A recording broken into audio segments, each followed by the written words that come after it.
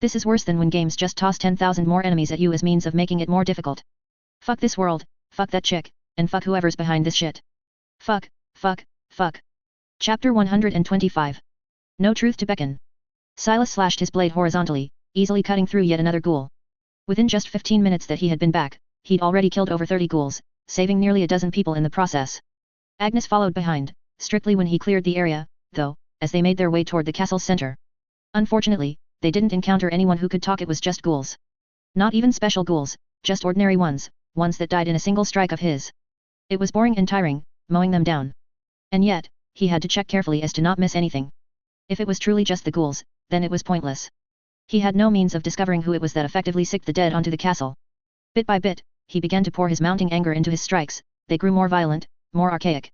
There was no rhyme or reason to them, as though he had reverted to a beginner who simply swung the sword around, fueled by rage. By the time he'd gotten to the castle's entrance, he'd killed over 80, alleviating a lot of pressure from others and causing them to form small brigades to push back.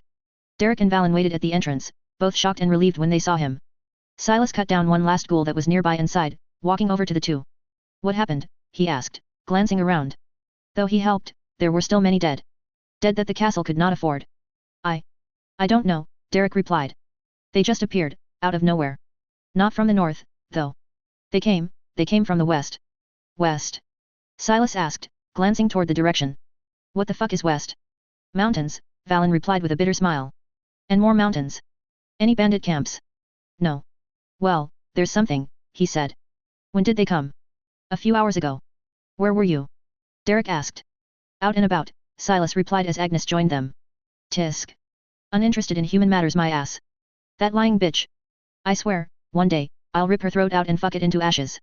While Agnes blushed and looked away, Valen and Derek looked at him quizzically. Notice anything strange about them? Silas asked. No, Valen replied. From the looks of it, just ordinary ghouls. It's not even a particularly strong invasion, but considering our circumstances. West, hey. Silas said, taking a swing from the gourd hanging from his belt. Looks like we ain't restin', Angie. Never call me Annie again, Agnes said. Besides, Agnes isn't even my name. Well, you wouldn't tell me your name. Can't call you hey you and hey bitch anymore. Ha. You're heading out, again? Valen asked, the tone of his voice strange. Silas looked down at the young, wheelchair-bound lad. He'd realized that he hadn't been spending a lot of time with him ever since Agnes and he started traversing outside the castle. I went back beyond north, Silas said. Huh, both Derek and Valen exclaimed in abhorrent shock. Met with a leader or something, Silas said. Learned a couple of things. Apparently, it ain't them that's been sending the dead at us. I mean, yeah, it's their dead, but they're just loaning them out. Like mercenaries. If the dead came from the west, then we need to see what's west. If it's just mountains, oh well. But if it ain't, some heads will hang. Don't worry about anything, Silas added. In time, everyone will pay their due. Let's go, he faced Agnes and hollered, immediately heading toward the castle's exit.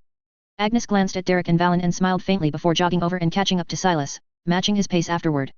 She'd occasionally glance at him, though her gaze was glued to the numerous corpses lying about, most mangled beyond recognition. Makes you wonder, hey. Silas said. Hey. If they wanted us dead, why not just come? How much of a coward you gotta be to send the dead after us? Yeah, she mumbled. If I'm being honest, sometimes I wish I never dreamed of you. Call it my childish innocence and naivety, she continued. But I liked the world a whole lot better before I met you. There's nothing wrong with liking the world, Silas said. Hey? But you said. I like the world as well, he grinned. What I say is within the context of who we are, Agnes. But, by and large, your average folk are malice-free. They merely wish to live their ordinary lives in ordinary ways, blissfully separate from whatever horseshit we're involved with. Do you really think there's anything west of us? She asked. I don't know, he shrugged.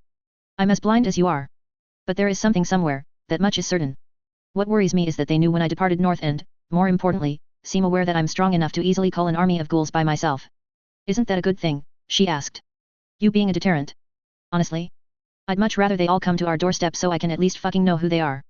This way, they're just hiding and I need to shoot blind time and again. There are so many bits and chunks and pieces of knowledge that are floating around that it's almost impossible to keep a track of everything. One of the things I hate the most is that I don't have a superpower to write down something in a book and take it through the loops, just so I can actually be sure of things.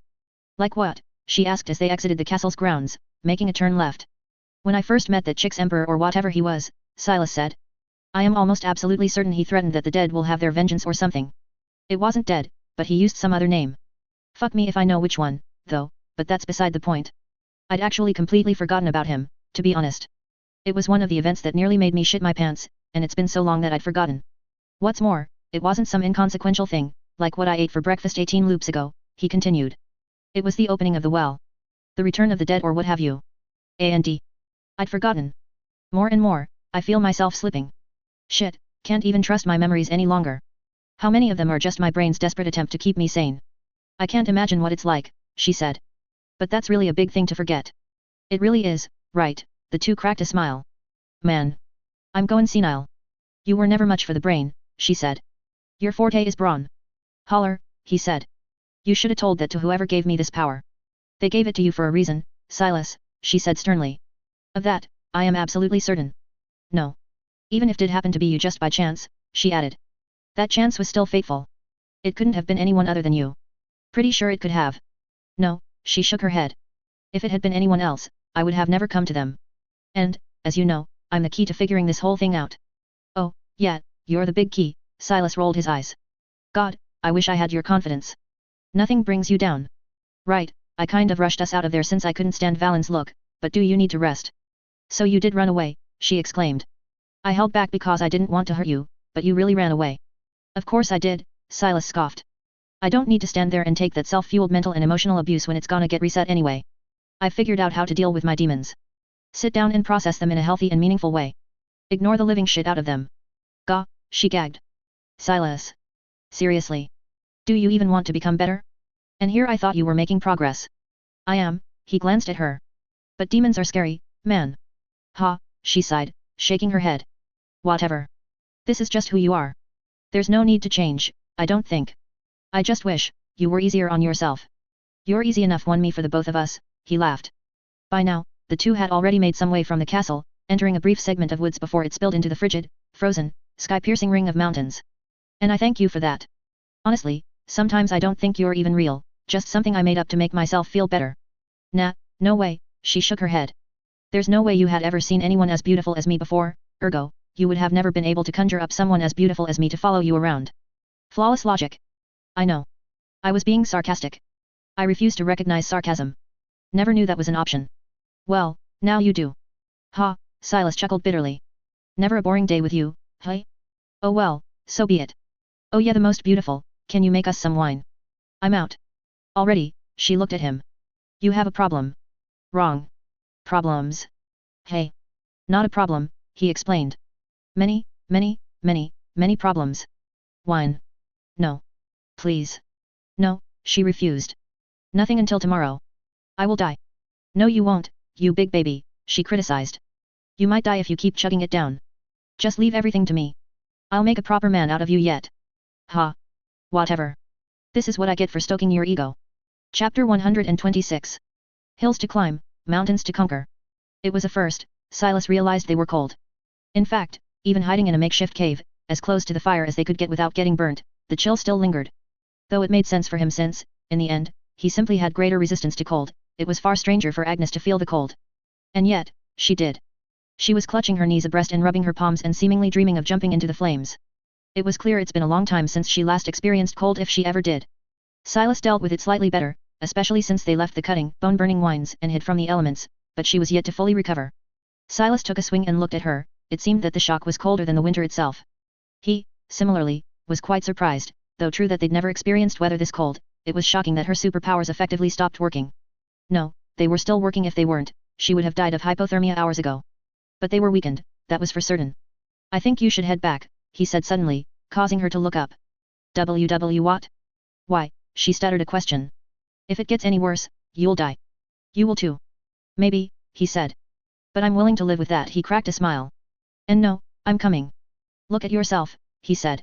You can barely move your toes. Though it's clear that the weather gets worse in patterns, even at its best, it's enough to immobilize you. There's no point in you suffering like this. If I can't do it as well, we'll just have to look for another way. Silas, I'm not leaving, she replied sternly, glaring at him. Stop pushing me. Oh, no, what will you do? Will you punch me until you're warm, he asked with a grin. It's an option, she grinned back. How come you aren't cold, anyway?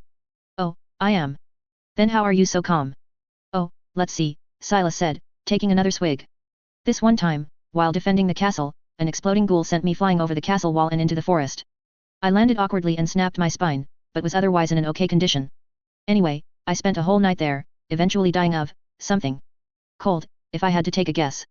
Then, this other time, I got lost in the woods while half drunk, and eventually got so cold I thought I was burning, stripped wholly naked, and died, butt exposed, in the snow. And this other time. I get it, she interrupted. You really are a freak. Well, see, that just hurts, he chuckled. I'm just numb to pain at this point. You ain't, though. So, why the hell are you trying to be? See? It's just pointless bravado. It's you, she said, looking at him angrily. Hey. It's because of you. What? If I want to follow you, she said. I know I have to change. You. I know I'm a stupid, naive girl who is too old to believe the things she does, she said. I know I'm weak, I know I'm vain, I know that the only reason you're even sticking with me is that I'm the only one who can remember. I know all of those things. So. I want to change, she added, pushing her knees further into her chest. However much and however little. Change so that I can stay by your side and watch over you. Make sure you don't lose yourself. Wow, you really are stupid, Silas laughed. Hey. Do you really think so little of me, he asked. No, of course you do. Why wouldn't you? I think even less of myself. What are you talking about? You're not weak, Agnes, he said. You're not particularly strong either, but you are distinctly not weak. And I told you already, didn't I? I don't mind that hopelessly positive outlook you have on the world. If anything, it's inspiring. I like the way you see things a million times more than the way I do. What you're doing now is stupid, but you're not. Words are hollow, she persisted. And I hate yours. You're doing the same thing you always do, she added. You shelter me. Treat me like a child. Do you think that makes me feel good? Warm. I just want you to see me as an equal. And I do. No you don't. She exclaimed, her voice cracking slightly. You don't see anyone as equal, Silas. You see yourself as beneath all of us. And so, you think that the best way to protect us is to sacrifice yourself. Over and over again. Otherwise, you would have done the smart thing, sent out people from the castle who had experience making their way through rough, wind-boiling mountains. But you didn't. You didn't even think about sending others. You didn't think about using anyone, ever since that day. The only reason you let me stay attached, is that I remember. And even then, despite knowing things would reset, you always keep me at bay. Away. Just outside of danger. Ah, yes, this is truly outside of danger, Silas scoffed. It is, she said. I never felt cold in my life, Silas. I never felt hot either. I never felt pained. I never felt anything in particular until I started following you around. You think a life sheltered by the will of gods is a fun one? You look at pain and see horror because of what it had done to you, she added quickly before he could reply. I look at pain, and I see everything that I missed, Silas. All that growth that wouldn't have made me seem like a child to you. And yet, when I try to grow, you won't let me. You're tall enough already if you ask me. Don't. Just, don't. You're right. I don't get it, he said, taking another swig. And you're right. I would trade everything to have lived your life, Agnes. If someone who's very experienced in pain tells you that it's best if you just walk away, why are you butting your head forward as though you know better? This is why I call you a kid. Because only kids are like that. Their parents tell them no, don't drink booze and do other bad stuff. I did it and it was awful, and they say, well, you made your mistakes, and now I have to make the very same mistakes too. That's why people never truly learn from history. We just keep making the same mistakes we've made since the dawn of civilization. Nobody listens and everyone thinks themselves cleverer than those who came before. There's this romance of pain everyone's obsessed with, Silas persisted. My first heartbreak was beautiful, the day my parents died gutted me but helped me grow as a person. I had to suffer to learn. It's moronic. There's absolutely no beauty in pain. There's nothing to relish there. It's pure hell. It's a disease. But we treat it like a drug. Hell, I'm the same. It's beyond hypocritical of me to even lecture you. But because I know I'm a hypocrite, I can tell you with full certainty, don't be stupid. When it's time to walk into the fire, let me go. You, stay behind and wait for when I come back. What's the point in you following me into flames?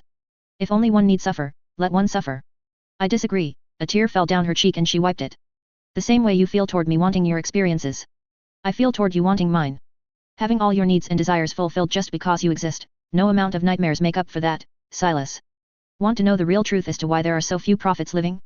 Because most become apathetic toward reality. They become walking husks in search of anything. They join armies, strange cults, movements, anything for a chance at an outcome that's not predetermined. And they die. Because they can barely walk on their own 2 feet, let alone swing a sword around. Apathy, nothingness, that's far worse than feeling pain. I don't know why I remember our past when nobody else does, she continued. But I've lived more in the few years we've spent together than all my years prior. And I only have fragmented memories of our experiences. Bits and pieces. Chunks. And yet, they made me feel more alive than anything I've lived out before. Maybe I am childish. Maybe I am a kid refusing to listen to the wisdom of those who came before me. But maybe, just maybe, there's a reason that always happens, Silas. There's a reason why kids do the exact same mistakes their parents did, time and again. Maybe we need to do them, to become the adults that we do. If I had experienced heartbreak, if I had experienced loss, discomfort, struggle, maybe, just maybe, you wouldn't see me as a kid. Maybe, Silas mumbled, taking the last sip of wine. Well. If you're gonna come along, come here, then. Hey. We're gonna warm up faster together, he explained. And can abuse the brief window when the weather gets better. Oh, she mumbled, though still kept looking at him strangely. Look, I swear up and down I won't do anything strange, he promised. I may be an animal, but I'm not that kind of an animal. No, I know that, she said, sighing and crawling over, sitting in front of him and easily nestling her back into his front. I'm just happy you're relying on me. Yeah, no, this is mostly for your benefit. I've warmed up like 2 hours ago. You couldn't let me have even that, she glared back at him. No, he grinned back. You said it yourself. Can't treat you like a kid no more. From here on out, you'll have to earn your victories properly. I think that's just an excuse, she grinned as well. I think you're finally realizing just how great my body is and it's impossible for you to keep treating me as a kid. No, I've always known that, he said. I've stripped you with my eyes the moment I laid them on you. I just made you feel extremely awkward, didn't I? And no. Pfft. Shut up. Fine, he chuckled. Warm up, now, he said as she suddenly grabbed both his arms and pulled them around her knees, nestling further. It's gonna be quicker this way. It will, he smiled faintly. It will. Chapter 127. Buried in the mountains. Yeah, this was a shit idea, Silas mumbled and closed his eyes. Soon after, darkness descended and the boiling burn won. You have died. Save point death has been initialized. Silas was looming over a table specifically, a leather map laid out on the said table, his eyes laser-focused on the rugged and mountainous west.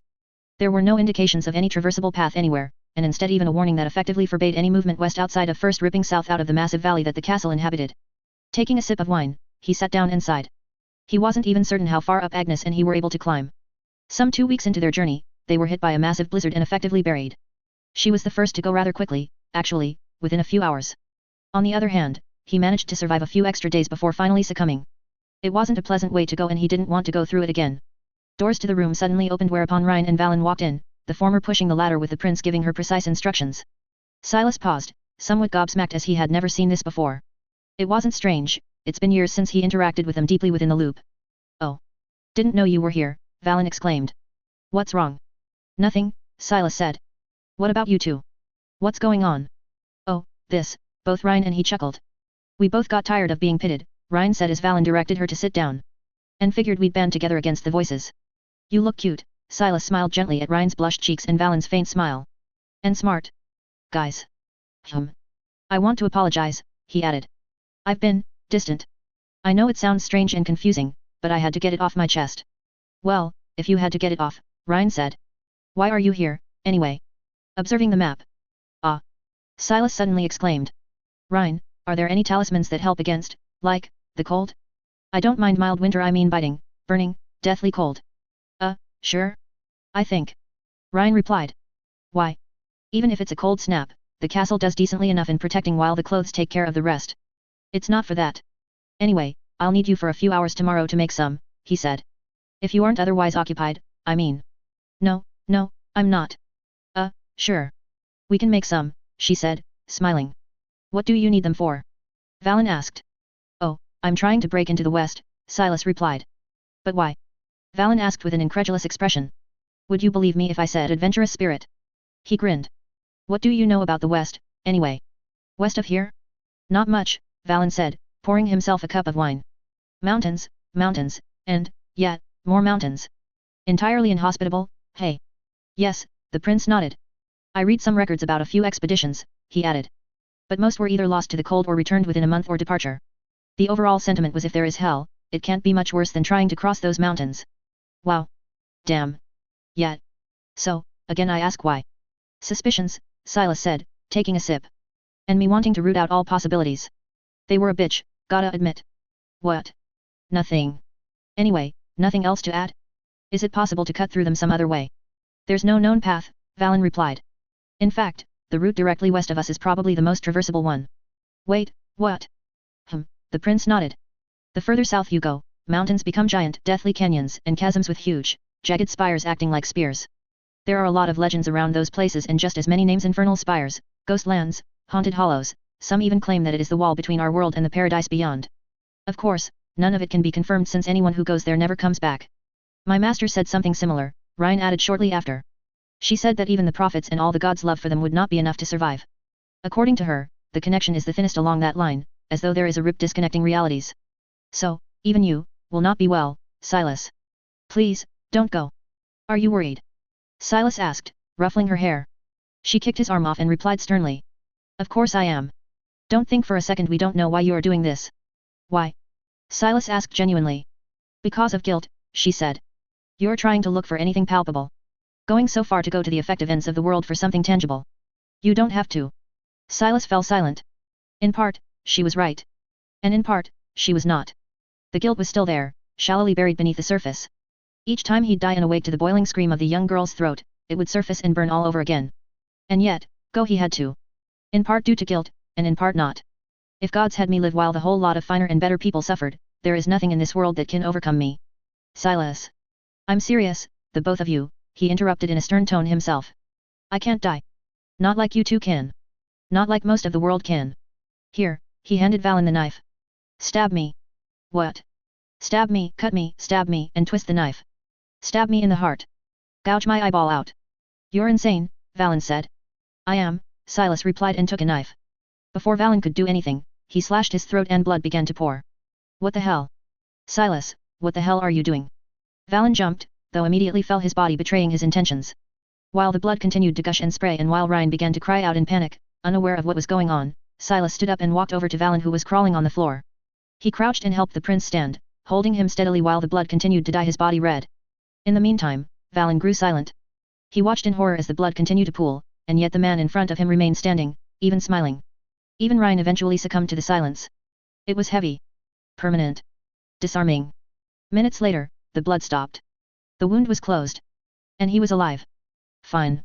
Died scarlet, but fine. See. Silas said, helping Valen to the wheelchair. I'll be fine. Wahawa. Gods loathe me, Valen, Silas said, sitting down and gulping down wine as his throat was beyond parched. And they won't let me die. What happened? Ryan asked. She felt something slippery beneath her feet but dared not make a guess. And nothing, Valen replied, swallowing a mouthful. So, you're going? I'm going, he said. The reason why I'm asking for the talismans is for my wife. Who the hell is your wife? And there she is, Silas cracked a smile while both Valen and Ryan cried out in shock and horror when they saw a figure blur through a window. She landed and immediately began staring daggers at Silas. Valen found himself speechless at the sight. The woman was breathtaking. But it wasn't the kind of beauty that floored a man and made him entranced. It was the kind of beauty that made a man feel strange, as though she were unreal, a ghost of something abstract. The apple of my eye. Welcome home, honey. I swear, 1,000 painful hives aren't enough for you. Agnes cursed out, sitting down. I thought you were done with the whole wife shenanigans. Why would I be? Silas said, taking a bite of an apple. I only recently got to hold you tightly in my arms.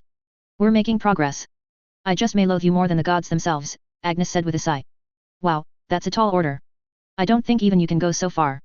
Do you really think talismans will help? She asked, pouring herself a cup as well, but only taking a sip before recalling that the castle's wine was awful. I don't know, he shrugged. I'm hopin' and prayin'. We do need something, though. Watching you shrivel up and die like that, yet, not gonna lie, it hurt. Otherwise, you'll just have to stay behind with these goofballs. It'll work, she said. It has to. While your obsession with sticking with me is cute and adorable and I'm really glad we had a breakthrough in our relationship, he said while she grunted. You were the one who repeatedly criticized my banging the head against the wall approach. It will work, she repeated.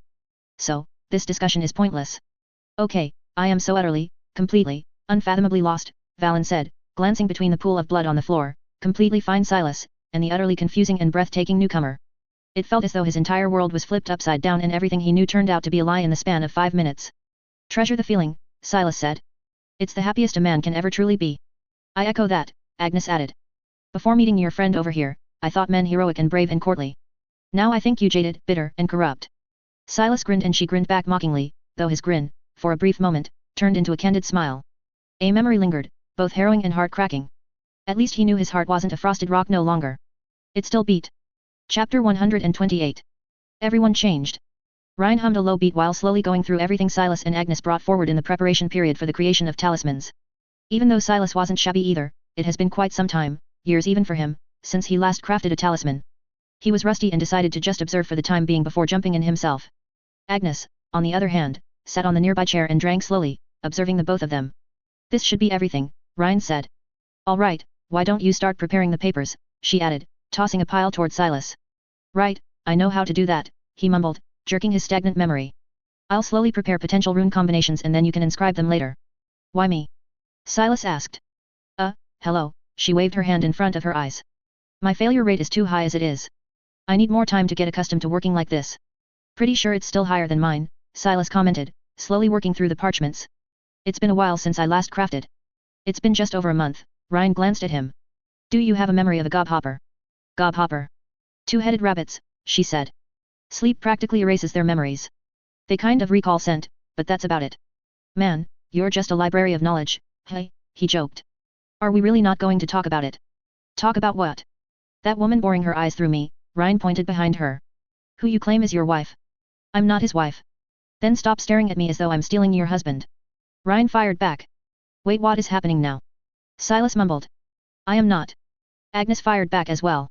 Oh, please, Ryan scoffed. I may be young, but I am not an idiot. You may as well be, Agnes said, walking up to Ryan. Do you know why I am staring at you? Why? Because I admire you. What? It won't make sense to you, Agnes said with a sigh. But you and I exist practically on opposites of a line. And here I am, crying woes. And here you are, championing. Of course I'm going to stare at you. You are everything I aspire to be, yet fail to become, time and again. Okay, seriously, where did you pick her up? Ryan asked Silas. She's already trying to posture herself as my mother. Wow, Silas exclaimed in awe. You know, Ryan, you've really got a tongue on you. You've grown. You've actually made a grown woman cry. I'm so proud of you. Wait, she's crying? No, I'm sorry, Ryan seemed to recoil and backtrack heavily at that moment. The last month has been hell, dealing with others. It feels like all of them are walking on the shards of glass around me. Softening their voices, ignoring my wants, babying me as though I am one. So. I was joking, you know. Silas suddenly said, an awkward expression on his face. She's actually barely holding herself back from laughter. Silas. Hush. Agnes growled at him. You're still an ass, Ryan suddenly smiled widely. Somehow, it's warm. Besides, I don't think she wants to be your mom, Silas said. Sister, maybe. And do forgive her dancing around you like you're a bonfire. She's mightily awkward. Social skills of a 12-year-old in the body of a 30-something woman. He thinks his I'm an ass act is charming, Agnes said. It's getting old, though. No, it's cute, Ryan chuckled. Always has been. He's an ass, but he knows when to stop. No wonder you fell in love with him. That's why you two get along so well, Agnes rolled her eyes and retreated, taking a sip of wine. You're both assholes. Ha ha ha, Ryan burst out into laughter, surprising Silas, who paused his task for a moment to look. For a moment there, the briefest of seconds, she looked like an ordinary, teenage girl. She wasn't a blind, heartbroken, insecure girl full of demons, both old and new, but an ordinary girl with a belly full of beautiful laughter. I suppose we are, aren't we? Kindred souls, if you will, Silas said. I'm glad. That you can still laugh like that. You wouldn't be able to, in my shoes, she asked, though her hands never stopped moving. Gods no, Silas scoffed. I'd be wallowing in my bed for at least 3 years and 4 months. I'm a big crybaby, you know. Ha, both Agnes and Ryan exclaimed at the same time, as though they'd practiced it hundreds of times before. As if, they added, further enhancing the weirdness of the situation. He can't ever be honest, hey. It would kill him, I think, Agnes replied. He thinks that his grief doesn't swell up and that nobody sees it, you know. He thinks plenty yet so little, Ryan said while Silas smiled faintly, similarly never having stopped preparing the parchments. He thinks plenty only when it comes to coming up with new stuff to make fun of me with, Agnes said. Look at the two of you, as a mother, so the daughter. Did you two learn your lesson? A bit of embarrassment isn't enough to shut us up, you know. Agnes spoke through gnashed teeth. Here is the thing, though, Silas said. Do you really want to compete with the guy whose gland for embarrassment is literally dead?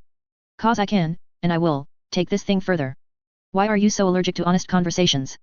Ryan asked, tinkering a bit with her quill, dribbling it between her fingers. You haven't spoken to me, eye to eye, as it were, since that day, Silas. Even blind, I can see the hesitation each time you face me. Put yourself in my shoes, Silas replied. Imagine you're a fully ass-grown man with 1 foot in the tombstone, and you had to watch a girl with a whole life ahead of her lose her sight. Would you be able to merrily chat with her as though everything was normal?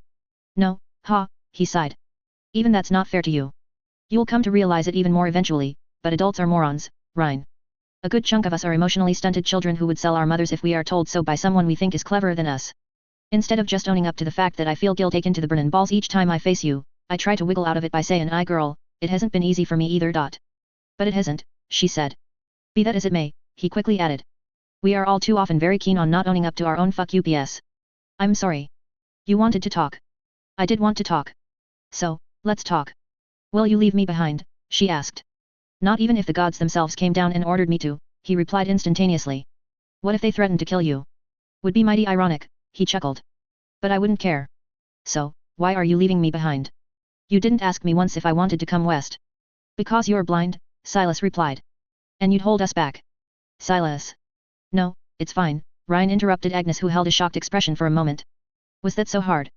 You're a morbid little girl, Silas sighed. Just because I'm now blind doesn't mean I can't see, Silas, she said suddenly. I'm the same girl as I was before.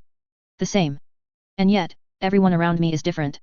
It was as though I woke up in some sort of a morbid world similar to the one I knew, but different. People's voices were softer.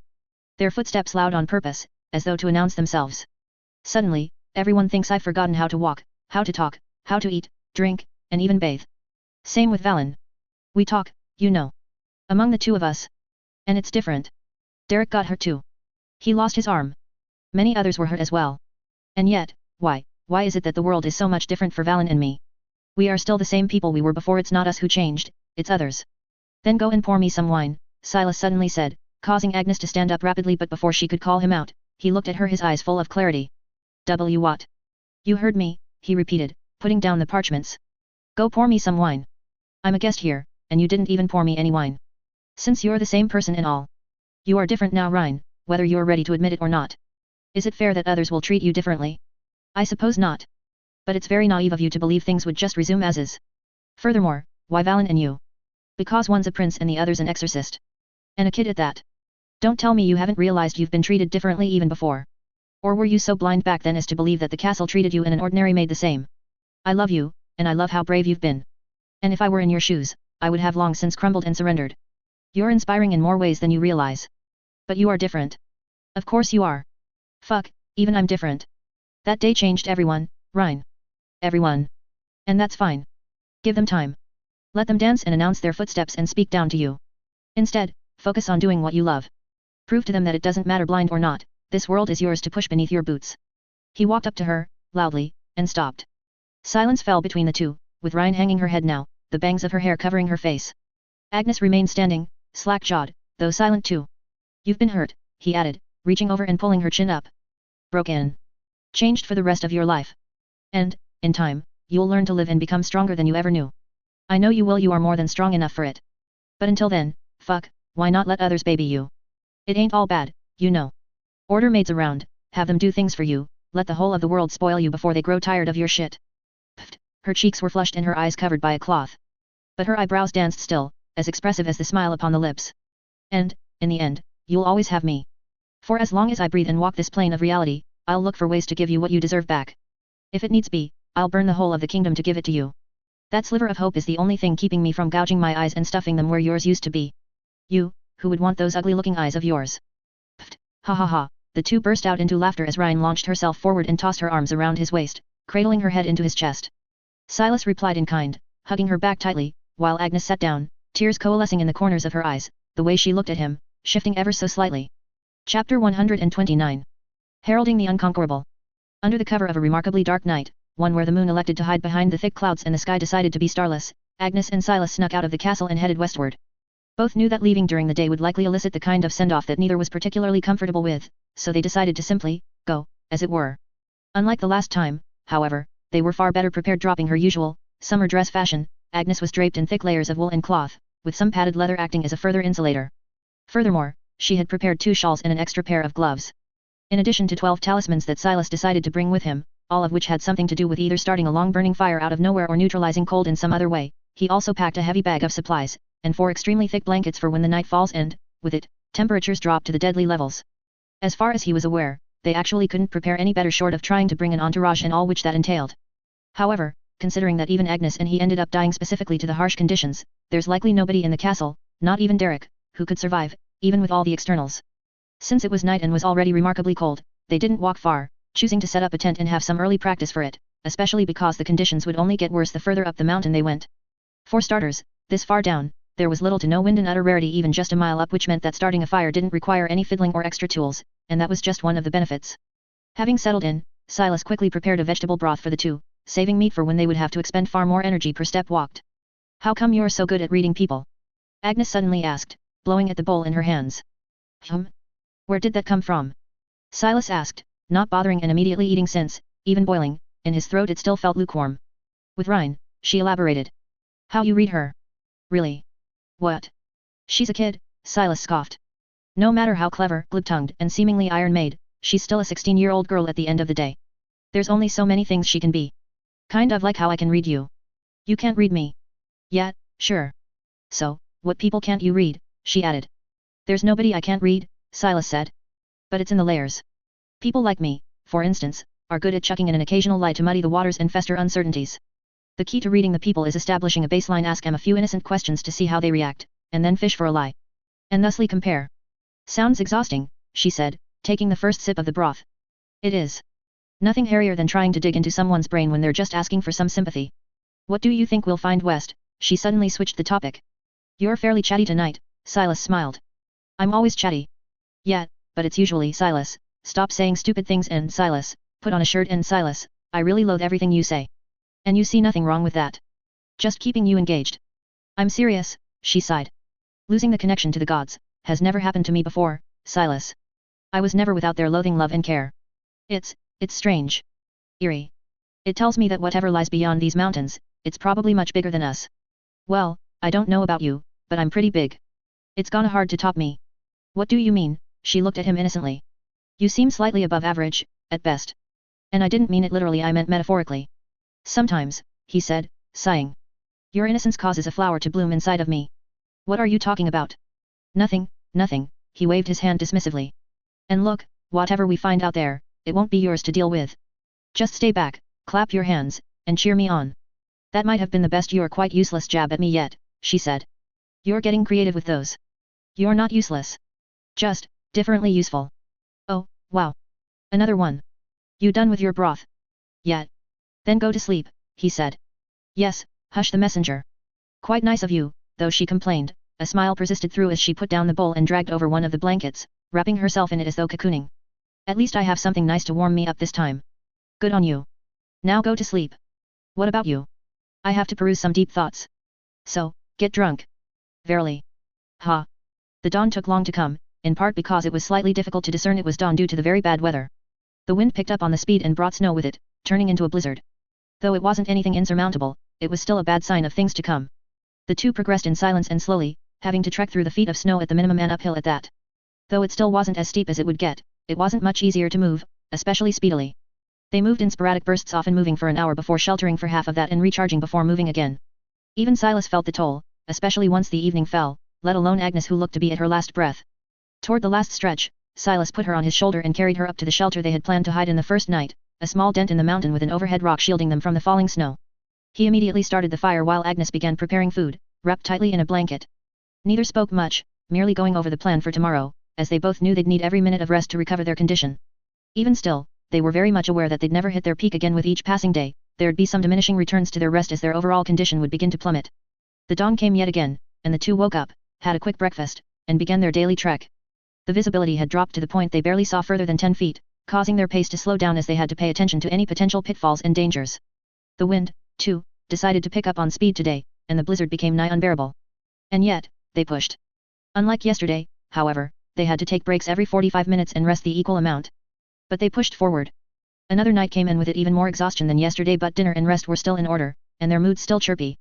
They rested and awoke to a new day, and a new challenge. Days passed as such, and soon they hit a 10-day mark. By their calculations, they traveled over 40 miles of distance. Though it sounded like a lot, it was actually extremely slow considering they traveled, on average, almost 7-8 hours a day, though those numbers had dropped considerably in the last few days as they could barely make a dent before needing to stop.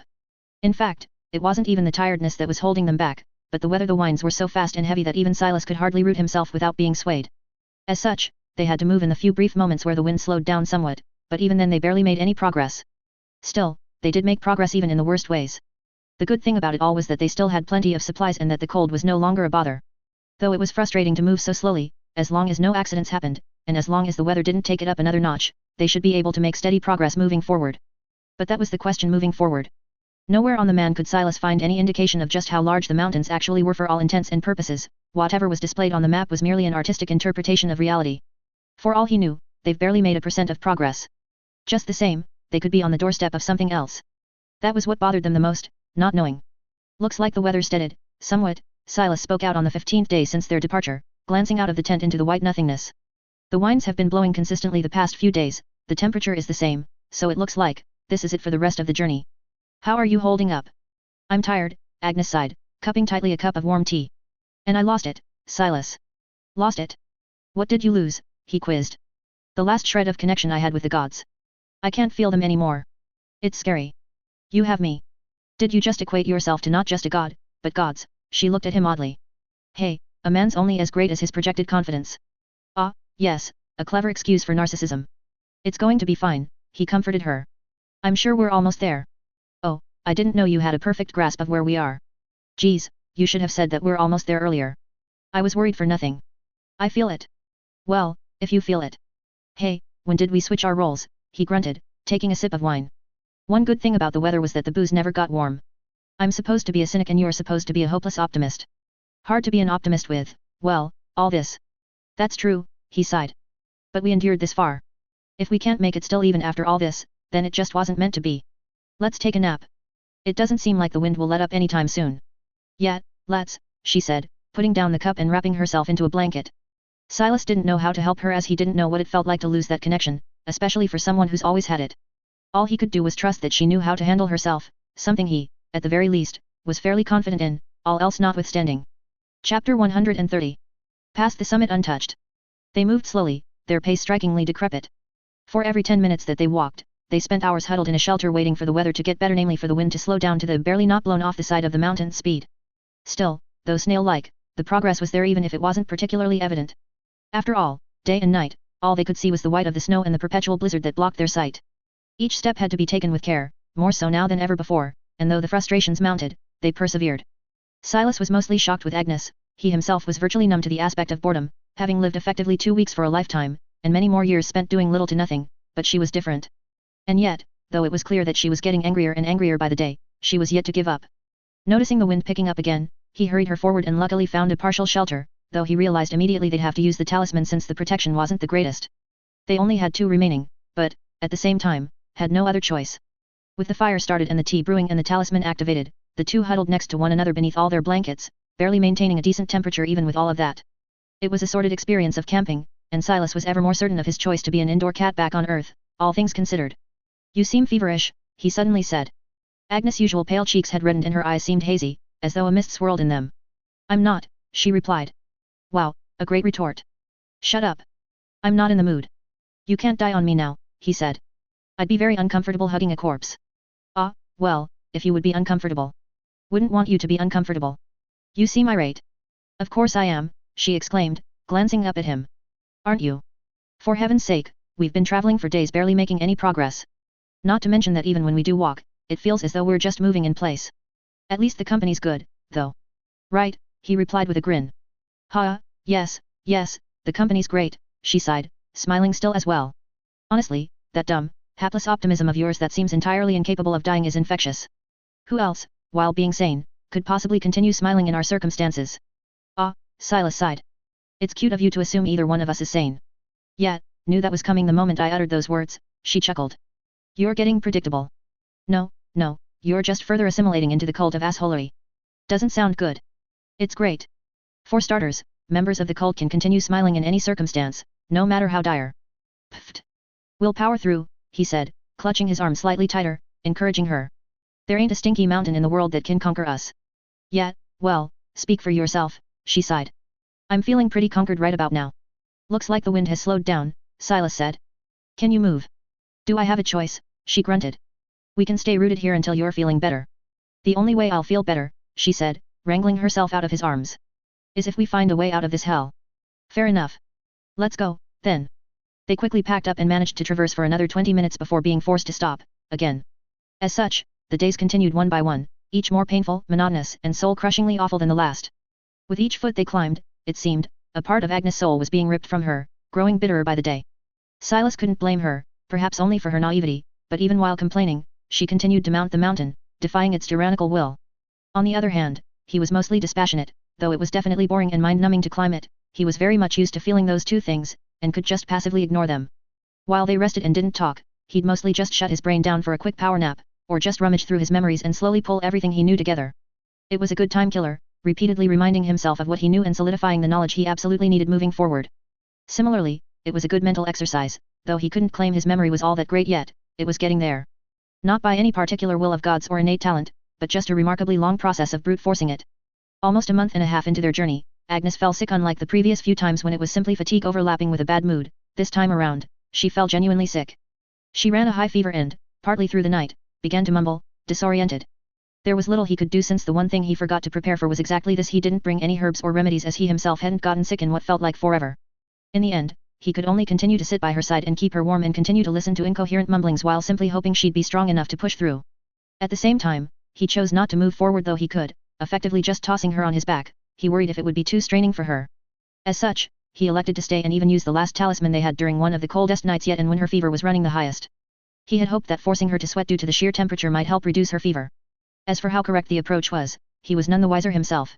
It did seem to work, however, as the very next morning, she woke up from her delirium.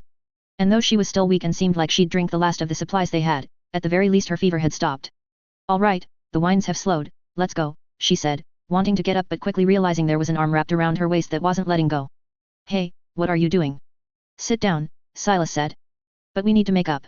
Sit down, he repeated more sternly, causing her to look at him for a moment before following instructions and sitting down. Fine, she mumbled. But don't blame me if we run out of supplies before finding a way out. I never would. Well, you should, because it's my fault. You really do think so little of me that you believe I'd fault you for getting sick? He asked. No, I'm sorry, she replied, sighing and nesting her head into her knees. I'm just so weak. I never realized just how weak I am before. Weak? Silas scoffed. Are you out of your fucking mind? What? Look at where we are, he said. You think there's more than 10 people in the entire kingdom that could be here too? Hell no. The only reason I'm here is because of you, she said. So? Most people would have checked out weeks ago, with me or without, he said. Fuck, sometimes you're more depressing than me. It's like we're swapping our mindsets over time.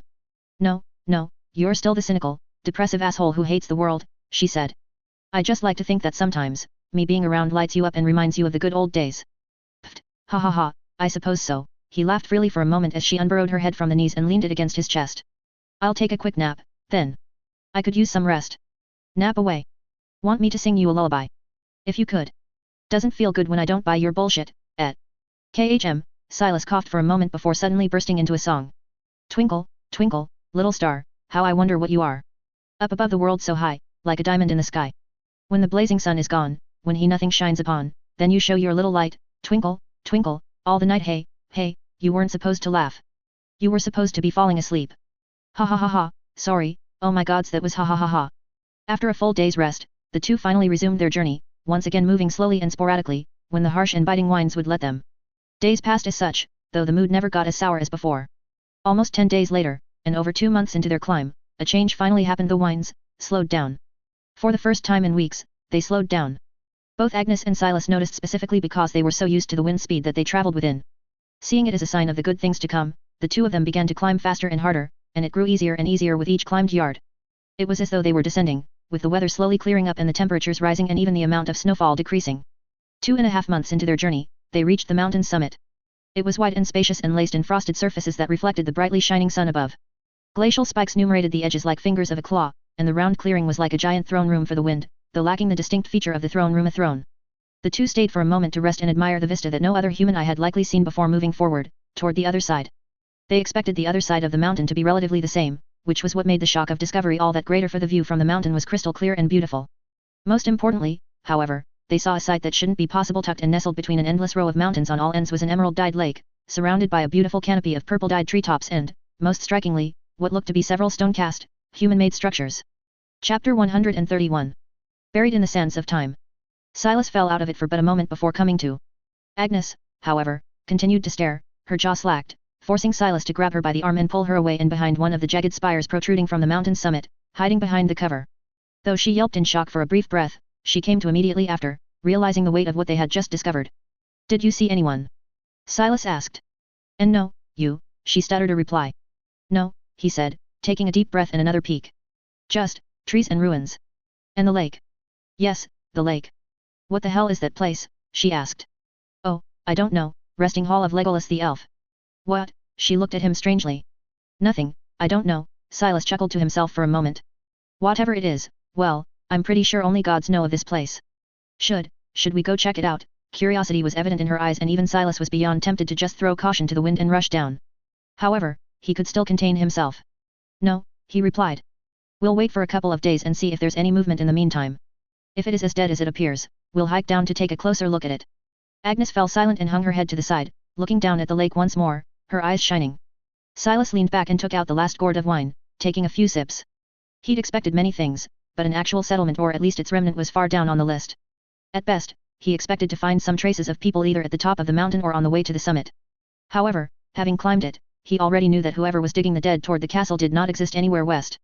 Not only was the terrain insane, but no human magic doused or otherwise could also actually survive longer than a day. Even he, who could effectively take a sword to his gut and break out into a dance with that very sword as his partner felt the climb. If the winds were any harsher, or the temperatures any lower, even he would have died before completing the climb. That notwithstanding, a discovery like this was monumental. At the very least he thought so. Then again, for all he knew, most if not all of the proper players were already aware of this place and had left it standing deserted for a good reason. Still, he decided to err on the side of optimism, even if it was an ill fit. The day an actual one, with the sunlight basking them slowly began to pass. Even though the sun's warmth still couldn't dull the frigid temperatures, they were dancing around a zero rather than the tens and dozens below it further down the mountain. Even when the night fell, it only got mildly colder rather than unlivable. Still, both of them sat tucked inside 3 blankets, side by side, as it became sort of an instinctual ritual. "I've been thinking," she said. "Maybe it's like the lost city of some ancient civilization? Maybe one even older than the Empire. Maybe," Silas said. "Maybe, just maybe, it's even the home of the little fae, or maybe wisps, or maybe spirits." "Oh, shut it," she elbowed him gently. "Why do you have to always cut down the fantasy? I just don't want you to be crying once it turns out to be something mundane." "You think it has a chance of being mundane?" she scoffed. "Whatever it is, it exists surrounded by the unlivable and unconquerable. It's old, Silas. It must be. Maybe even older than these mountains." "Okay, yeah, it's not just your naivety that reminds me of a child," he said. "It's also your imagination." "Oh, shush. You wish your mind wasn't jaded by the reality of things and that you could see the world for the wondrous thing it is." "I do see the world for the wondrous thing it is," he said, taking a bite out of hard bread. "But I also see it for the shitty thing it is. Most dreams die, and most exciting things pass in a flash, and we're left with the boring and mundane every day. In fact, that's what I love the most. The boring and the mundane." She glanced at him, her gaze askew. He nodded. "What's wrong with the boring and the mundane? It's predictable. Comfortable. It hugs you and warms you and loves you. It doesn't try to give you a heart attack, it doesn't force you to do things you're uncomfortable doing, and you wake up every day knowing exactly what to expect." "But, you know what to expect," she said. "It's kind of ironic I have to make this point to a fucking prophet, don't you think? But that's the thing. I dream about the things I know nothing of, Silas," she said. "Before I started staying with you, every day was just like what you described it. Boring. Predictable. Same. Most years are hazy and forgettable. How can you say you love that kind of life?" "Well, mostly because that kind of life doesn't herald us up a deadly mountain and other manner of adventures that have us bleeding from our brains," he said. "Come on. Aren't you a bit tired of dying wherever we go? If you really did want the mundane as you say," she said, "you would simply repeat loops forever, without trying to learn new things and advance further." "I suppose," he said. "Wow. You got me. I feel so naked. As though my soul is laid bare in front of your all-seeing eyes." "I'll punch you," she exclaimed as she punched him. All right, try to get some rest. Gods know we need it." Yet. The night passed uneventful and silent, with the moon blissfully painting the full arc on the clear sky, and the similar silence beckoning the gold-laden dawn. The two awoke to the same world they left, though one slightly warmer. While Silas concocted a quick breakfast of the few things they had left, Agnes was already fast looming over the edge of the spire, overlooking the lake. "I don't see anybody," she said. "It's the same as yesterday." "Yet? Maybe they're out, hunting." "Hunting? Hunting what?" she returned, asking with a scoff. "Hollow air. Isn't that a bit of a redundancy?" "What I meant is that there's nothing here," she said, sitting down and taking the still steaming bowl. "No wildlife of any note." "Maybe they're foraging, then. There's trees and grass and stuff." Or, most likely, it's an ancient site of a long-lost civilization and it's whispering at us to come to inspect it. You're hearing whispers? Maybe your connection to the gods has finally returned. Either that or you've just completely lost your marbles. No, I can't hear them, she mumbled lowly. I'm sorry. No, it's fine. I know what can cheer you up, though. What? A kiss. Ugh, Silas. How about we go take a look, then?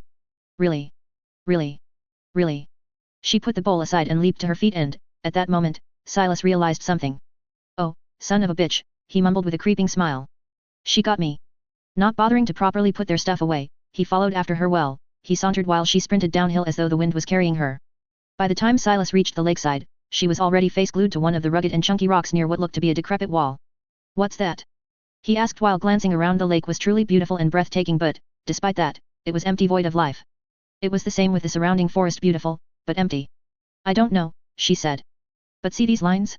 They look like letters, no? Well, not like any that I know, but still. Maybe, he said, crouching down and taking a deeper look. Before he could say anything else, a window appeared in front of him and shimmered. You have discovered Hvel.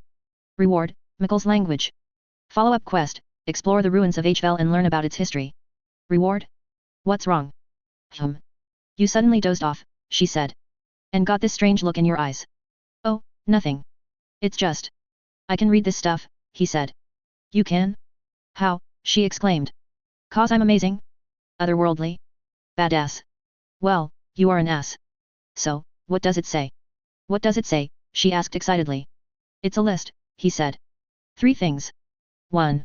When Vanashi sing, so do we Vilmehel. 2. When dead sing, we do not Bitana. 3. In Mikul we trust, they do not Mahan. You may as well just have screamed Yadea Baba Batata. Yeah, know what you mean, he chuckled. But it really says that. I guess you were right. I was. Yeah, this looks to be a remnant of some ancient civilization, he said, standing up and looking forward at the varying buildings of varying degrees of ruin. Today we uncover something that's been forgotten by the whole world. I suppose it beats the boring and the mundane. I'm glad we agree on something, she said, suddenly grabbing his arm. Now, come with me. You're going to be my personal translator in case we run into more of those letters. Lead the way, princess. I am. Now shush. Let's go over there first. It looks like a garden. Oh my gods. That's koval flower. I thought it didn't grow anywhere. The only time I'd seen it was when it fell from the sky. You have to try making tea out of this. Even eating it raw is one of the best experiences ever. Ah, look at that arch, looks like the doors used to be there. Let's see. Chapter 132. Heavens hung in silver. The town, city, settlement, whatever it used to be, circled the lake in a crescent, sticking mostly to the flatland, with only a few shoddy-looking, building-like formations protruding on the steep mountain paths. Agnes and Silas did a quick run-through of the entire place without looking too deeply into it, wanting to have a whole picture before the night settled, and outside of the markings they found at the entrance, found no other similar ones. As the night began to descend, the two walked up to the edge of the lake and pitched a tent. Surprisingly, the air around the lake was fairly warm, so much so that they could do away with blankets entirely. Furthermore, the way the moonlight bled over the lake's calm water was mesmerizing, the silver of the moon cascading like liquid drops of heaven and melding together with the crystal-dyed water of the lake, creating something truly new and unique and spectacular. Both watched the calm water in silence for a long while, their minds adrift in the cosmic oceans of hollow thoughts. Calmness swept over them, driving away the frustrations that had mounted over the course of what felt to be a fairly pointless day, having discovered little to nothing new or exciting. Most buildings, after all, looked to have been the same simple squares of roughly the same size. Some were in a worse state of decay than others, but none were whole.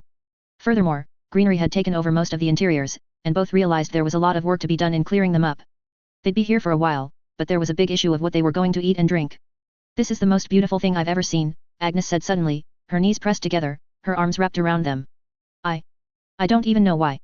I just know it is. Why don't you go in for a dip? Silas chuckled. And ruin it. Oh, wow.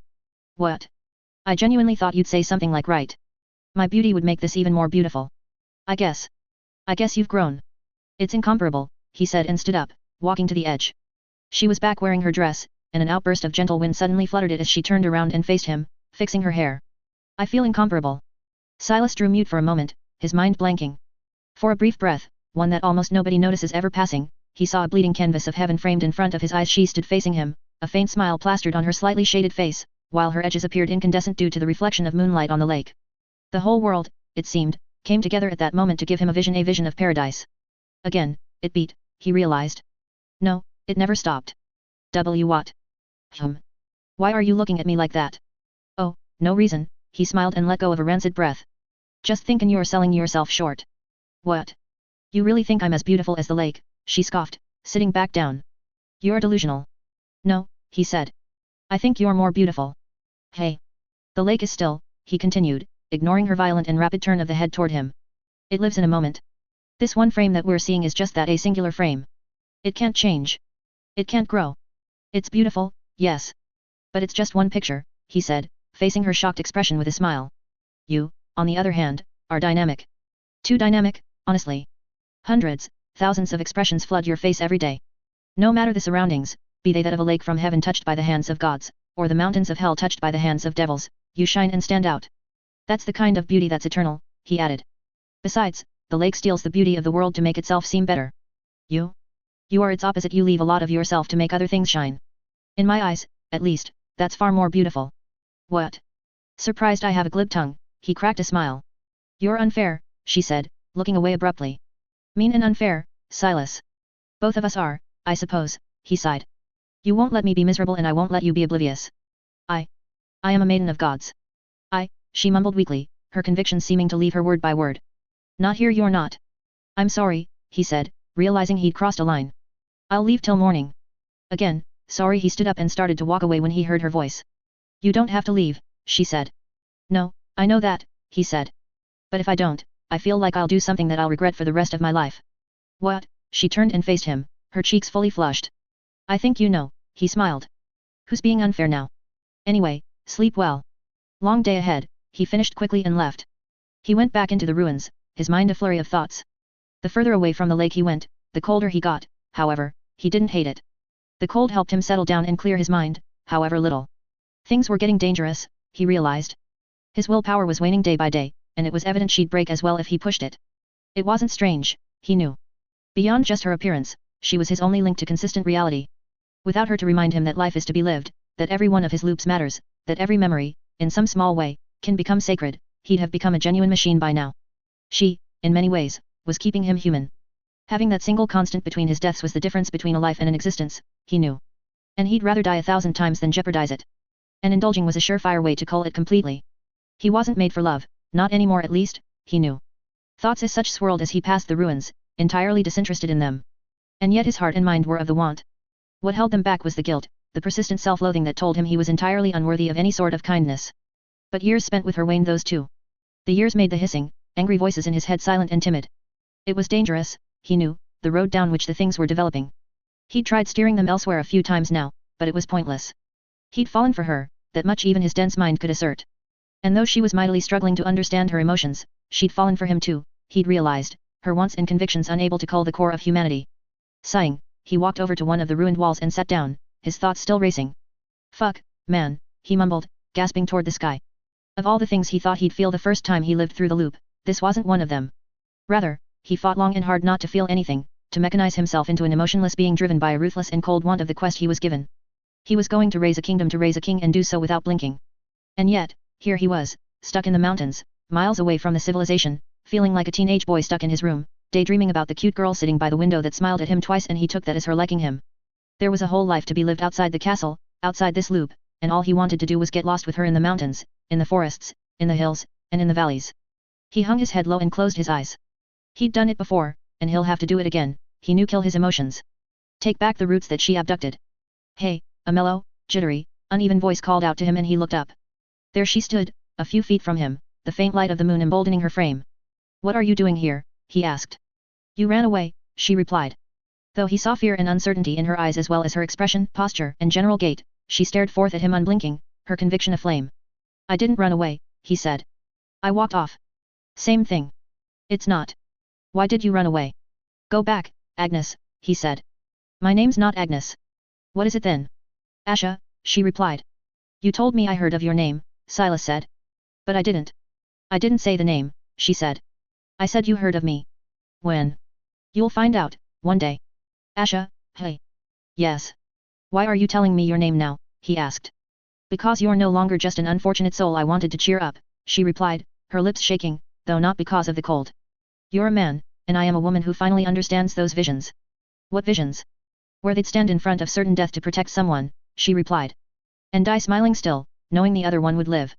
I don't know anymore, Silas, her voice cracked slightly, tears coalescing on the corners of her eyes. I can't make sense of myself. For the first time in my life. I can't hear the gods. I can't have their help. And yet, look at me. I don't care. Somehow I feel safer in your arms than theirs. How is that possible? How is it possible that I feel safer here, away from the world, away from them, away from everything, just because you are here with me? And then you ran away. And I was left there, alone. And all that beauty that I praised, it became ugly. Sordid. And suddenly, I was cold. The silence was deafening. Suddenly, you weren't there. You weren't with me. And all I could think about, was just finding you. Seeing your face. So, you followed me. He looked away. I don't understand anything anymore, she continued. But I understand one thing. I don't ever want to forget you, or us, or anything we've been through. I'd rather die.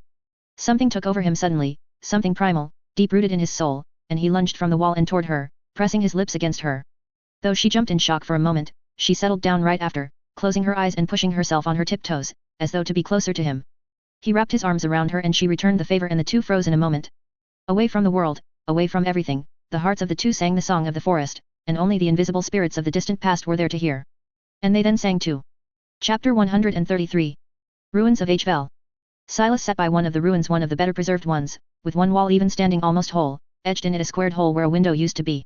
He'd cleaned up most of the interior, removing the far-reaching vines and grass that had taken over it, revealing beneath a very simple decor if it could even be called that. From what he could tell, there were two rooms, likely a bedroom, and something akin to a combination of a kitchen and a dining room. Remnants of a hearth-like structure built into the inside of a wall spoke to that, as well as the mostly rotten bed-like box he found in the other room. Aside from that, what withstood the test of time the best was, strangely enough, basic cutlery. He came across several spoon-like and fork-like tools built out of copper or bronze. He wouldn't even be able to tell if they were made in present, let alone through the rot and decay of the time. Furthermore, he came across several smaller cauldrons, similarly mostly made of copper or bronze, with one, the one he was holding at the moment, maintaining silver-esque surface, even lacking the distinct touch of rust of the time. Though it couldn't be called new due to some general scarring, it did look like it could still be used, which surprised him the most. All around, the technology of the village seemed to actually be in tune with the present kingdom, that is. People in the kingdom, though, did prefer ceramic cauldrons, and there was a lot more clay involved in general for everyday tools as, from what he learned anyway, it was much cheaper to produce than silverware, copperware, and other metals. It was all so strange and bizarre in more ways than one. It felt as though this entire place came from an entirely different time and dimension and, even while dead, kept up with the rest of the world. I found it, a chirpy voice brought him out of his thoughts, causing him to look back where he saw Asha running toward him, cradling what looked to be mushrooms with both her hands. I found the food, she exclaimed excitedly yet again and stopped in front of the house, peeking in and looking around. This the place you mentioned? Yup, he nodded, standing up and walking out, taking a few mushrooms from her arms. They were fairly large, their stems white and their caps a mix between beige and brown. How do you know these won't explode our buttholes or something? Hey? You don't recognize these? She asked him with a strange look on her face. No, why? These are finer shrooms, she explained. The cooks in the castle use them all the time while making that broth that you like. Oh. Right. I see it now, these little flakes are those white spots, right? Yet. Wow, you couldn't even be bothered to learn what goes in your food. Too much mental work, he said, snapping one of the caps in half. Are they edible raw? If you want stomachaches for days, sure. I don't want stomachaches for days. Then we need to cook it, she said. More specifically, we need to remove bottoms of the stems and boil the rest. Did you learn anything? She asked as the two headed toward the lakeside where they set up their camp. They barely had any food left at this point and were forced to cut their meals down to once a day. Just that this place is even stranger than I thought, he replied. Where'd you find the mushrooms? South side of the lake, she replied. A little past it and past the woods, there's a small prairie of sorts. It's not just finer mushrooms, I also saw cherry trees, wild plums, and even some berries I didn't recognize. There's enough for us to live for a while, at least. Not that it matters, it looks like, Silas sighed as they reached the campsite. There are no tomes or books or even goddamn parchments anywhere here. They're just normal ruins of a settlement long gone. Well, let's run down the things that you do know, she said, putting down the mushrooms and scooping some of the lake's very drinkable water into a bowl while Silas started working on starting a fire. It was a small community, right? Yup. And from everything that I've read, at least the majority of the world is entirely unaware of its existence. What else? The way the buildings look is fairly uniform. Their technology doesn't seem that far off from ours, Silas said. But I can't say they were neck and neck since, well, what if this is all they had? Plus, it looks like they all bathed collectively in the lake since I didn't come across anything resembling a bathhouse. There is a much smaller building that looks like it could have been an outhouse, but it's just that one. And I ask myself, can an entire village really live by just having a single outhouse? Then I figure, hey, maybe some of them took a shit in the woods. And then I realize I'm taking my frustrations by shitting on them. Yeah, your head is all kinds of messed up, she said. Maybe it has something like that village beyond the forest does? An underground space. Maybe, Silas shrugged. But I haven't seen any doors or entrances leading to it. Maybe it's hidden by magic. Then we're fucked. Alright, I got the fire going, he said. Gimme half of 'em so we're faster. So, I'm supposed to cut off the bottoms of the stems and that's it? Yes, she nodded, handing him half of the mushrooms and picking out one to show him. This little cut off where the stem's color turns a bit brighter, see it? Yeah. Cut everything below it, the darker parts. The super poisonous. Not all that poisonous, she said. Even if you ate them raw, you wouldn't really die. You'd just be in a lot of pain for a while. Well, probably not you. You could probably drink vials of poison directly and treat it as an exotic alcoholic beverage. And you are the one calling things weird and bizarre. Alright, ouch. But I don't know. I was expecting more of our venture this far west. More, she scoffed. What more do you want? We found an undiscovered settlement. Yeah, and that's great and all, but I ain't a historian, he sighed. We didn't find any traces of the cult, or of the dead, or anything, really, that can help us with our current predicament. As it stands, I'll still have to condense a second heart and go fight that thingamabob on my own. How far away are you from condensing it? She asked. Far, he sighed. It's not hard, it's just long and boring. It's not even that painful anymore. Or maybe it is and I've just grown numb to it. It's definitely the latter, she said. I've yet to see, with eyes or mind, someone say yes, commanding my blood to flow against its nature is actually pretty painless. Alright, get to the cutting. Still nothing, he asked after a momentary silence. Even on that prairie or whatever. Nothing, she replied. And you're unwilling to say this place is weird and bizarre? I mean, we ventured into the land of the dead, and you still didn't lose your connection to the gods. But here.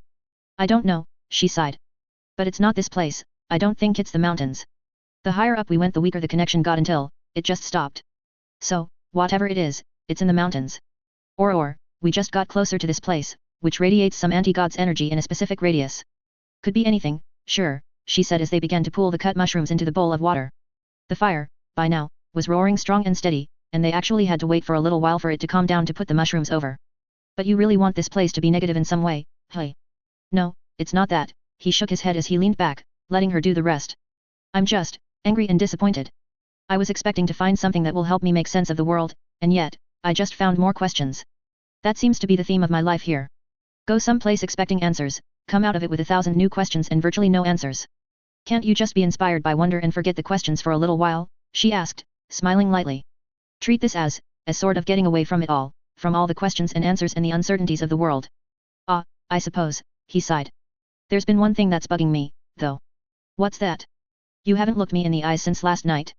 It's very lonely, you know. Shut up, she mumbled, lowering her head and hiding her cheeks. I need time. Time, I suppose, is one thing we have in spades, he said, chuckling but not pressing any longer. So, take as much of it as you'd want. I'll train for a bit.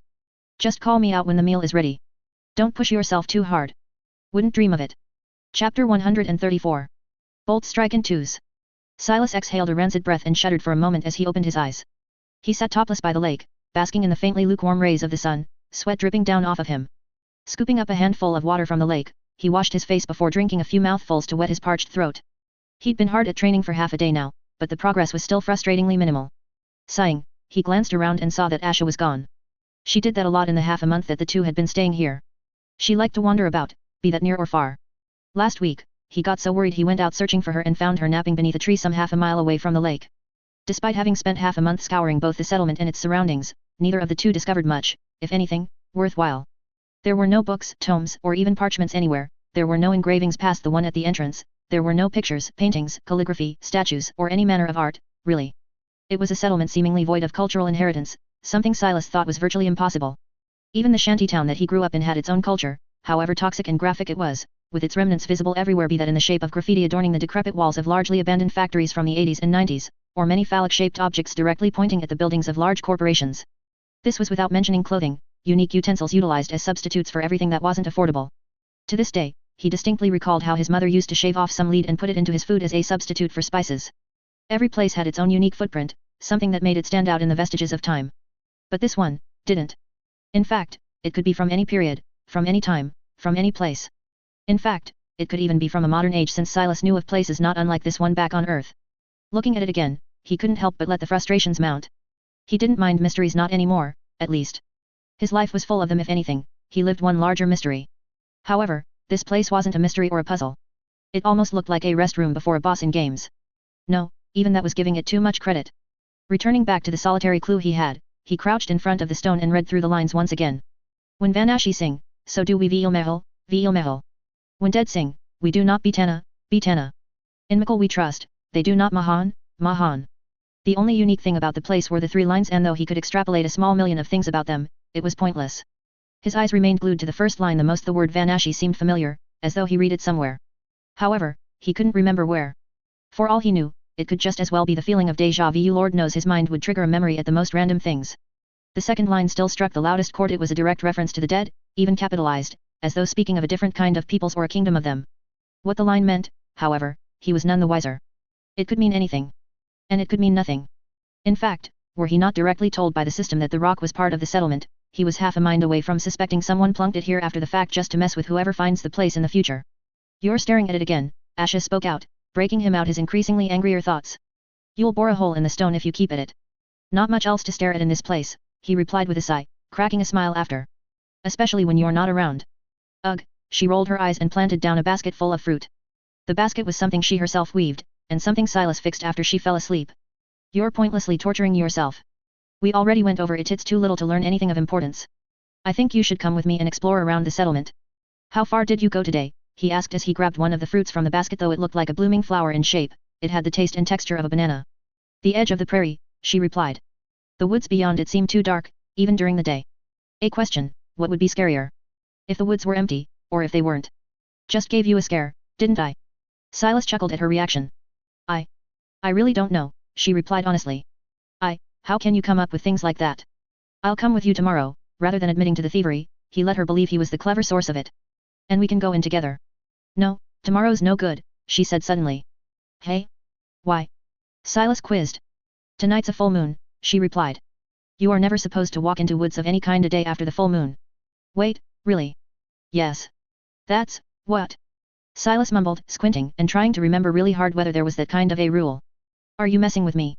No, I'm serious, she said. Wait, don't tell me you don't know about the legend of Freya. Even I know about that story. It escapes me, he said. What's it about? A girl named Freya. You don't say. Hush, the two went to the lakeside and sat down. The story goes that a young girl Freya often went into the woods to pluck herbs, mushrooms, and berries and sell them on market. However, 2 days of the month, she stayed back to work in a local, and these days coincided to be when the full moon was. How serendipitous. Do you want to hear the story or not? Sorry. Please, go on. So, it was all well and good until the inn closed 1 month because the owner died. As such, Freya ventured out a day after the full moon and never returned. Villagers found her body almost 2 weeks later, deep in the forest, naked and skinned alive. Isn't that an oxymoron? Hey. Would whoever skinned her have been able to do so while she was still dressed? What are you talking about? That's not even the point of the story. No, the point is that Freya girl likely came across an animal that savagely killed her, Silas said. And whoever retold the story embellished the living shit out of it. You don't know that, she exclaimed, appearing genuinely hurt that he didn't believe. No, not that specifically. But know plenty of stories like it, Silas chuckled. For a change, how about I tell you a truthful story about a full moon, hey? Fine. What is it? How many full moons are there in a year? Silas asked. 12, she replied swiftly. 1 each month. Right, Silas nodded. However, now and then, there's an extra one. Hey. Yeah, instead of 12 full moons, there are 13, he said. And it's called blue moon. That's where the expression stems from, once in a blue moon. That's actually really interesting, she said, her expression widening into one of wonder. Tell me another. Hey. Where do some other expressions come from? Are there stories behind them? Alright, Silas thought hard on any expression that he could sell. You know that costs an arm and a leg. Yes. Alright, so, you know how rich people like having portraits of themselves taken. Aha. Apparently, I've heard, the expression stems from the fact that the portraits were the cheapest without limbs. So, most would just do their heads and shoulders. But, if you started adding arms and legs, the price grew. Hence, costs an arm and a leg. Wow. I never knew that. What else? Alright. What about break the ice? Yeah, Both suddenly paused as they realized something odd was happening. The lake was glowing. It wasn't glistening as it sometimes did, especially while the moonlight hit its surface, it was actually glowing. It did so in spectacular azure, leaving both of them with their lips agape. Still and silent, both watched as the water suddenly parted. It split into two, as though a knife cut through it. From the void below, a pair of stairs suddenly appeared, carved from marble, angled slightly upward, though only slightly. At the end of the stairs, the other end of the lake, really a hole appeared. It was a vortex of sorts, its edges spinning as it distorted the world around it. I hear them. While Silas tried to process what the hell was happening, another news hit him hard. I can hear the gods, Silas. I hear them again. Asha exclaimed at the top of her voice. Right, Silas mumbled, wiping his lips. Right. He paused for a moment, glancing between her and the impossible-to-believe sight he was witnessing above the lake. What the genuine rat's ass of fucks is actually happening now? Chapter 135. Kathia. While Asha smiled excitedly and gestured with her hands and arms toward the sky, Silas stood silenced, staring at the vortex that appeared out of nowhere. He'd witnessed many a strange thing in his life here on this world, and this one might be the strangest one yet. Wiping his eyes as though there was an audience watching, he sighed and glanced at Asha suddenly. You said you can hear the gods. Yet. Isn't it amazing? Sure, yet, great, he said. Can you tell them to drop us some booze? I need to get drunk. Like, right now. Hey? Why? That. Silas pointed with both arms toward the vortex. What the fuck is that? Oh, right. Pulled out of her delirium over having finally begun hearing the gods again, she looked toward the vortex and felt strange herself. I don't know. Maybe it's like a hole in the world? That lets me hear the gods again. Maybe, I dunno, Silas said, rubbing his chin. I'd still like that booze, though. Before I walk through that, I need to at least be tipsy. Walk through it? Asha quizzed. Yeah, it's obviously at least a portal of some sort, Silas shrugged. I mean, that's literally what you described, a hole in the world. Leading elsewhere. The question is, where? And how? And why here? And, seriously, what the fuck is going on? While Asha reeled in confusion, Silas sat down by the lakeside and continued to stare at the strange sight. Nothing changed any further. The vortex remained spinning on its axis, though otherwise unmoving, with the lake resuming its stillness, somehow, someway. It was a strange sight to behold, but it reminded Silas of something similar he'd seen before, the gaping hole in the sky. The man who came down on the chains appeared to have come out of a similar hole, though admittedly one much larger and far less friendly looking. Suddenly, as though that memory lit up a bulb in the library of knowledge, Silas recalled something specifically. He recalled that even further, and the words that the figure in the sky spoke out that day, the living bear witness, and heed the warning. Those you have condemned have returned. Vanashi shall have their vengeance. It is our calling. Vanashi. Of course. Silas suddenly exclaimed, startling Asha. What? She asked. Vanashi, the name on the stone. He turned around and ran toward the inscribed stone. I know now. I know why it sounded so familiar. Why? Asha questioned curiously. A long ago, he said. The first time we went north and discovered the city of the dead, well, there wasn't a city there yet, just a valley. We actually witnessed the first dead descend from the sky. And one figure who got dragged down on the chains mentioned Vanashi. But, it doesn't make sense. Considering that in this, it means that Vanashi are entirely separate from the dead? What the hell does it mean? That woman we met mentioned the figure on the chains and said something akin to that dude being their king, right? If he's their king, then they are Vanashi? No, wait, that thing never actually called himself Vanashi. It simply mentioned that Vanashi will have their vengeance. Right. Yes, the dead's calling is to exact revenge in Vanashi's name. Or something like that. Now, I only have to figure out, who the fuck are Vanashi? So, the thing we always needed to figure out. Yeah, pretty much. But now I at least know how it's connected. Kind of. Maybe. Fuck, I hate this world. Here's the drinks you asked for. She suddenly handed him a glass of wine with a smile. Looks like you now need it even more. As do you, he said. We're not waiting. Start drinking. When we're wobbly and hazy, we're walking through that thing. Okay. Aside from learning who Vanashi were, there was another name, right there on the stone, that muddied the waters. Mikkel. Whoever lived here, apparently, worshipped a figure by that name. It could have been someone like a king, or perhaps a normal deity of the culture, or somebody else entirely. However, whoever it may be, Silas knew that the name was central to the mystery of the entire continent, it seemed. By now, he had many pieces combined into tomes of knowledge and could, with decent confidence, suppose on many other aspects. He could, almost with absolute certainty, suppose that the kingdom's royal family had either a deal with the dead or perhaps had it at some point prior to the kingdom's founding. Furthermore, the empire that stood on the peninsula before the kingdom was felled in no small part by the pincer attack from both the dead and the living forces.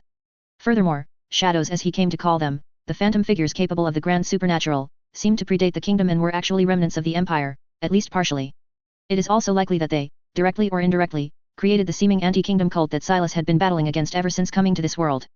Then there were the gods. Silas, though never saying anything to Asha, was beyond certain that the gods were, at least in part, responsible for what happened to the empire. Not necessarily with direct tampering, but potentially with ascending ordinary people to the level of shadows.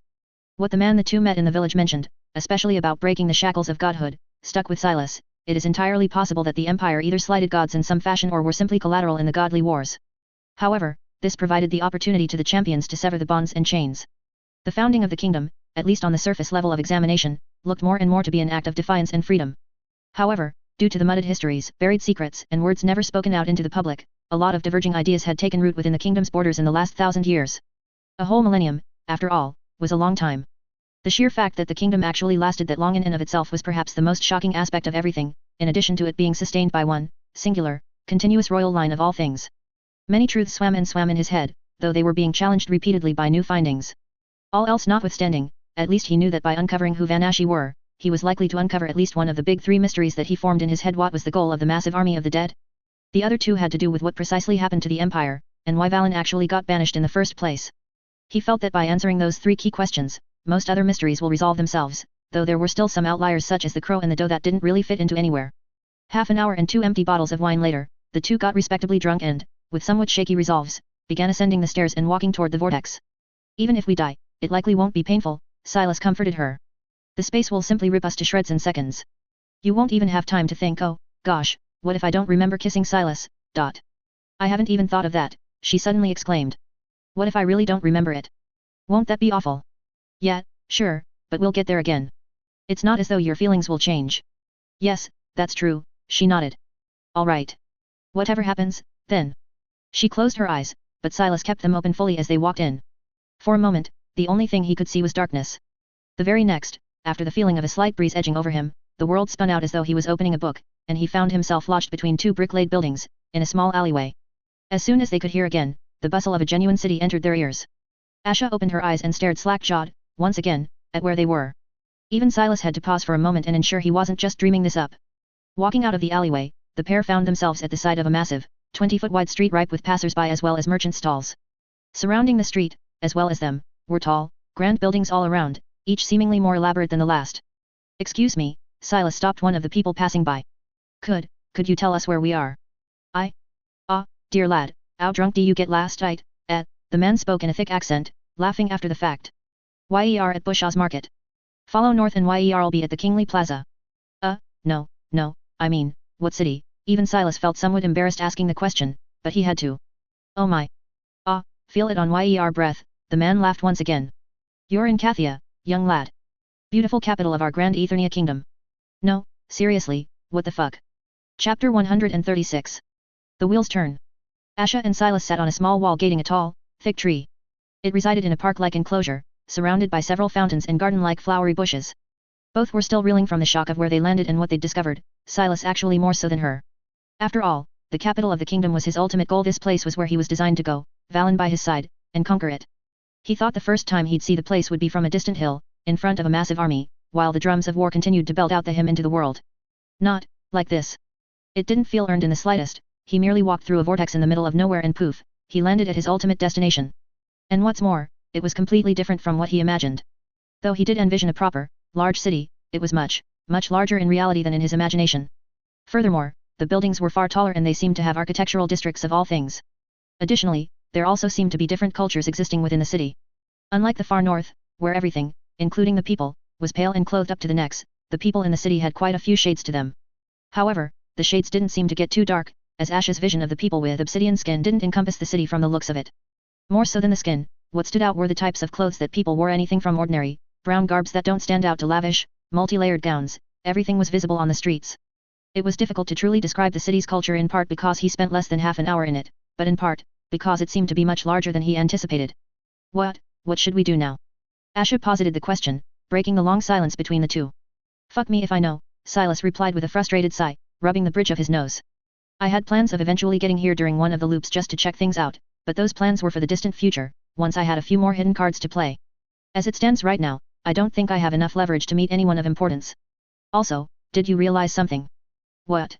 There's no snow. Right. Asha exclaimed, heaving her head back and looking up. It's clear. The sky is clear, though a few passers-by gave them strange looks, neither was of the mind to pay attention to them. I have an insane idea. Unlike your usual completely normal and non-insane ones, she looked at him strangely. No, compared to this one, he said. All right, what it is? What if we didn't just travel through space, he said. But also, time. What do you mean? I mean, he continued. What if we aren't in, today, but in the past?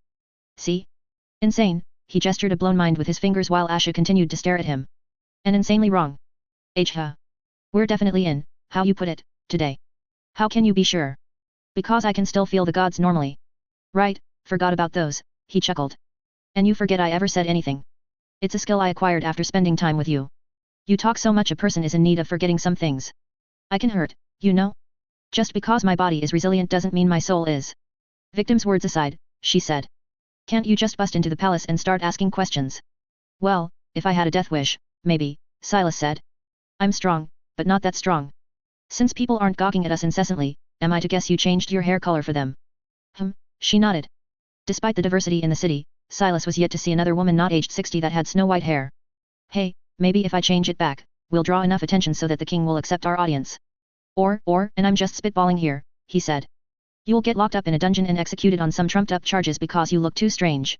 Hurt goes both ways, you know, she mumbled. Hey, I think you're beautiful, he said. But I grew to think that. The first time I saw you, I thought you were a ghost who came to haunt me. How you think that is good is beyond me. But, fine, I'll remain ordinary looking. Seeing how you're killing all my ideas, you must have a grand one of your own. I don't. I really don't, he sighed. If I had known we'd be getting here, I would have planned for it. Maybe gotten something from Valen that I can use as proof or something. As it stands right now, the best we can do is probably just roam about and passively listen to things. Hey, excuse me. Silas suddenly stopped one of the people passing by. It was a woman who seemed to be in her 40s, sporting dark hair with bangs that nearly covered her eyes. My wife and I are new in town, he said with a smile. And we've been looking for an inn for a while, but, well, we're both directional morons so here we are. Do you perhaps know where the nearest inn is? You're new in town, you say? Yeah. The best inn for the newcomers is nearby, the woman said.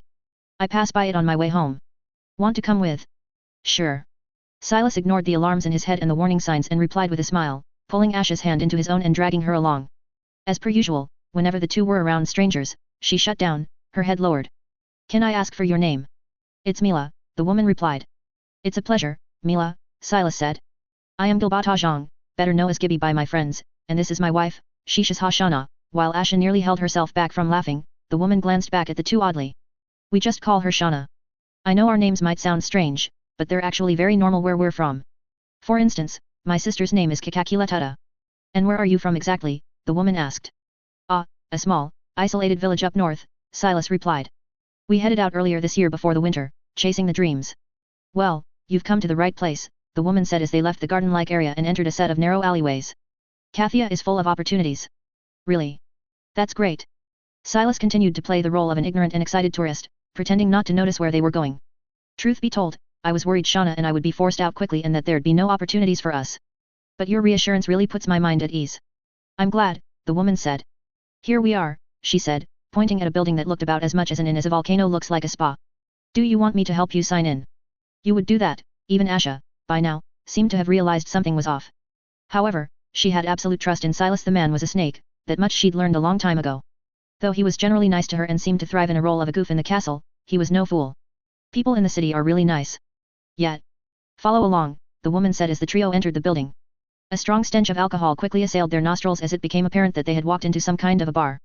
There were a dozen or so people inside, seated around the rough and rugged tables, and most stopped whatever they were doing and focused on the newcomers, inspecting them. Master Cha, I have some young folk looking for a room here. Oh. A man behind the bar seemed to be in his late 60s and, appearances-wise, looked like a warm and cuddly old man ready to spread wisdom. However, Silas had many experiences with men like this back on Earth, and though a good chunk of those memories had long since floated away, some still remained rooted. All of his instincts were screaming that the man was bad news, but he wasn't afraid. In fact, he was entirely comfortable. This was the kind of world that he grew up in. The key difference was that, while he didn't have a lot of agency back on Earth, that was different now. He could easily kill everyone in this room within 30 seconds and barely break a sweat. You two looking for a room? The man asked with a wide smile. Yes. Silas replied with a similar one. I am a bit embarrassed, but, is it possible to pay in labor?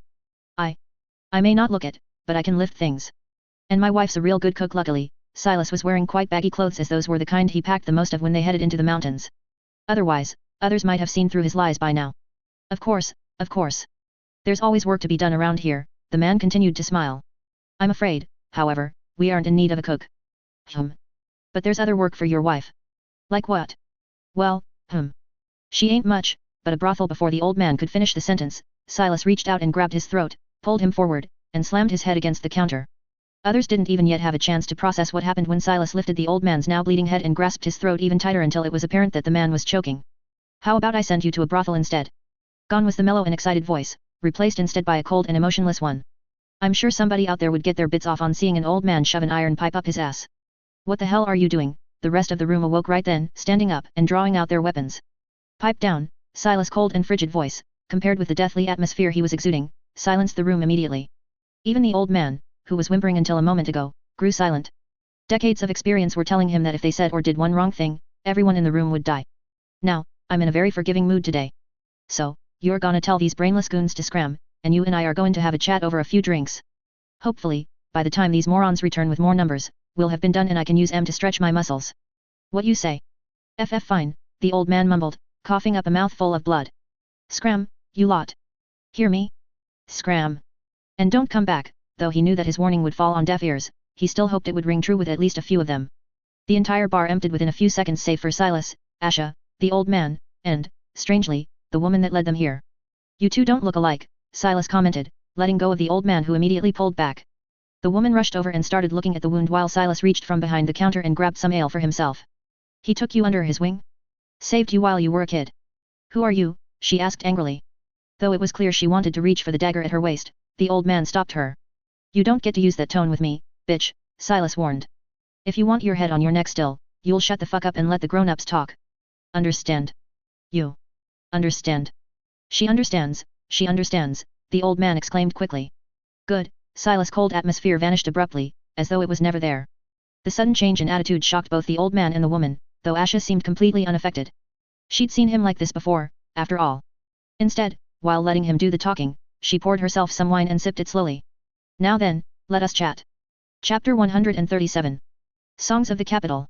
Freyr had lived a long life. This was especially impressive considering he'd been entangled with the wrong side of the law from when he was a little boy thieving away around the perfumed district. Most boys and men like him die very young or get caught and tossed into grunt work at mines and other camps, but he somehow managed to evade it all and grow from hollow roots into a fairly respectable middleman.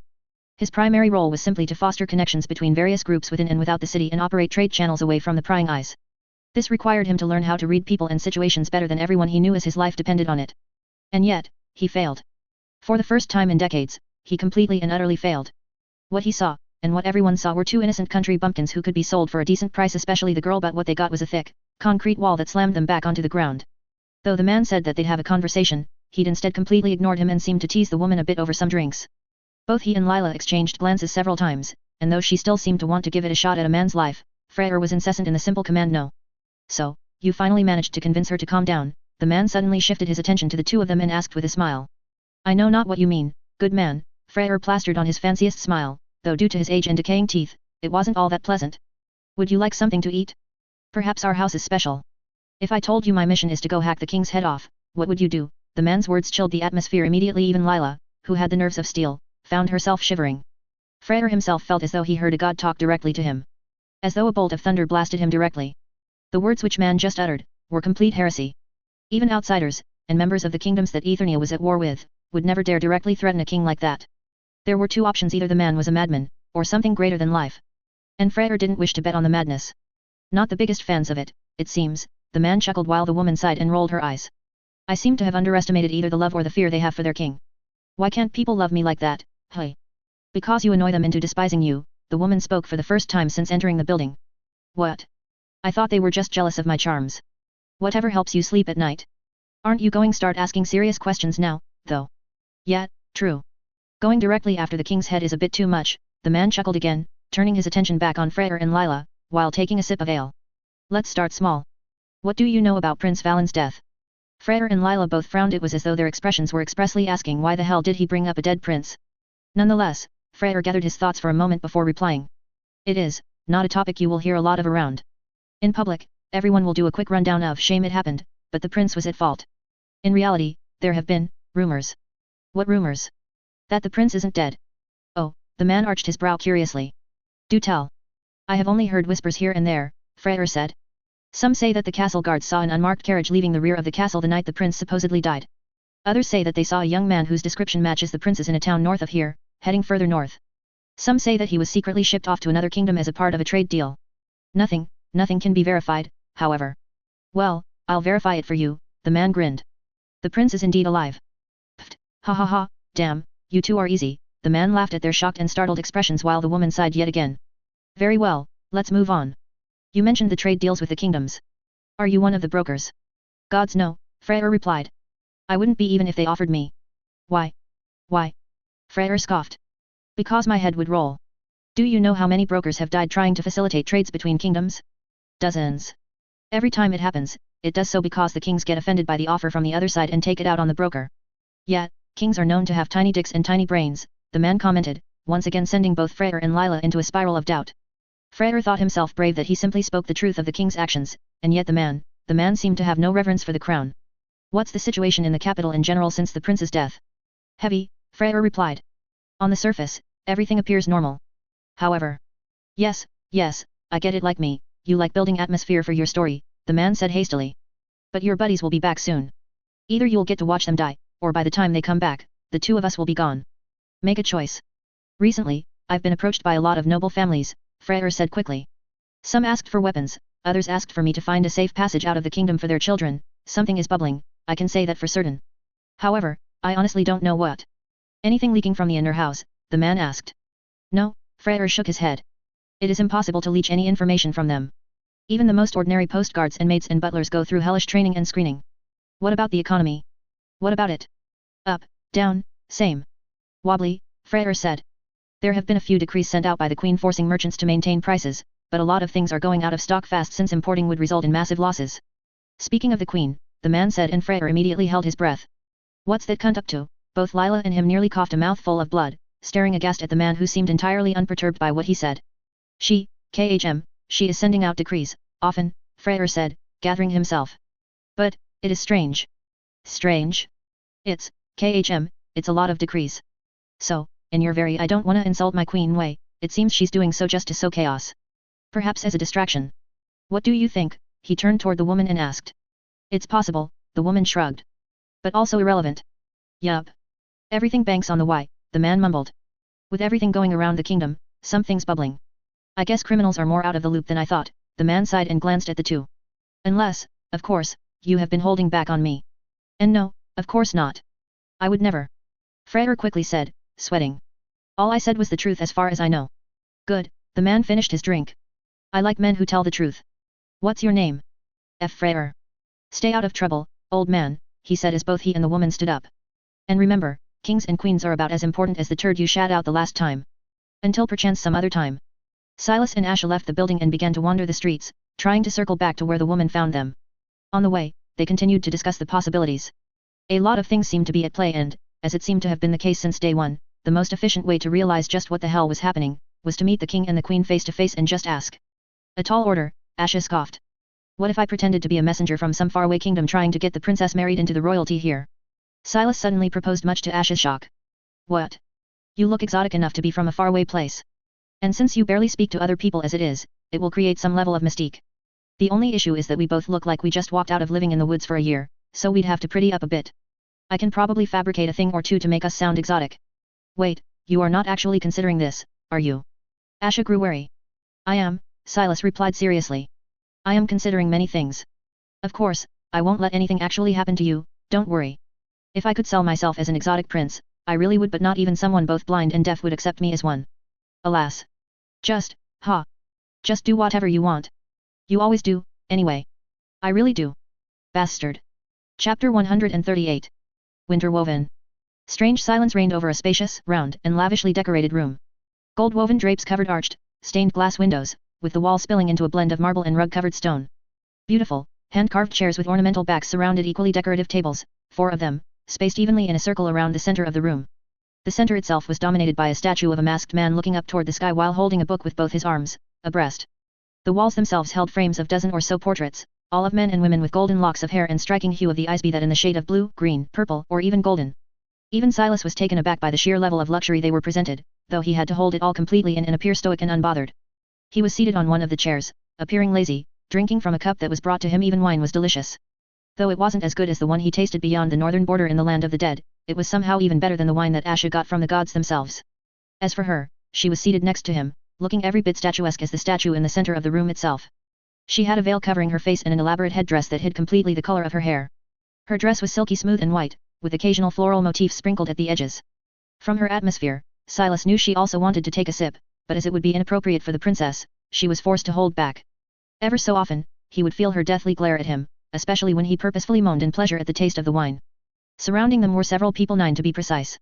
Of the 9, 6 were plate-armored guards, though it was perhaps more appropriate to call them knights considering their garb. They were spaced evenly around the edges of the room, with the 2 stationed at the front near the entrance to the room. Of the remaining 3, 2 were maids who were ordered to wait on Asha and him, and who did their best not to stare at the woman sitting ever so silently. The last one, shockingly enough, was one of the Queen's brothers according to him. He was a commander of transcriptions, whatever that may mean. The man appeared to be in his late 40s, though there was no trace of white on his hair, mostly because he dyed it. He wore heavy makeup in an attempt to mask the sight of aging, though he either didn't realize or completely forgot to do his hands, which gave away the wrinkles of time. He wore lavish, purple robes with several golden sashes hung over his shoulder, and sat opposite of Asha and Silas, staring at the two with an ever-shifting gaze. One persistent part of it, however, was anger and frustration, mostly because the only thing Silas said to the man was, "You are not worthy enough to talk with us," likely bruising the man's ego in the process. The two have done well, Silas mused, with posturing at least so far. They spent roughly 2 weeks getting everything in order, some things they bought, and some they prayed for and got. Eventually, they sat into one of the most ridiculously decorated carriages Silas had ever seen in his life, as its entire frame was made of literal gold, and drove through the city toward the palace. They were welcomed by the man in the chair and several dozen guards and were escorted here, to wait. It's been nearly an hour since, but neither Ashen nor he spoke another word, keeping up the appearances. The man continued to stare, occasionally taking a sip of wine as well, though similarly not speaking. The seemingly eternal silence was broken shortly after by the stampede of steps echoing from outside the room, followed by the entire room being filled to the brim with even more guards and maids and people of some clear import. Leading the charge was a youth that looked slightly older than Valen, though caused Silas to pause for a moment, still, as the resemblance was beyond striking. Golden hair and skylight eyes aside, the two shared the same high cheekbones and sculpted jawline. Truly, the man looked the same as Silas imagined Valen would in a few years. He wore a relatively simple yet well-fitted garb made up for colorful pants and a vest above which a half-coat hung. As per her instructions, Asha remained silent and appeared unbothered, while Silas glanced around for a moment before resting his eyes at the man. He knew that the reason the room quieted down was that everyone was expecting him to stand up and greet the newcomer. However, as though entirely unaware, he continued staring at the man while occasionally taking a sip of wine. "Insolent fool!" Nearly 15 seconds into the whole ordeal, a voice exploded from the rear as the same man that had spent the last hour staring at him burst forth, veins on his forehead popping. "Do you know not the basic etiquette? Stand up and bow before His Highness." Silas took another sip of the wine and let the heavy atmosphere marinate for a moment longer. "His Highness to you, a lad to me. You." "Enough, devil," the man interrupted in a calm and even tone. Whether he was merely a good actor or of the sound mind, he appeared entirely unbothered by Silas' behavior. "Everyone except Lucas, leave this room." "Your Highness." "Do I need to repeat myself?" The calm tone heaved with a hint of annoyance, prompting everyone to turn silent and immediately evacuate, as though chased by the ghosts. Devil, as his name appeared to be, glared at Silas one last time before disappearing, leaving 4 souls in total in the room: Asha, Silas, the prince, and the man called Lucas. He appeared to be in his early 40s, roughly Silas' official age, and was wearing simple clothes with even a simpler scabbard hanging off his waist. Though he didn't look like much, Silas' instincts were warning him. "How is the wine?" "Drinkable," Silas replied as the prince and his guard sat down on the same table, though some ways still behind the Kadayak. "Oh," the prince arched his brows in surprise, and even his guard recoiled back in reaction, a wistful expression in his misty grey eyes. "You have tasted the nectar. What is your name, boy?" Silas asked. "Vasan," the prince replied, maintaining his calm much to Silas' surprise. "May I ask for your esteemed name?" "Hardly anything esteemed about me, am afraid," Silas said, cracking a faint smile. "Son of farmers, with no name nor land to bind me. If not your name, perhaps your purpose." "Ah, purpose, yes," Silas nodded. "This coy princess of mine here said to her father, 'Father, I shan't marry that ugly duke, I shall take Leber on a journey to find myself a proper prince.'" The prince's facade finally cracked slightly as his lips curled up into a smile, while Lucas didn't even bother toning it down, bursting out into laughter. Asha, though remaining silent, dipped her head down in shame.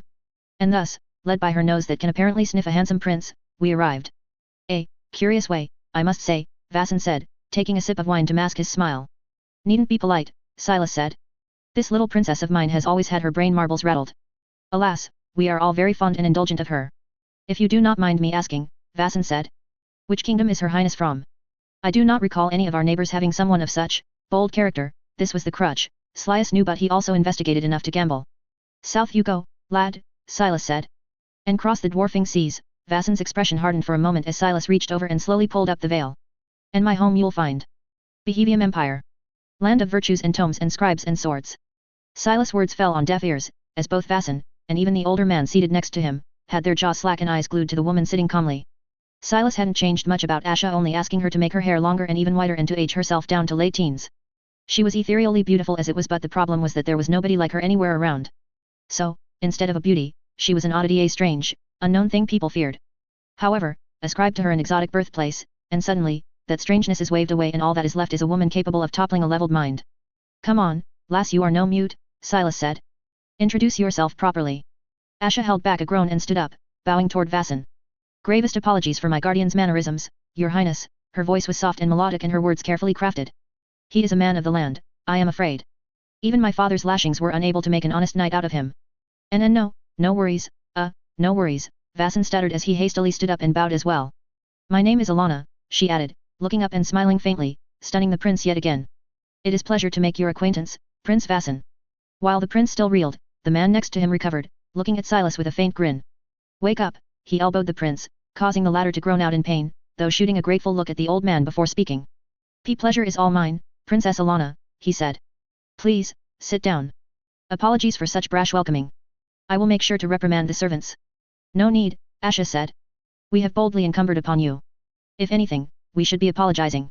Leber, make certain to prepare an assortment of gifts. No, absolutely not, Vasan quickly interrupted. Though bold of me it may be to say, your beauty is a gift that I shall spend a lifetime appreciating. Silas glanced at the prince and almost nodded. Unlike Valen, this one seemed to have a decent means of interacting with women.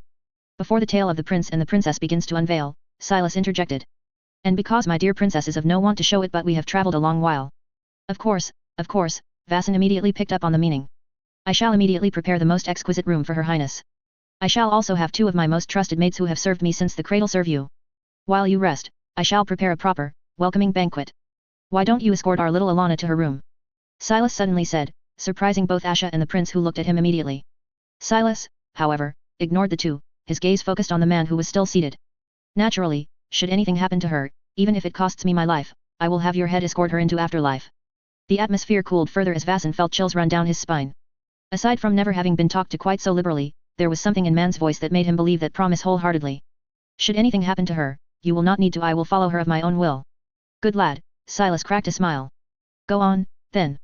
You are both young and spry and no doubt full of many tales to share and jokes to crack. Go, Asha, though still confused, sighed and accepted, leaving the room with the prince and leaving Silas with Lucas, who continued to sip wine. You would have lost that hand, you know. Oh? That confident? The man asked, cracking a smile. Now that the kids are out of the way, Silas said, putting down the cup. Shall we chat? Chapter 139. Cairn of Immortality. Silas was told to follow, and the old man Lucas, as he'd gotten to call the man leading him, left the room, took a sharp right, and began descending the stairs.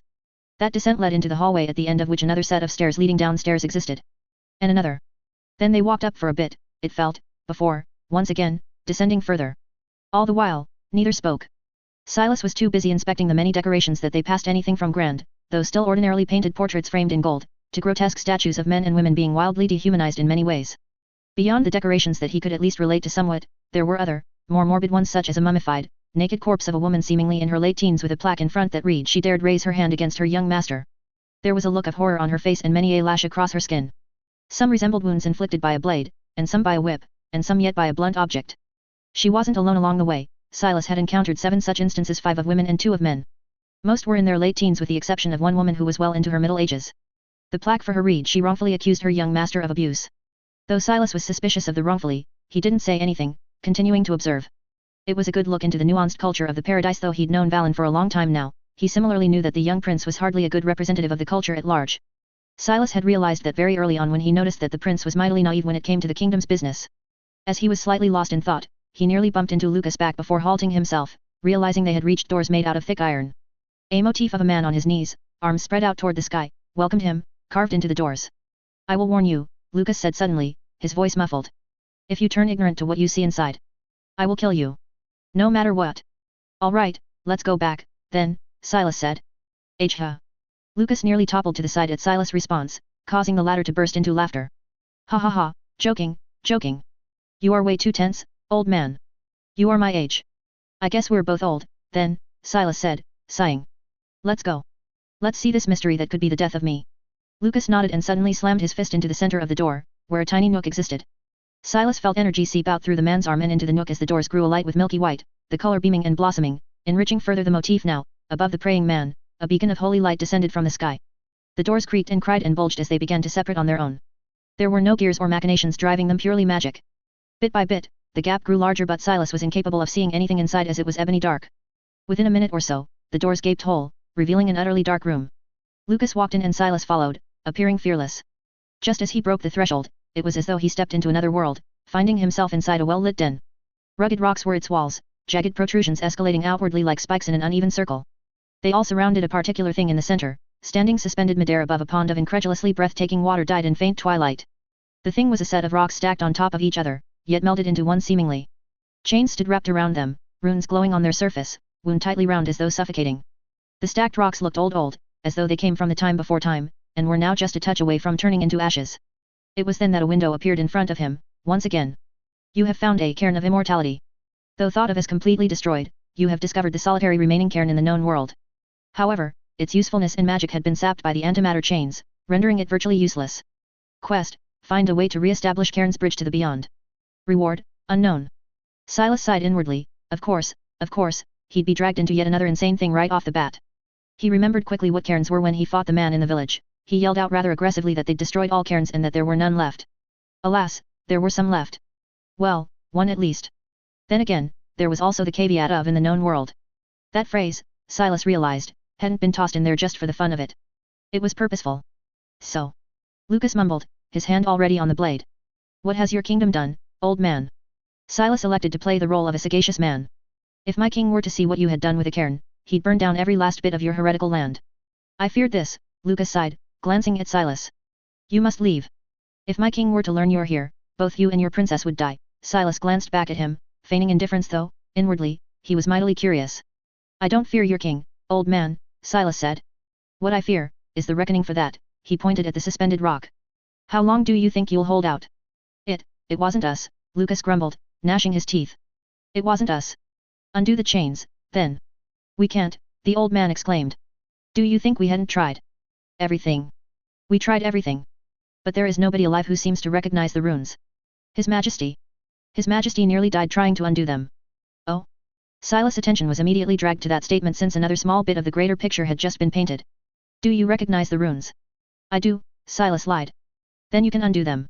What? No, of course not, Silas scoffed. I'm a brute, like you. I just mean I saw them back home. Some of our torturers used them as tools. Can I ask you something? Ask, Lucas said. My dear little princess said something interesting when we landed on your shores, Silas said. She passed out for a moment and said it was due to a backlash. Her tie, she said, to the beyond was weakened so much that she suffered from whiplash. Is it because of this? Did you do this to all your cairns? The princess is one of them. Lucas asked. Them? Who them? Silas corked his head. The blessed. Back home, we just call them nobility, Silas shrugged. My king asked me, too, if I wanted to be washed in the basin of divinity. But, alas, I am a brute. I have no use for gods and their might. I am too barbaric for it all. You didn't answer my question. This is the last cairn on the continent. What? Silas feigned shock and reeled back in horror. What do you mean? They were all destroyed, Lucas said. By the founding tribes. The records simply said that it was for the greater good and that we shouldn't question it. Alas, our kingdom's founder, hid one of them. And why your majesty? Lucas suddenly exclaimed in horror as he fell to his knees, trembling as though surviving through an earthquake. Even Silas felt his blood freeze for a moment before undoing the fear and looking to the side where saw a regal man standing. He didn't realize when or even how the man appeared. The man was tall, almost 6'5", from Silas' quick estimate, and had long, graying hair and well-kept beard decorating squared jaw and a face that had lived for a long time. His eyes, beyond their sun-golden hue, seemed almost primal. They were glued to the suspended rock, full of emotions. Leave us, Lucas, the man spoke in a low tone, causing Lucas to immediately sprint out as though hunted by ghosts. The doors closed behind him, and Silas realized that this would likely be where he'd die this loop. You fear me not, you say? No, Silas smiled instead of giving in to the inbred fear. Should I?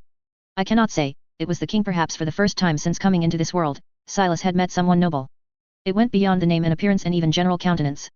He'd met quite a few men and women with arrogance bounding the sky, but this man was different. It was subdued, subtle, otherworldly, even. The man walked up and stopped by the edge of the pond, looking at the rock still. All men hold their own fears. If you do not fear me, then you do not. What is it like south beyond the waves? if you do not mind me asking. What is it like? Silas felt a tingling sensation, a warning. Something was off. And yet, he couldn't pinpoint what. So, he did what he did best, made stuff up. Hot, he said. All the time. We haven't had snow in over 1,000 years. Oh, really? Our winters are merely tempered summers, Silas continued. Strange, then, that your princess looks like she does not even know what sun is, the king said, causing Silas to cringe inwardly. By now, he knew that the man was just messing with him. Mostly because she doesn't, Silas said. She is quite a beautiful woman, the man said, shaking his head at the rock before turning toward Silas and smiling. Unfortunately for my smitten son, her heart is wholly taken. You must be quite a charming lad to have swayed a maiden of gods to abandon her self-imposed vows. Silas reeled back for a moment before sighing, shrugging his shoulders. Took a while. I can imagine, the king said. Since you are here and Valen is not, it must mean you have found the portal. Say what now? It is too early, I am afraid, the king said. The winter will be long and you must endure it. I suppose, though, I could help you a bit. South of the castle there is a village, and judging by the look in your eye, you have already been there, but it is not the village that is of your concern. You are not strong enough, yet. Further west of the village, back into the mountains, there is a set of caves. They are home to a long-standing group, one behind all those scalding ghouls that have come attacking you. Okay, seriously, what the fuck? Deal with them, the king said as Silas suddenly realized, he couldn't breathe. As in, his body refused to listen to the simple order of breathe. And do not take the portal here again. If you do, I will immediately kill you. Fulfill the promise you made and arrive at the gates. Then, I shall tell you the whole story. Good luck, little earthling. You have died. Save point death has been initialized. Just what the fuck did just fucking happen? Chapter 140. Chasms of the Mind. Silas was sitting in the wide open plain, snow falling relentlessly on him, his legs hung off the ledge of the boulder he'd taken as his spot, gourds upon gourds of wine over half already empty strewn about. There was a dazed look on his face, his lips faintly parted, eyes misty and thoughtless. He was looking at the sky, or at least something beyond it, thousands of thoughts swirling in his head. The king knew it sounded like he knew everything. He knew Silas was from Earth, he seemed to know about the loop, about the shadows, even that portal, he knew. Everything. Taking another sip, Silas sighed, wanting to cry. His answers were there. That regal man had all the answers he wanted, but he got none. Instead, he got booted out and told to come back proper way. It seemed that the king even knew about his main quest, which was to usher Valen on the throne. And he certainly knew about Valen, which meant that his banishment was planned.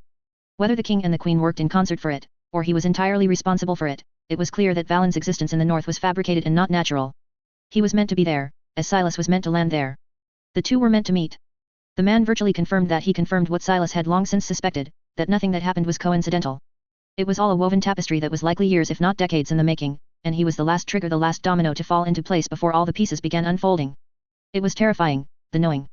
Beforehand, at least, when it was speculative, it was easier to deflect, to convince himself it could just as well be something else. But he no longer had that option. Now he knew.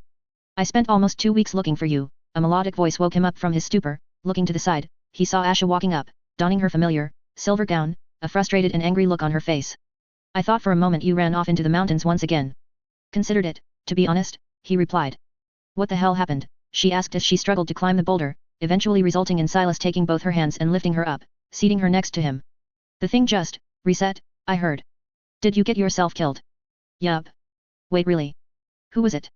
Was it that stupid-looking old dude you were left with? Pfft, ha ha ha, no, Silas belly laughed at her reaction, shaking his head. It was Valen's father, actually. Valen's father? Wait, the king? You met the king? She asked, aghast. Yup, Silas nodded, taking another sip. Scary bastard, the old man is. He choked the life out of me without lifting a finger. Why did he kill you? Wait, Silas, tell me, what did you do? What? Don't play innocent, she warned. I know you and that tongue of yours. For all I know, you threatened to steal the queen from him, so he killed you. No, seriously, what? He chuckled lightly before continuing. No, nothing that insane. He simply said that I was too early. What does that mean? She asked, taking one of the gourds. It means that he knows. Knows what? Everything. What do you mean everything? She asked, tilting her head. Precisely that, he responded, taking another sip. Knows about you, about me, the loop, the shadows, Valen. Asha's expression froze in shock as she stared at him for a moment.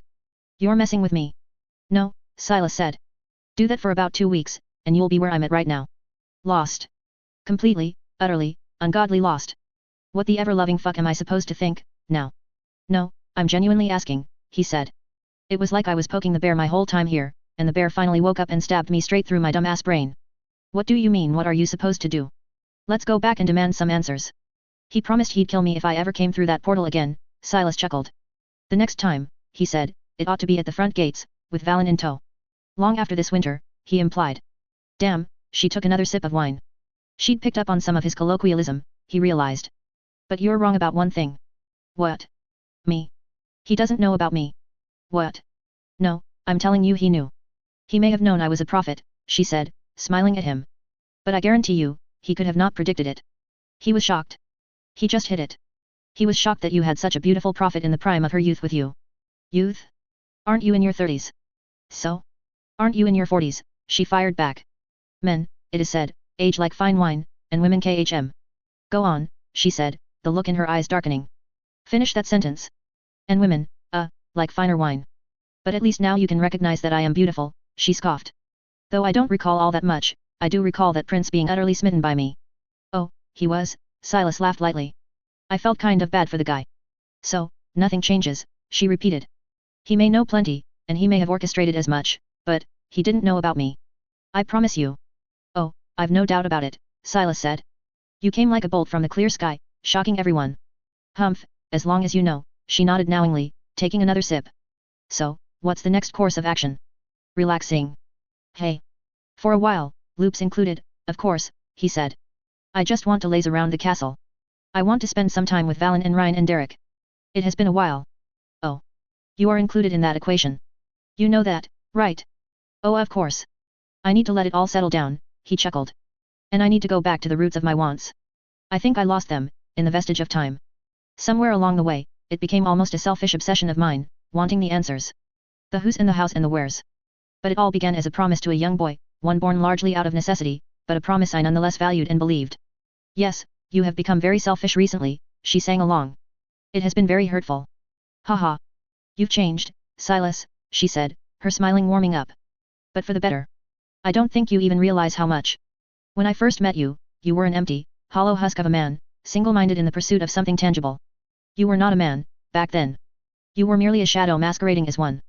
But now you're alive. I've seen it, the few times I watched you interact with them. With Ryan and Valen. And I've seen their reactions shift, slowly. They're happy when you're with them the same way you were before. They love the man that stole the thunder and exposed their eyes to the light that forever shines, not the shadow racked with guilt and pain, barely surviving. I'm still both, I'm afraid, Silas said, taking a sip. I'm just more hopeful. With magic so vast, so powerful, there has to be a way to help them. To give them what they had lost.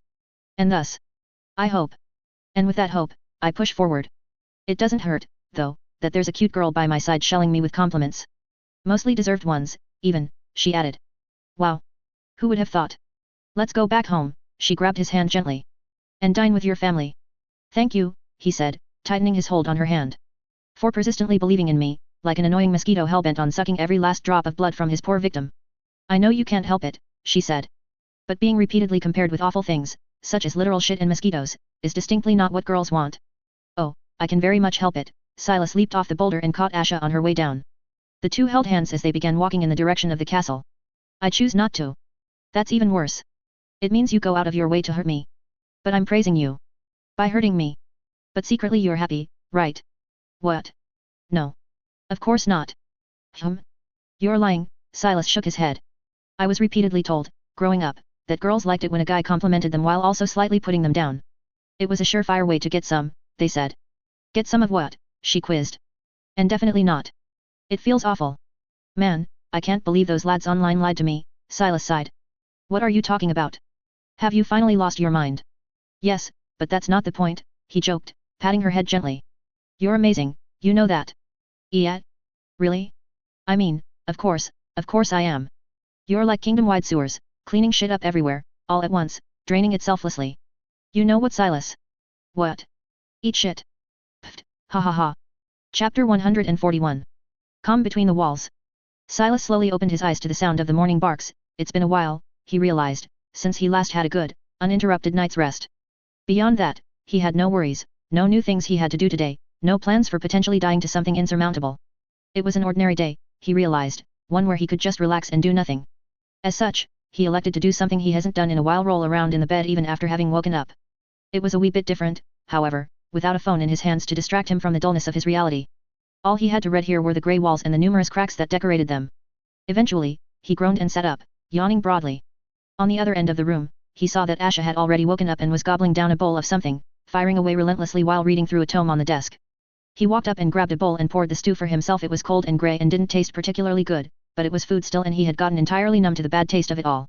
Sitting down, he saw that she was reading through the history of the noble family, again. She'd done so several times the last few days, always expecting to discover something new that she had missed all the times before. Naturally, there was nothing there Silas knew as much. He'd read the many tomes front to back with a fine comb, and found little else beyond what was there on the surface of things.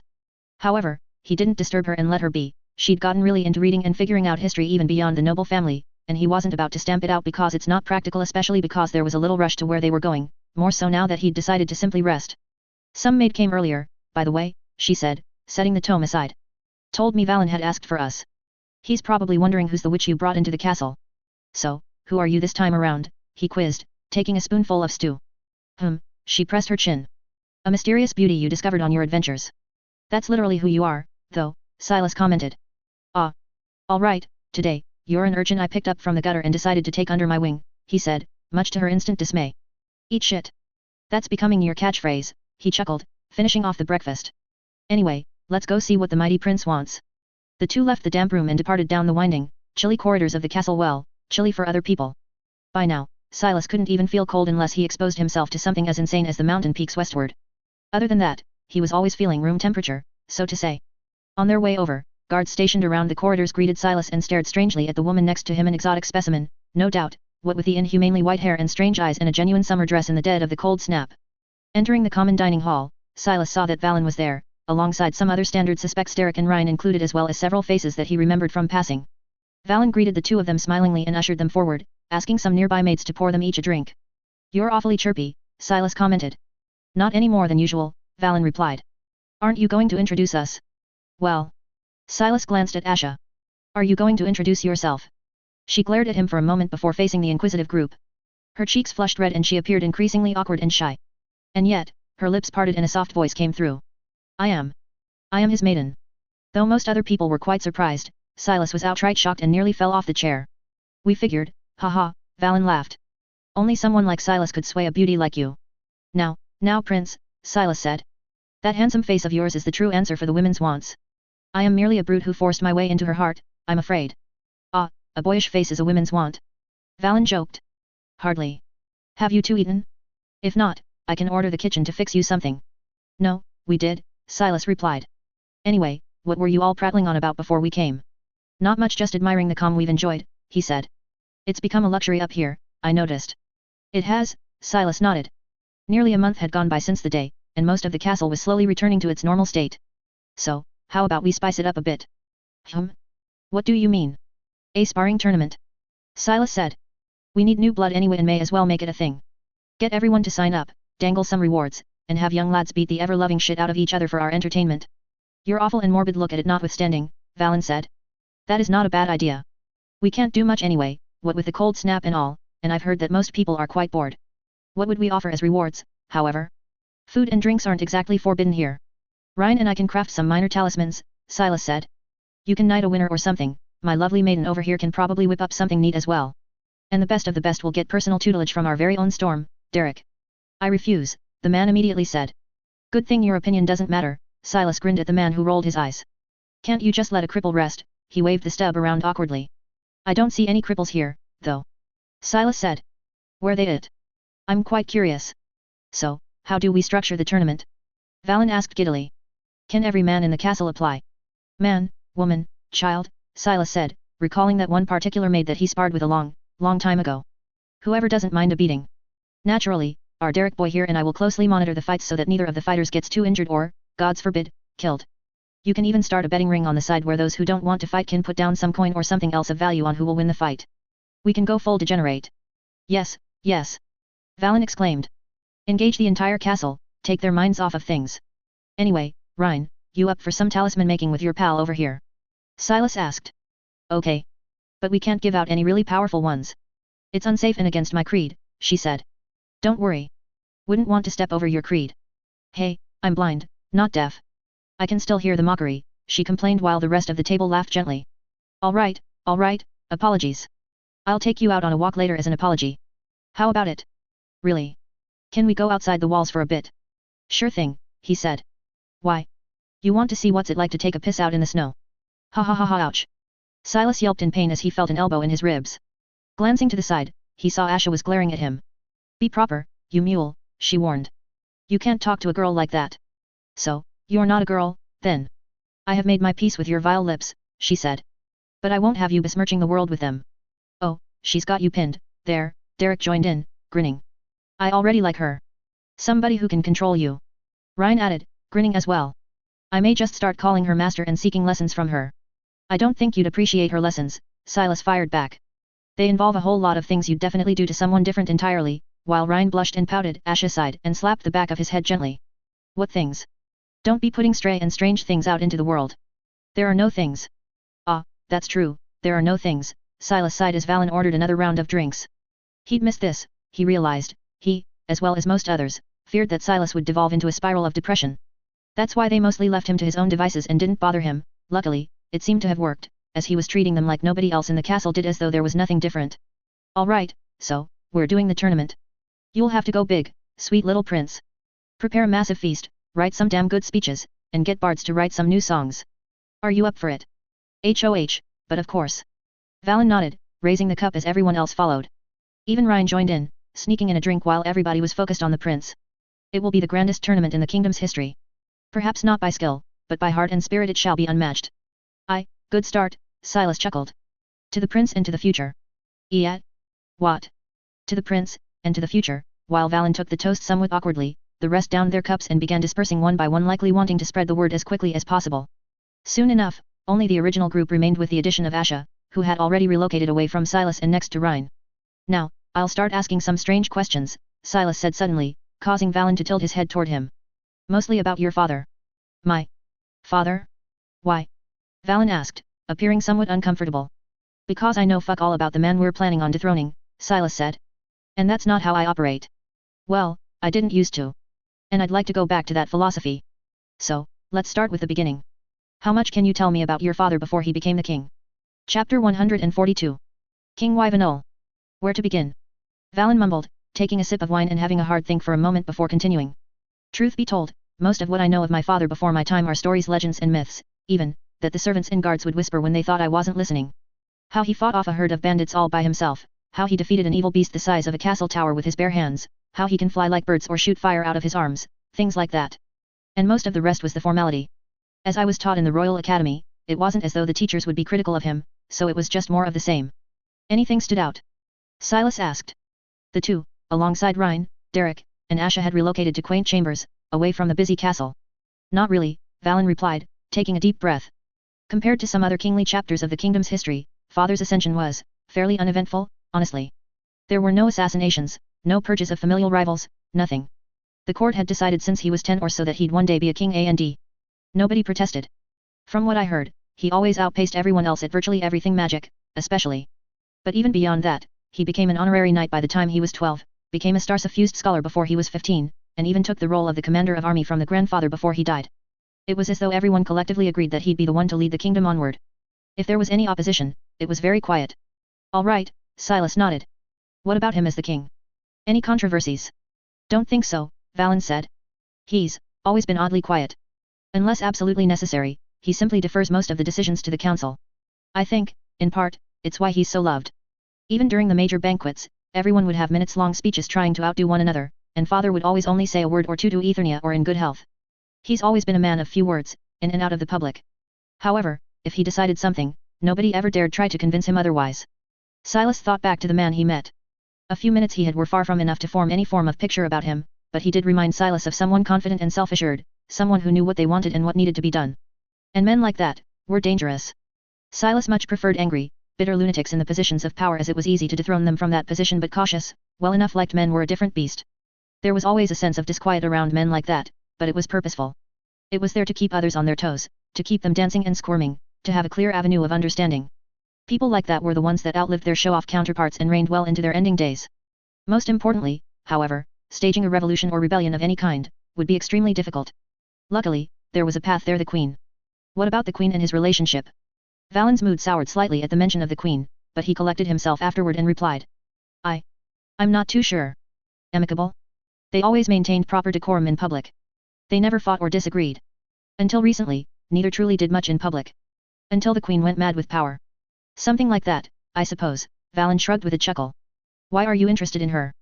Because she's our avenue of approach, Silas said. What do you mean? He means, Derek replied instead. That nobody will want to fight against your father. The queen, on the other hand, raises eyebrows. Oh, Valen exclaimed. So, we campaign around her as a figurehead. Silas nodded. We'll have to, however, thaw the image of your father from everyone's conscience. Rather than replacing him, you will simply be, continuing his legacy, something the queen is trying to upturn. In a way, we have to make you the next him, while also maintaining the understanding that, in fact, you will be in power and not him. It's strange, though, how mysterious your father is. Even in the tomes of history, he's only described in a few lines and the attention always seems elsewhere. You noticed that too? Asha joined in. It's strange. In a chapter about the kingdom's most important people, its own king gets a single paragraph against some random baron that gets 2 pages. It's too deliberate. It is, Silas nodded. Either because he never rewards scholars for puff pieces, or simply orders them to keep his mentions to a minimum. It's not wholly natural. It feels as though he wants to lessen his impact on history as much as possible. He is notably like that, even in public appearances, Derek said. Usually, he mostly oversees and never interacts. My master also mentioned that if one wanted something from the royal sigil, connections to the king would not get you there, Ryan chipped in. The more I hear about him, Silas mumbled. The more he seems antithetical to everything a king should be. Withdrawn, silent, unsuspecting. Yeah, that's father, Valen said. I'm his child and he's barely spoken to me all my life. All right, so we ignore him, Silas said. If he's an enigma to us, you can only imagine he's mostly a myth to the rest of the kingdom. Now, myths, especially ones rooted this deep, are hard to be demystified, so we're not going to try and do that. We'll just amend the myth, so to say, to include our lovely prince over here. We're going to pin the queen as someone trying to usurp the myths, trying to undo the things that should not be undone. We'll unite behind that banner rather than a banner of rebellion. Should be easier to grab the support of people, especially some fringe noble houses that the queen has isolated. We don't need the support of the entire kingdom, just enough people to start something. Once the spark is kindled, the fire should follow soon after. Still, it will be hard, Derek chimed in. Even if we do unite under the banner of dethroning the queen, I'd wager that most houses would rather take the king over Valen. Something wholly new would have to happen for that mindset to change. It will, Silas said with a smile. Me, he pointed at himself. I will happen. Strong though you may be, Derek chuckled. You are no match for the king, Silas. Oh, trust me, I am very, very aware, he said. But I will be, in due time. Besides, I don't think that will be necessary, Silas mulled back to his brief interaction with the king. Somehow, someway, Silas had realized that the man was likely at least in part responsible for most if not all of the occurrences on the peninsula, directly or indirectly. And the man definitely wanted and expected Valen to eventually replace him. As for how, Silas was still in the dark. Furthermore, it all begged a question of how far back the planning for everything went. The consistency of everything surrounding the man was the truly scary thing. Something that thickly veiled in enigma was not something that could be deconstructed and planned for. And yet, Silas wasn't afraid. In fact, he was expectant. He suspected that his greatest obstacle to putting Valen on the throne wouldn't be the king. His intuition told him it wouldn't even be the queen. Though there was absolutely no evidence for it and it sounded insane, Silas was marginally convinced that the queen's behavior was pre-planned. After all, everything seemed convenient. The whole story, every backdrop of it, felt contrived. If Silas had stuck to the script and didn't veer off so frequently, he might have glimpsed into the truth already. But he was too busy dealing with the offshoots of the offshoots, minor stories that he managed to tangle up with the main one. And yet, even with the unexpected plot of him winding up in the capital through the portal, the king, though surprised, didn't seem particularly bothered. All right, let's put my father and others out of our heads for now, Valen slapped his palms together, drawing attention to himself. We have a whole tournament to organize. No, you do, Silas said, finishing off the gourd of ale and standing up. I have some napping and training and drinking to do. Until tomorrow, at least. When you hear cocks sing, Rhine, start expecting me. Unless I sleep through him. I'll make sure he doesn't, Asha commented. And I'll deliver him to you right at dawn. Thank you, Ryan chuckled. It's nice to have someone to keep the loose wolf on a proper leash. Yeah, keep your yapping young lady. Asha and Silas left the laughing room and departed toward their own. You held yourself well, she said, grabbing his hand tightly. I was almost ready to cause a scene at some points. Ah, booze helped a lot, he said. And, even if we bit, I'd like to believe I've grown. You have. Well, we'll see, he chuckled. For now, though, I'll just rest. Everything else can wait. What about you? Will you loiter around with me or help about? A bit of both, I suppose, she replied. The castle could use me, but you'd be lost without me. I am absolutely torn. Ah, if only we could divide you in two, eh? Let's get you to bed, she smiled, gently caressing his cheek. You look abysmally tired and drunk. He nodded. Nothing like a good night's rest to wash away the booze, directly into your head. God, I miss aspirin. And phones. And free porn. I miss so many things, Asha. Ah, you're a drunk that makes up words, she chuckled. Always fun. Here we go, careful. He wasn't drunk, though, not a lot, anyway. He could drink inordinate amounts before even feeling woozy. But it felt good, to let go of some things hanging on his soul. For now, it was enough. Perhaps, even, forever. Chapter 143. 2 stories. The castle as a whole was afire with excitement, with everyone in a great rush to prepare for the impromptu tournament that the prince was throwing. Most excited were those keen on participating, especially after learning about the rewards. Every participant will get a full gourd of ale regardless if they win or not, and every winner will get 1 extra gourd for each victory. Furthermore, there were special rewards for all those who place in the top 10, and some of the more experienced and confident ones had already locked themselves up in the last-minute training to possibly be in their strongest state for the tournament. After all, even for just the 10th place, they were guaranteed 3 personal lessons for the castle's commander of the army, Captain Derek. For most, that was more than enough, and that was just the 10th place's reward. The reward for the winner was especially breathtaking, as they would immediately be knighted and tasked with serving as the prince's personal guard for life, the highest position a commoner could ever dream of achieving. In between, there were also the talismans specifically crafted by their own castle's exorcist, special weapons, armor, even sessions on magic, as well as permanent titles. Even without those, there would be fire as there was little else to do whilst deeply snowed in, but the rewards were like adding a lake of oil on top of the raging blaze, stoking it to high heavens. The atmosphere was more than palpable. It was ripping like lances through the walls, and every conversation between any number of people was dominated by the discussion of the tournament: who might join, who might win, which rewards were more enticing, and many a promise between a young lad and a young maiden flagging victories on their name. While the castle was on metaphorical fire, Silas, Asha, Rhine, and another girl, Rhine's personal maid, Luna, were in the basement, preparing the talismans. Silas was quite rusty still, but Rhine looked like she barely slowed down. It was evident, from the way she moved around the small room, that she likely spent a lot of time in here, familiarizing herself as much as possible in her own time as to be able to do it so smoothly. She held her shoulders heavy, as always, and words were incapable of lifting up that burden. Silas didn't think it strange, after all, she was a teenager and a very stubborn one at that. Once her lot was decided on something, dispelling that dream was harder than ripping out a star's core. And she was very determined to prove to everyone, herself and the world, that she was capable of being an exorcist despite everything. Though she still stumbled here and there and it was clear some coordination was lacking, she was spry and quick about the lab, and even quicker when it came to drawing runes. Unlike Silas, she remembered all the ancient runes and had refined their usage further, creating talismans that were far stronger than the ones Silas used during the castle's defense. Naturally, none of those would be handed out as rewards. The ones to be handed out were fairly simple, such as a protective charm that deflected a blow to the heart, or a talisman that started a fire, or enhanced the blade for a while. None were outright deadly, though some were clearly better than others. All right, let's take a break, Silas called out, pouring himself a cup of ale and yanking open a massive tome. It was empty, actually, and was meant to be his temporary diary where he'd pour out every bit of knowledge he recalled and study it further. Since he planned on staying in this loop for at least 5-6 months, there was a chance some learned things might slip him, and he couldn't afford the risk. As such, he settled on writing down everything in the form of cliff notes, using breaks as moments to dedicate himself to it. What are you writing? Rhine quizzed as she nibbled away at some bread while Luna cleaned up the working tables behind them. The latter was a young girl herself, no older than 18, and though she seemed somewhat awkward, she at least didn't seem to be a bad person. A love story, Silas replied. As an expert on loving someone, I could use your input. Ugh, Rhine groaned, though flushed still, lowering her head. No way. You've gotten better at hiding it, he chuckled. Still not great, though. Leave her alone, Asha ribbed him gently. Don't listen to him. Nobody knows. Really? Because you two know. And now Luna knows, Rhine added. And I'm fairly certain that everyone knows, Valen included. What's wrong with knowing? Silas said. I've known for a long time that Asha was into me, but I kept it down, you know. You did. Asha glanced at him. Why do I have a feeling that isn't the case? My memory may be a bit fuzzy, but it's not entirely wiped. Setting that aside, Silas said. We've pretty much framed out all the talismans, right? Going any stronger than these might be too strong. Yep, Rhine nodded. Honestly, even these are iffy.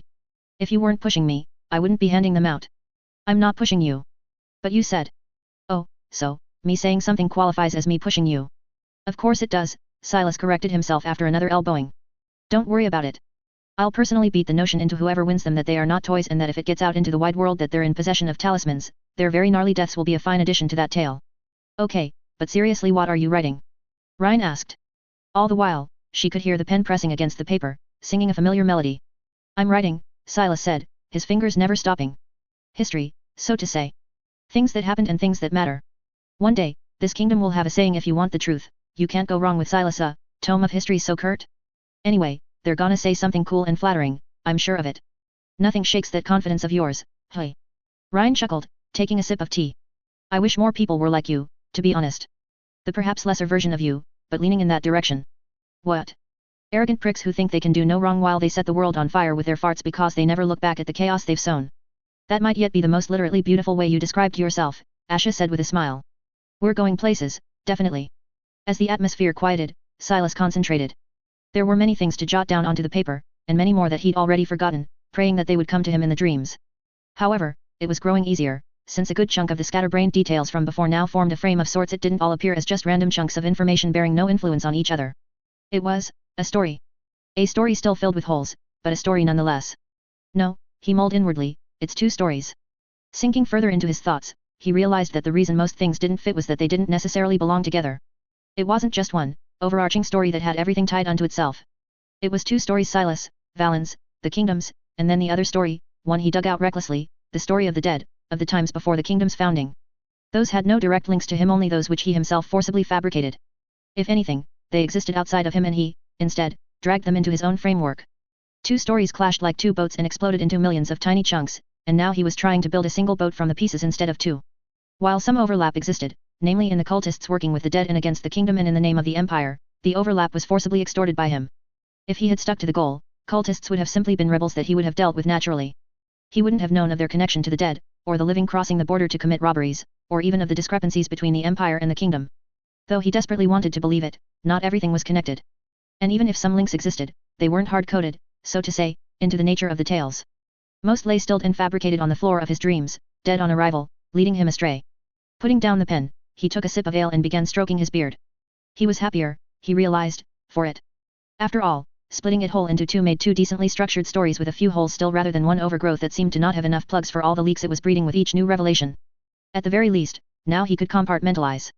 With each new piece of information, rather than trying to force it into the frame it didn't fit, he'd have two choices. For now, he decided to focus on the problem west of the village, one of the men hiding in the caves and conspiring with the dead and sicking them onto the castles of the living. It would be a solo journey, he knew. Even with the gods' blessings, Asha was still too slow.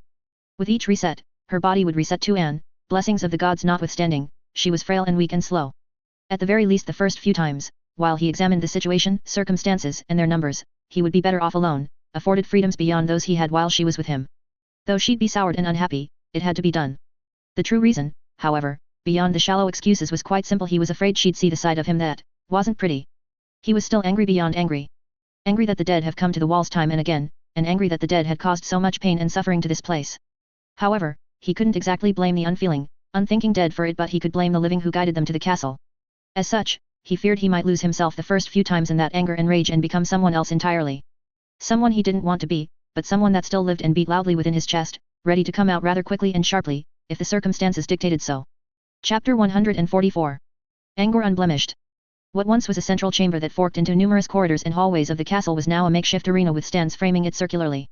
The usually silent walls were alight with cheers, and just outside the stands, in the room over, a massive feast was slowly being laid out onto countless tables. Soon, the first round of the tournament would end after nearly 5 hours of competition. Though appearing tired, the crowd was yet to fully settle. Each strong hit or a good duel would alight it all anew, and the cycle continued. Two young men, both yet to reach 20 years of age, were currently exchanging blows in a duel that went on for nearly 5 minutes by now. Both were tired and sweaty and short of breath, yet the fire in their eye burned, unwillingness to lose. After all, everyone was watching, from the prince to the young maidens they fancied. The victory meant glory and loss meant being forgotten. One of the young men somewhat awkwardly ducked and dodged a clean sweep of the blade, retaliating by stabbing toward the other man's thigh. The latter tried to deflect it, but his weary arms betrayed him, slowing down his swipe a bit too much. The strike landed squarely and blood sprayed out. Whatever little strength the young man's legs still had at that point seemed to seep out with the blood, and he crashed onto the floor, dropping the blade and lying on his back. The crowd broke into cheers, though there was no mockery even after tears coalesced on the lying man's face. An arm stretched out and pulled him up, helping him stand and face the cheering crowd who was applauding his effort. A moment later, several people came onto the stage bearing an invention of the castle's prophet, something he called a stretcher. It was 2 wooden rods tied together with some rope and cloth, extremely convenient for carrying off the wounded without disturbing them too much. Sitting on one of the decorated stands that stood out against the rest through its fenced-off appearance and the hanging banner on the front, Silas watched the competition absent-mindedly. While for others this might be a life-changing event, for him it was just one loop and, soon enough, one that will fade into the annals of many faded histories in his mind. On the other hand, Valen, Derek, Rhine, and even Asha among others were extremely engaged with the general atmosphere. The young prince would often lean to Rhine's ear and whisper along the proceedings, describing in great detail what was happening so that the young girl wouldn't feel left out. Though the image wasn't lost on anyone who glanced in their general direction, nobody spoke of it. Even Silas knew it was neither the time nor the place for those kinds of comments. Instead, he let them and everyone else bleed into the atmosphere. His mind wandered further away, southward. Though he elected to stay through the tournament and reset his mind, it didn't mean he'd stop thinking of the future since, for the first time in a while, he had a fixed goal beyond just an immediate want. Getting Valen south no longer meant just completing the main quest, but it also meant getting virtually all the answers he wanted. There was no longer any ambiguity to it, unlike before. As the crowd began to disperse and funnel into the nearby hall where the feast was to be held, he came to and woke up from his daydreaming, following after the very chatty group who was heatedly discussing potential winners of the tournament. One figure that Silas was somewhat keen on seeing, however, wasn't there the young girl he briefly sparred with in the snowed-in courtyard what felt to be many years ago. Though he was certain she introduced herself, he'd completely forgotten her name as well as her face. Even if there were several women who competed, he was certain none of them were her. In the end, he shrugged it off, perhaps she was too shy, or not confident enough, or for a myriad of other reasons. He was merely interested since he saw some level of potential in her, but not much beyond that. Even if the food was laid out perfectly in front of them for their consumption, nobody actually took a bite. They all patiently waited in line as Valen headed toward the central table with a throne-like chair meant for him. Silence followed as he awkwardly settled into the throne from the wheelchair, refusing help, while the room waited for him to raise his glass. Death comes for us so oft for it fears us, Valen spoke in a low, commanding tone, one he used specifically when facing groups of people. He was almost unrecognizable to Silas, who knew him as a chirpy, somewhat awkward lad. It knows we fear it not, it knows we spit in its face. No matter the infernos that it casts down upon these walls, and no matter how many tears we shed for its cruelty, we shall never perish. Today, we have seen young men and women wield their blades with fires unmatched, and, tomorrow, we shall see them fend off the darkness fearlessly and fiercely. One day, the world will hear the roars of these halls and will recognize us.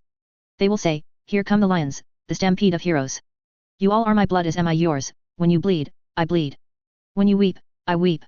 When I rise, so shall we. We are Ithwarians, men and women of frosted resilience and unbound courage. And we shan't be forgotten. Here, here. Derek roared right after and then the hall roared with him. The walls and the ground shook and many a gaze burned with vigor and pride and unrelenting worship toward the young prince.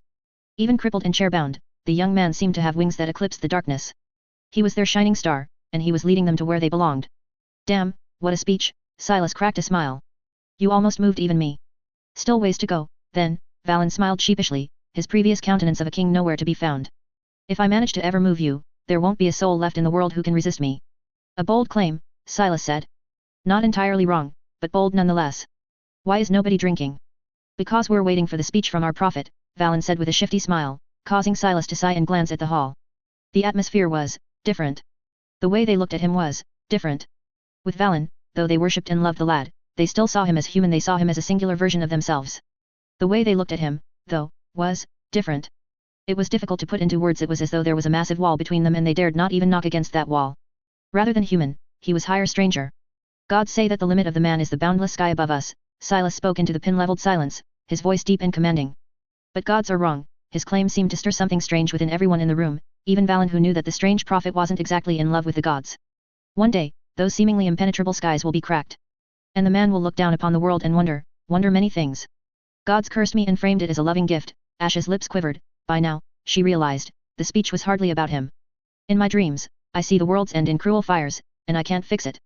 I can't help them. I am lucky, though, that my gift led me here. And that it helped, however little. Until it didn't. All I'm saying is if one day you have a choice, Silas said, raising the glass to the stunned audience. Between obeying your gods and saving a fellow man, always choose the man. Always. Cheers, he downed the cup, but nobody followed immediately. Instead, they still seemed to be slowly processing his words. Derek was the first to do it after emptying the cup while anger simmered in his eyes. Asha followed, holding back the tears. Then it was Rhine, her fingers trembling. And then it was Valen. When the hall saw the central figures drink, they followed suit though still uncertain. Silas didn't seem too bothered by the reaction. After all, what thoughts swam in his head were leagues different, built upon a completely different understanding of the world. Even if the gods' existence in this world was a complete, infallible truth, he was still a skeptic. After all, the gods weren't omnipotent, far from it. The more he interacted with them and their influence, the more he realized they appeared man-like. Greedy, envious, petty, jealous, vengeful. The atmosphere slowly unraveled as people began to eat and drink and forget the immensely awkward speech. Well, most did, anyway. You really think that was a smart thing to say? What if you angered them? Valen asked worryingly. Don't worry about it, Silas smiled back. I chat with them occasionally. They know they're big pricks. Huh, Valen sighed deeply, shaking. Ha ha ha, relax, relax, he hollered. Drink, little prince. At least, by comparison, your speech will stay rooted in their minds forever. It will be your speech and then, puff, a complete blank, a memory lapse. They will blame it on the booze, and my little gaffe will be forgotten just like that. Valen smiled and shook his head, but followed the advice and started drinking. He knew why Silas was angry, and he knew that anger was varied. A whole chunk was aimed directly at himself, another chunk at the owner of that hand, and, it seemed, a good chunk at the gods themselves for not warning him. The prince hoped that the anger, in time, would wane. For now, he was simply happy that the prophet still seemed to hold onto his sanity, even if he slipped a bit here and there on occasion. Chapter 145. It stood hidden. Trek through the snow was fairly easy, but it was the night that made it difficult.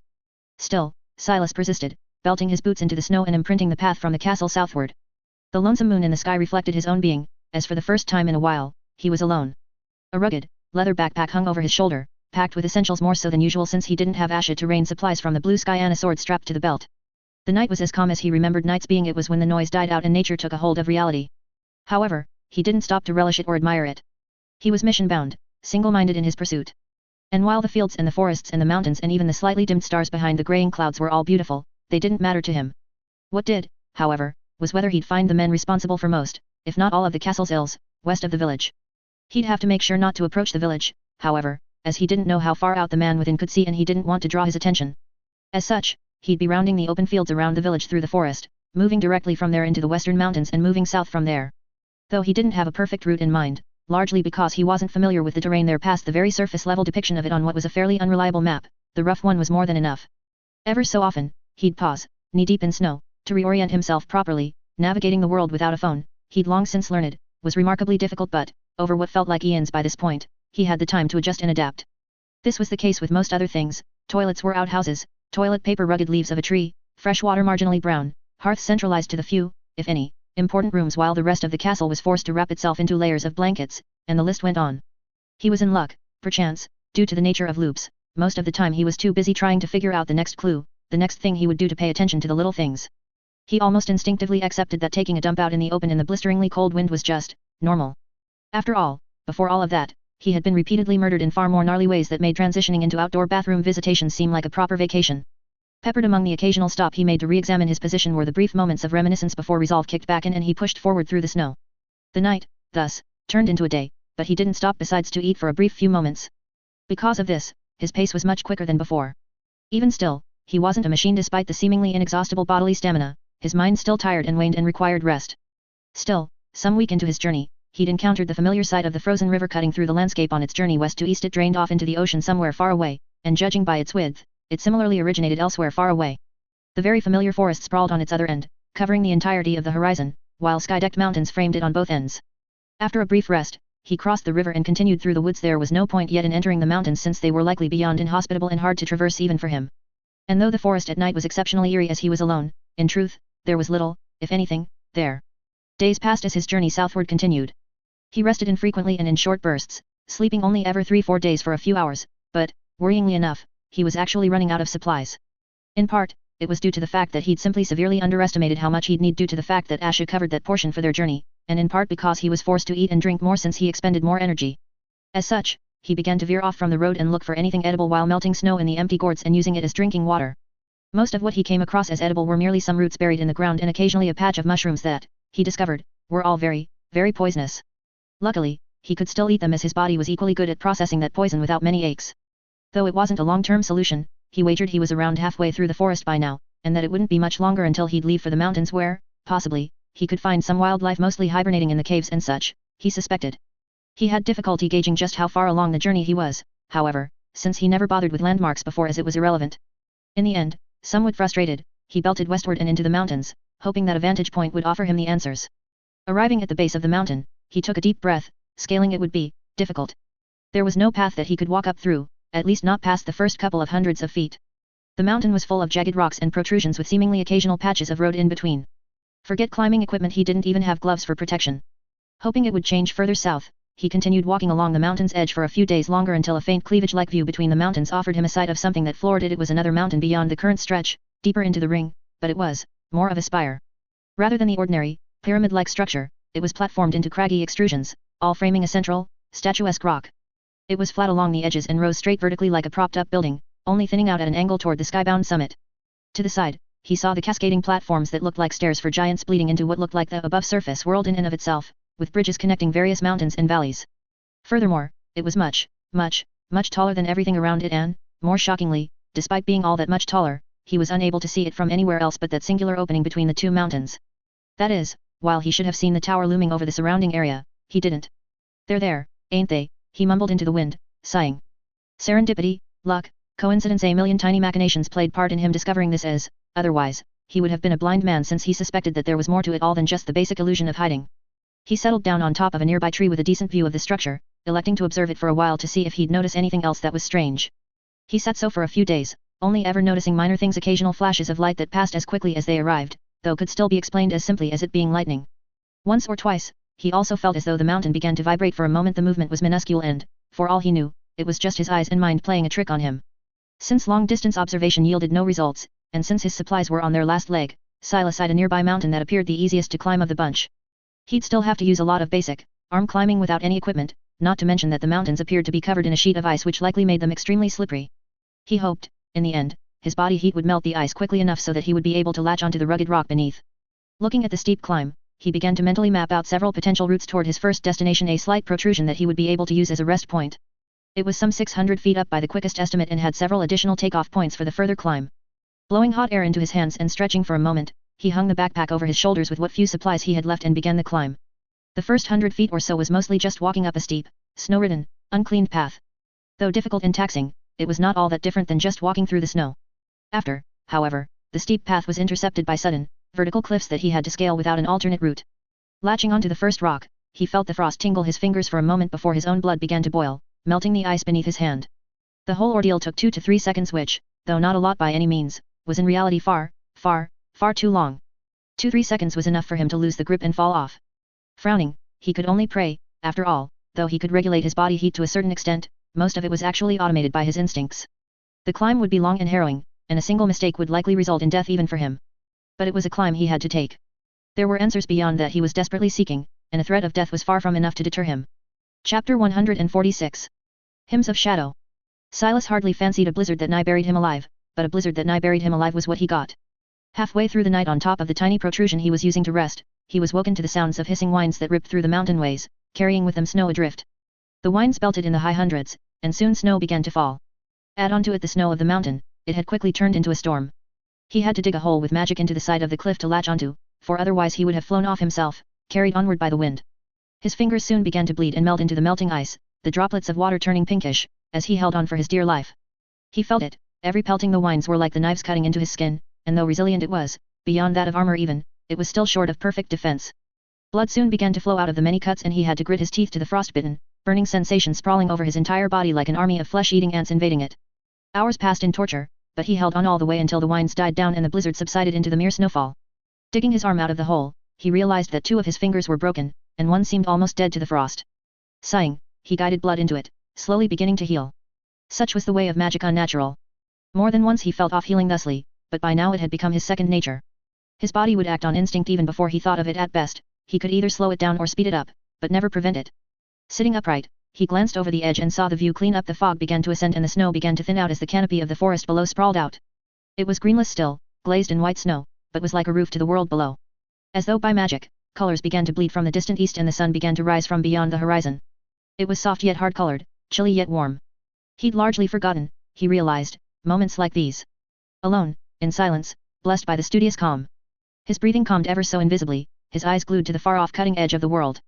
There was something stealing about the sight, the effervescent light that chilled, the humming silence of the faintest wind, the nothingness of the world around him. He was alone atop a mountain, surrounded by the inanimate, far off from any sign of life, it seemed. And yet, it was not hell. Remaining seated for nearly an hour, watching the sun slowly go up in the sky, it was as though parts of himself were cleansed. Suddenly, he could think more clearly, and his mind wasn't as clouded. Nonetheless, though, the pretty sight was hardly a cure for his many demons. Though it deafened them for a moment, they would be back, he knew. All he had to do was look up and beyond the crevice between the mountains and at the statuesque spire in the distance where those demons lived, and suddenly, his anger once again swelled. Deep down he understood, slowly getting up and stretching and preparing to resume the climb, he'd never be rid of them. Those demons, accompanied by the memories, would always be a part of him. But he could control them, keep them pinned like the eternal fire burning underneath. Latching onto the ladderless cliffside and the tiny, rocky protrusions, he continued scaling the frosted giant. It was a grueling, even painful process, resulting in quite a few forced breaks where he'd have to hang off of one arm to heal the other before switching them, as his hands would often be lacerated and frostbitten. Bit by bit, however, the ground below grew distant 100 feet, then 2, 3, 5, and soon it turned into a complete mile. By his estimates, he was about halfway up the climbable side atop of which the cleave occurred, where some level of even ground seemed to exist. He scaled in silence, thoughtless, using the moment as a reprieve from the reality that was waiting for him beyond it. Whatever the outcome, he knew, a great number of people will be dead by the end of it. And though he knew he'd have to repeat this loop many times still, there was only one first time. Hours swiftly sped by and he finished the climb, at least the initial one, landing on the platformed rock that edged into a quasi-mountain path heavily sloped. Ice spikes protruded everywhere like thorns, and though much of the view was hidden beneath layers of mist, enough was visible. With some struggle, Silas cut through the road, edging alongside thin and lengthy falls, almost slipping and falling into a deadly abyss several times. Soon, he rounded the mountain and wound up on the descent, which, much to his anger, was a fairly normal, mountainous descent without steep cliffs and jagged rocks. Luckily, the winds didn't blow inland, as though the mountains surrounding him shielded him from that horror. Some few hours in, he stopped as he landed squarely on an extended platform connecting over a dozen iced bridges over a massive gap. What lay before him was quite the sight. Platforms arose from the abyss like floating islands, with natural bridges in between them as the solitary means of traversing. The islands varied in shapes and sizes as well as elevation, and it wasn't difficult to realize one very simple truth: this wasn't man-made. Though it seemed so, the things were simply too unmanned for it to have been built by one's hand. Quite a few islands had shimmering, blue crystals growing out of the ground like flowers, but past that, there was only a thick layer of snow and a sheet of ice beneath it. He began to island hop, so it were, while moving forward. The distance was quite deceptive, though the central mountain appeared just over the hill. He quickly realized that the reason it was so was that it was simply insanely massive. In fact, the closer he got, the more abhorrently shocked he got at the sight. The mountain, after all, easily shot past 10,000 feet, at around its halfway point. The weird shape of the mountain got even more pronounced the closer he came, since he began to see more detail rather than just the general outline. What stuck out the most perhaps were the many holes in the side of the solitary, erect spearhead, some of which would occasionally shimmer ever so faintly. It all but confirmed his suspicion that whoever he was after likely resided there.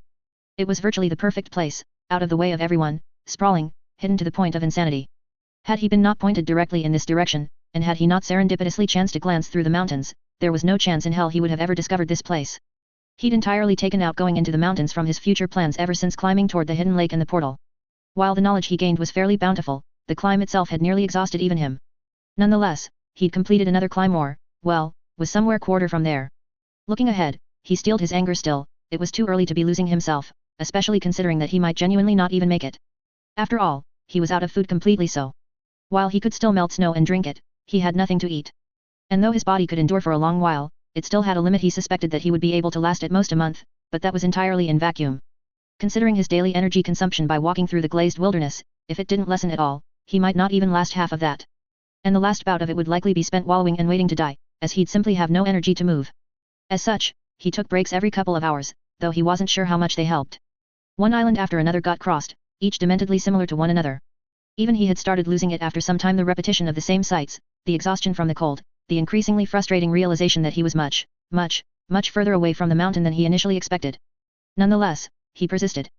And, just shy of 2 weeks later, his persistence paid off, for he had begun to hear voices. At first, he thought that his mind was getting the better of him, that the winds had suddenly learned to speak. However, after coming closer, he realized those were genuine voices of people.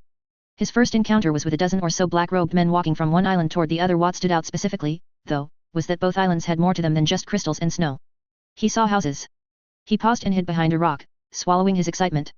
Less so, in fact, that he'd found people, but more that he'd likely found food. After all, they were human too, they had to eat. And so, he waited till the night crept on and slowly snuck onto one of the islands. Luckily, there were no guards or lookouts. Why would there be, anyway? They thought they were cut out from the world and that nobody would ever come. But Silas did.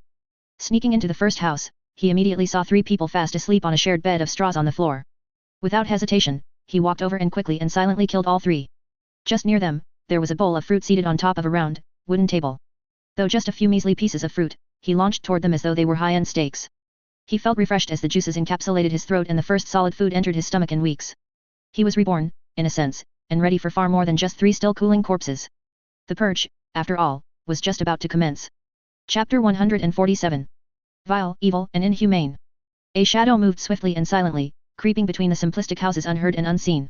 It was like a knife searing through the pounds of flesh effortlessly, gliding through the many soft throats and ending lives as unsuspectingly. There was something dastardly and bedeviled about Silas as he shadowed life in the hidden mountains and made it undone. His face was expressionless, eyes void of guilt and hesitation. His hands didn't shake and his lips didn't quiver and his mind didn't waver.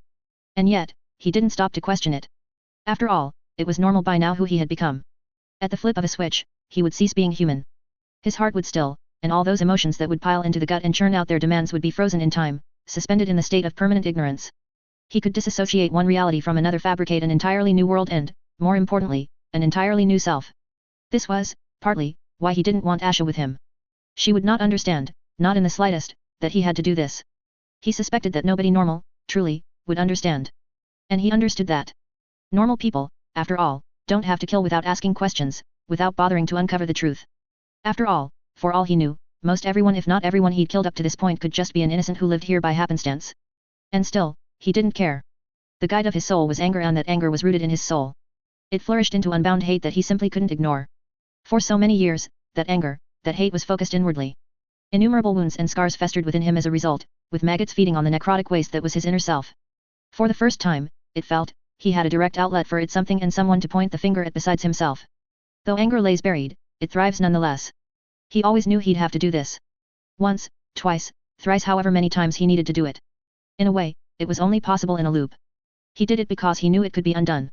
Were it not for the chance at a restart, he'd either become maniacal and do it, severing the last bond he had with humanity within, or he'd continue stabbing himself with the memories until, inevitably, dying. As such, this was a particular set of circumstances where, as the saying went, he could have the cake and eat it. He made swift progress, but it still seemed slow. There were so many houses, stacked both horizontally across several dozen islands, but also vertically across the strangely shaped mountain. He hadn't even gotten to the latter before the dawn began to surge. Soon, he knew, screams of horror would envelop the sight, but he simply hid in one of the houses. In fact, it worked in his favor, since he'd get to learn immediately who was in charge rather than having to blindly stab away until he lucked into it. Settling down, he only now realized he was covered in blood. He had been too focused, and it had been too dark, in all fairness, to spot it. Looking around the single-room house, just beyond the 4 corpses lying near a wall, he saw a bucket. Lunging over, there was some water in it. He used it to wash his hands and face, leaving the rest as it didn't particularly matter. A scream suddenly erupted, a familiar one, one that he held close to his soul. But, it was different. Instead of harrowing, it was, flourishing. Beautiful. Vindicatory. Retributive. A horrid and deplorable smile crept up his dry lips as he stood up and walked up to the doorless frame, looking outside toward the distance where he saw a swarm of souls descending from the mountains like locusts, converging toward the many, corpse-laden houses. That was merely the first of the many blood-curdling, throat-burning screams that tore a hole in the sky that unrelenting crimson dawn. What followed the screams were the wails, though to an ordinary ear they would be grating, painful even, to Silas, at least for that particular moment, they were a morbid, ungodly song. He knew it was wrong both to think and feel the way he did, but he let go of the chains, let go of the reins that he had been using to hold himself back. Right around when it seemed that there was nobody else descending, he stepped out of the house and slowly walked toward the crowd. Well, one of them. There were dozens, gathered around the many islands. It wasn't difficult to spot him after all. He was shirtless, blood-doused from head to toe, unapologetic. Who you did this? Who are you? A man in his mid-40s suddenly sprinted from the crowd, armed with nothing but his fists. His eyes were bloodshot red, his lips quivering, the soul within the glaze burning. It was as though Silas was staring in a mirror himself from that day. The man lunged at him like a tiger pouncing. Rather than dodging, Silas stepped into it, grabbed the man the shoulders, and turned him around, facing the horrified crowd before, just a breath later, violently snapping his neck. The crack of it sounded out like thunder as the thousands of eyes descended upon him. Only now did he gather the sheer numbers. They were staggering. Eerie, bloody silence followed as he let go of the lifeless body. It fell flat in front of him as he kicked it aside, causing many to wince and even more hatred, if possible, to stir. Today, he was becoming their nightmare. The seas of people began to part right then. In the distance, amidst the sea of black cloaks, Silas saw several white ones approaching swiftly. Nearly a minute of stares later, the group was in front of him, 8 in total, 4 men and 4 women, all seeming to be in their late 40s. As soon as they saw him, Silas recognized something in their eyes: familiarity. They knew who he was. Unlike everyone else, it seemed, they knew. Looks like, Silas cracked a smile. I came to the right place. Mighty well at hiding you are, you cunts. Who are you? One of the women feigned ignorance. What kind of a monster can do something like this? The one that's not afraid to do the unthinkable himself, at least, he fired back. On that day, I made several promises to myself. One of them was that I would find those responsible, and make your lives a unilateral hell for all eternity. And do twice as much toward all who you love. It took me many, many years to find you. Ha. That's wrong. I didn't find you. A kind man told me where to go. And I can't express the level of joy I'm feeling right now. They had nothing to do. I don't care, Silas immediately interrupted. I genuinely don't give a shit. I don't care who here is innocent. I don't care who here is just an abused victim themselves who chose to escape into seclusion. One day, in the future, when I am a better man, I will care. And when that day comes, I'll carefully find the 8 of you and whoever else is responsible, and selectively end you. But today I'm not a good man. I have no empathy, no sympathy, and no love in me left. Only anger. Only anger that had fueled me through the darkest of times. If I could have died, I would have. If gods allowed me, you would have never seen me. But they didn't let me die. And thus, today came. You're a coward, one of the men said. It seemed that they had realized there was no escape today. There is a story here, you must know that much. Is there? Silas turned toward him. Is there a story that can justify what had happened? Yes. No, there's not, he interrupted again. No matter what tale you concoct, even if you tell me that if you hadn't done that, the entirety of the cosmos would have ended. I would still tell you, should have let it end, then. There is a higher purpose to things, the same man said. Reasons that write the story. We are not your enemies, Silas. We truly are not. In fact, if you would listen, you would understand we could be the best friends you make on your path to crowning Prince Valen a king. I'm fucked up, Silas said after a momentary silence. No, that's short-selling it. What I've done last night. Jesus, it's fucked up. It's one of the worst acts against humanity I think anyone's ever committed on an individual level. So, know that I tell you this from the place of absolute understanding, your mother should have killed you on the day you were born. All your mothers would have been better off heaving themselves into an active volcano than giving birth to any one of you. But, you're right. There's probably a story. Perhaps one that, if I were an objective god, I might even agree with. And, one day, I will hear it out. But I promise you, from the bottom of my heart, no matter what the story is, you 8, at least, will not survive this. Even if the gods themselves deign you innocent, it will all be the same. Today, though, I'm not interested in stories. I'm not interested in chatting. Not anymore, anyway. All I want to do today is try to bring the vial in me to the surface and kill it, one corpse at a time. That's all, I'm afraid. Stillness was brief, yet eternal. But it broke still, like a tossed clock. And chaos, as per nature, began to reign. Chapter 148. Day colored in red. What followed Silas' proclamation was violence. Pure, raw, unadulterated, primal violence that knew neither humanity nor empathy. It was a battle of no civility, no acceptance, no tolerance, no high-strung ideas that tied mankind into a loose group of like-minded souls. All Silas saw were creatures that had to die, and all the others saw was a monster from their gravest nightmares come alive to hunt them down like animals. He didn't bother with torture, immediately dispatching the 8 white-robed figures with a simple slash across their throat, he began his hunt. Hundreds screamed in agony, a few dozen rushing toward him, while most others began to mindlessly run away. Cold tied to the dead though it may have been, with various capabilities, at the end of the day, they were all only ordinary people, it seemed. Made of ordinary flesh and ordinary bones. And Silas was, indeed, a monster in compare. He cut through them like butter, remorseless in his wanton, unbridled ruin of all things good. Screams didn't daunt him, tears didn't slow him down, and his eyes didn't draw any distinction between men or women, young or old. Blood flowed ceaselessly, creating cascading, grim waterfalls that leaned off the island's edges, and bodies began to stack into molehills. There wasn't a direction one could look at that didn't have a corpse strewn someplace. Or 2. Or 10. Or 50.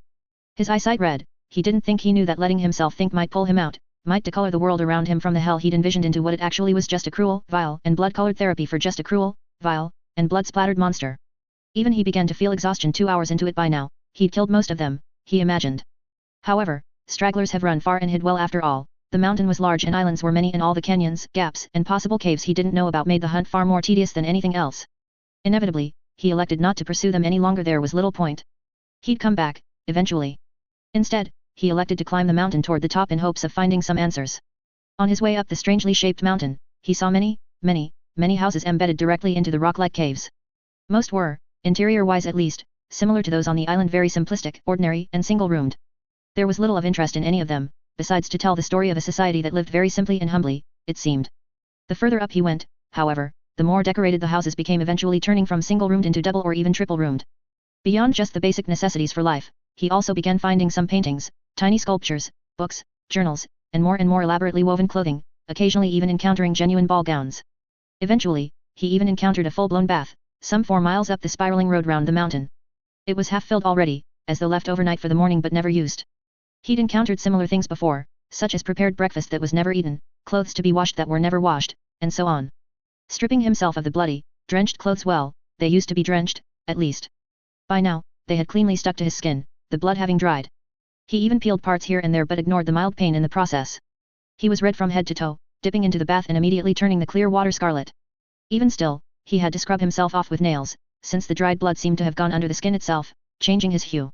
He stayed soaking for a few hours at least, leaning into the wooden tub, closing his eyes, and drifting. He let his mind wander to life before he started considering acts such as the one he committed as normal. Well, not normal but acceptable in any capacity.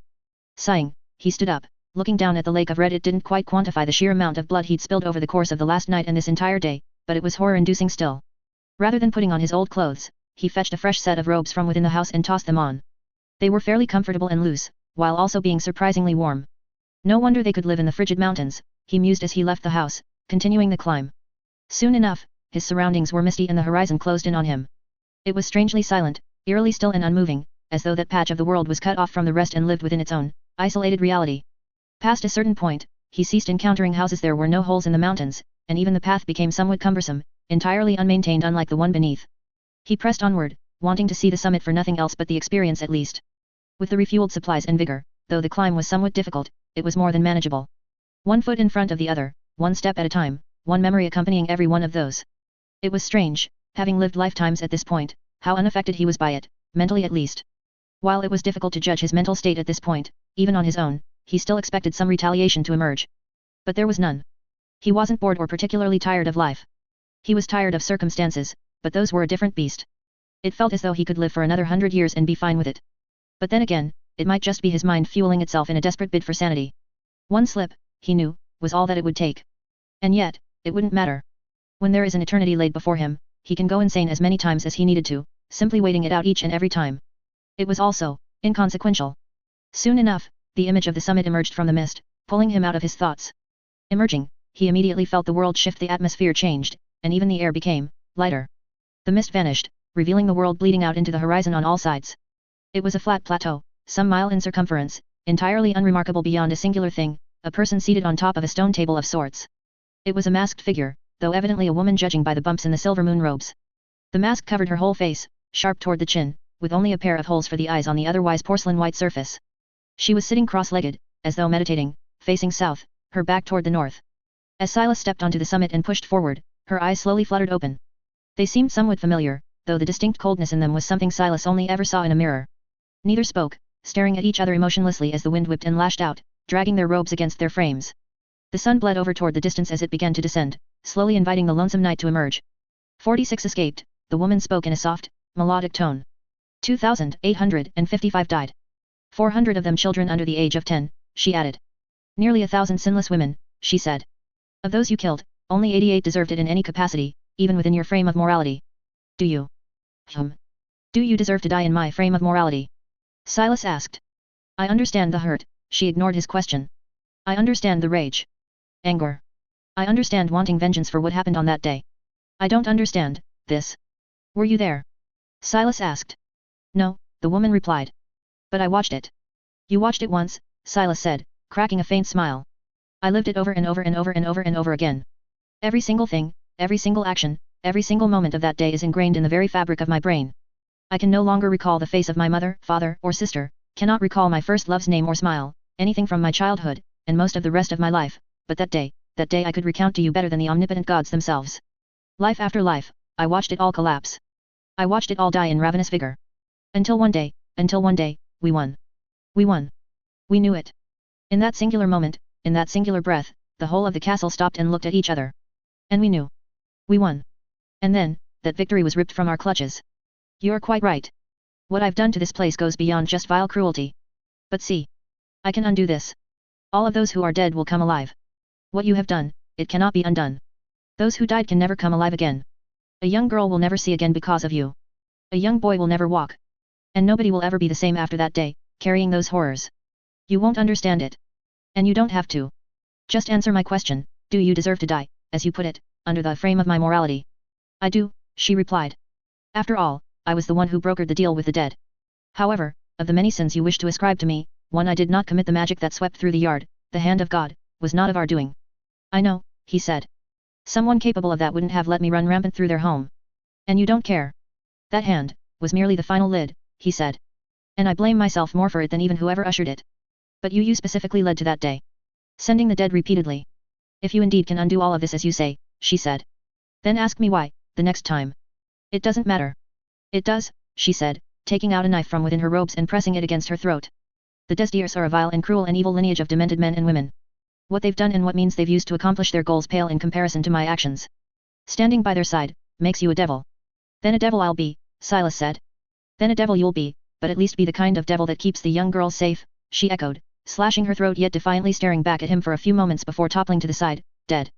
Just then, the world grew darker as the sun fell beneath the horizon, signaling the coming of night.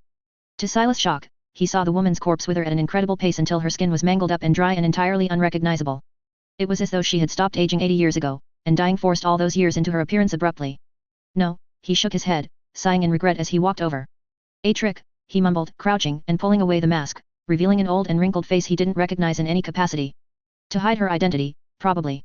It sounded like she meant Rhine, maybe it's that master of hers? I'll have to ask some cruel questions, it seems. Walking over to the edge, he sat down and popped open the gourd of wine he found in one of the rooms, sipping it slowly while admiring the vast expanse of mountains that likely seeded with one or another form of life. The sight, more so than even the loop of time itself, put into perspective how tiny he was and how little reach he had, even with magic at his fingertips. There he was, in a tiny corner of a world, battling battles that already had him reeling. And yet, beyond the borders of his tiny mind, there was a vast world of wonders and lives and stories unraveling every day.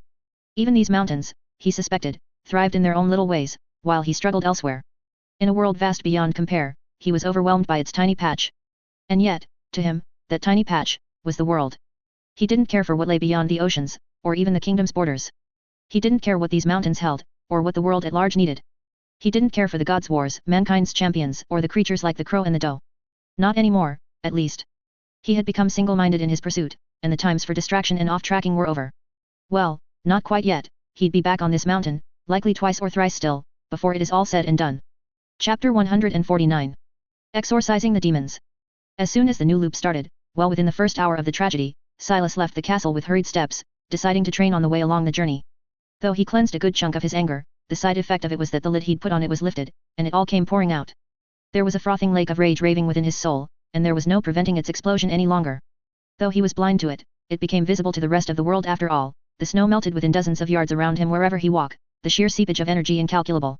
He barely rested, fueled by the very thing he wished to bury, cutting days from the travel, eventually landing himself back on those mountains and those islands. This time around, he didn't bother waiting for the night, nor did he bother sneaking around.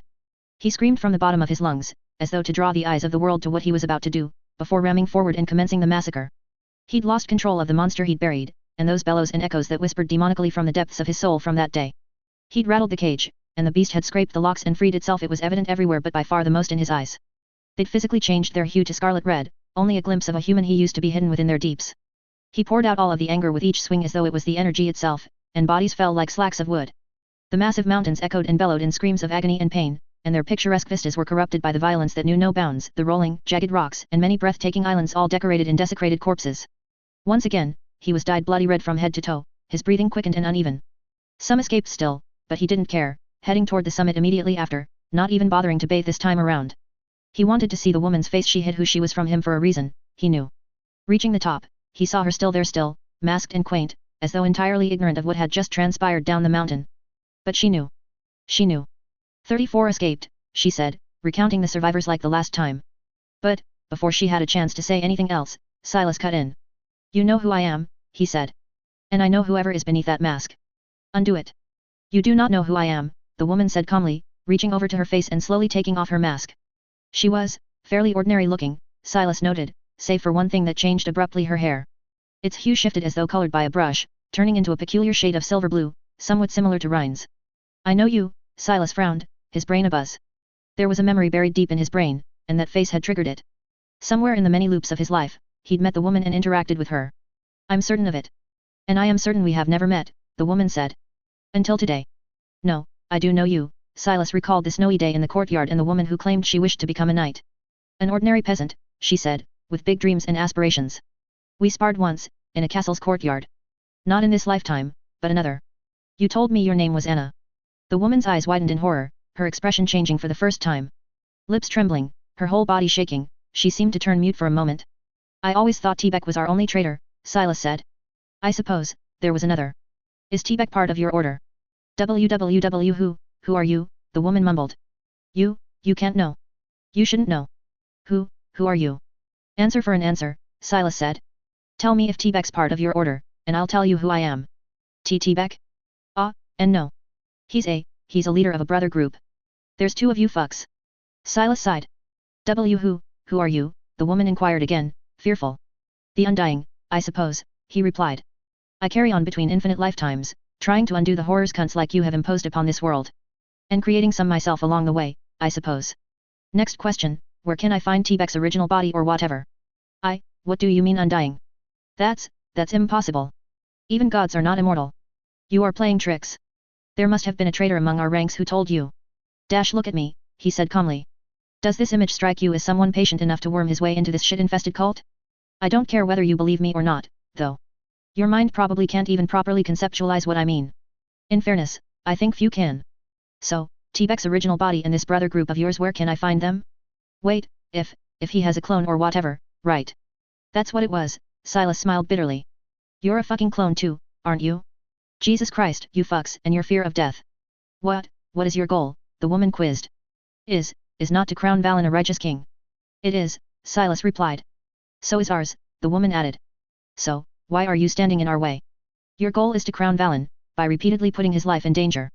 The only reason his life was ever in danger was you. The woman exploded. You destroyed all of our plans. The castle was supposed to fall. And Valen was supposed to believe it was done by his stepmother, joining us in the pursuit of justice. You destroyed it all.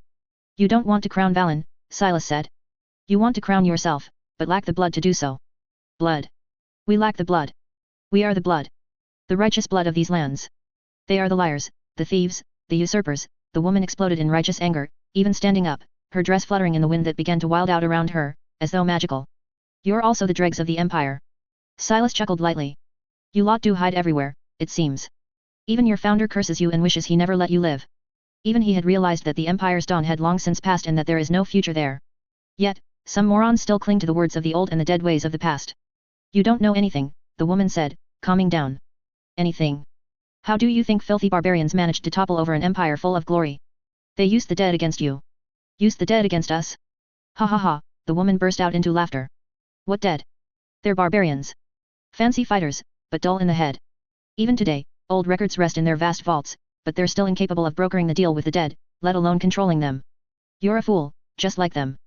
They were God's corrupt champions, enjoying the fruits of our sacrifice.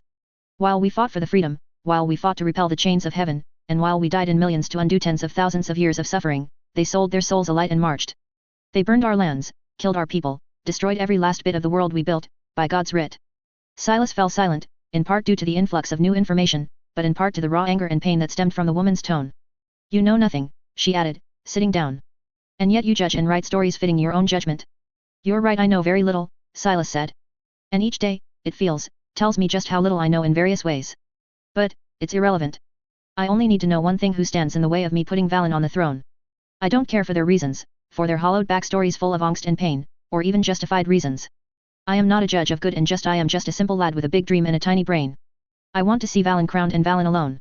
When I'm done and unfit to breathe this air any longer, I'll have you all dead and buried, so his reign may be peaceful and void of the greed that will inevitably destroy this kingdom, as it has all kingdoms before it, and will all kingdoms that come after it. Greed, similarly, destroyed your empire. Justified greed though it may have been, greed still it was. We won, the woman said. Do you not see? During the reign of the empire, cairns were everywhere, as were the temples for worship.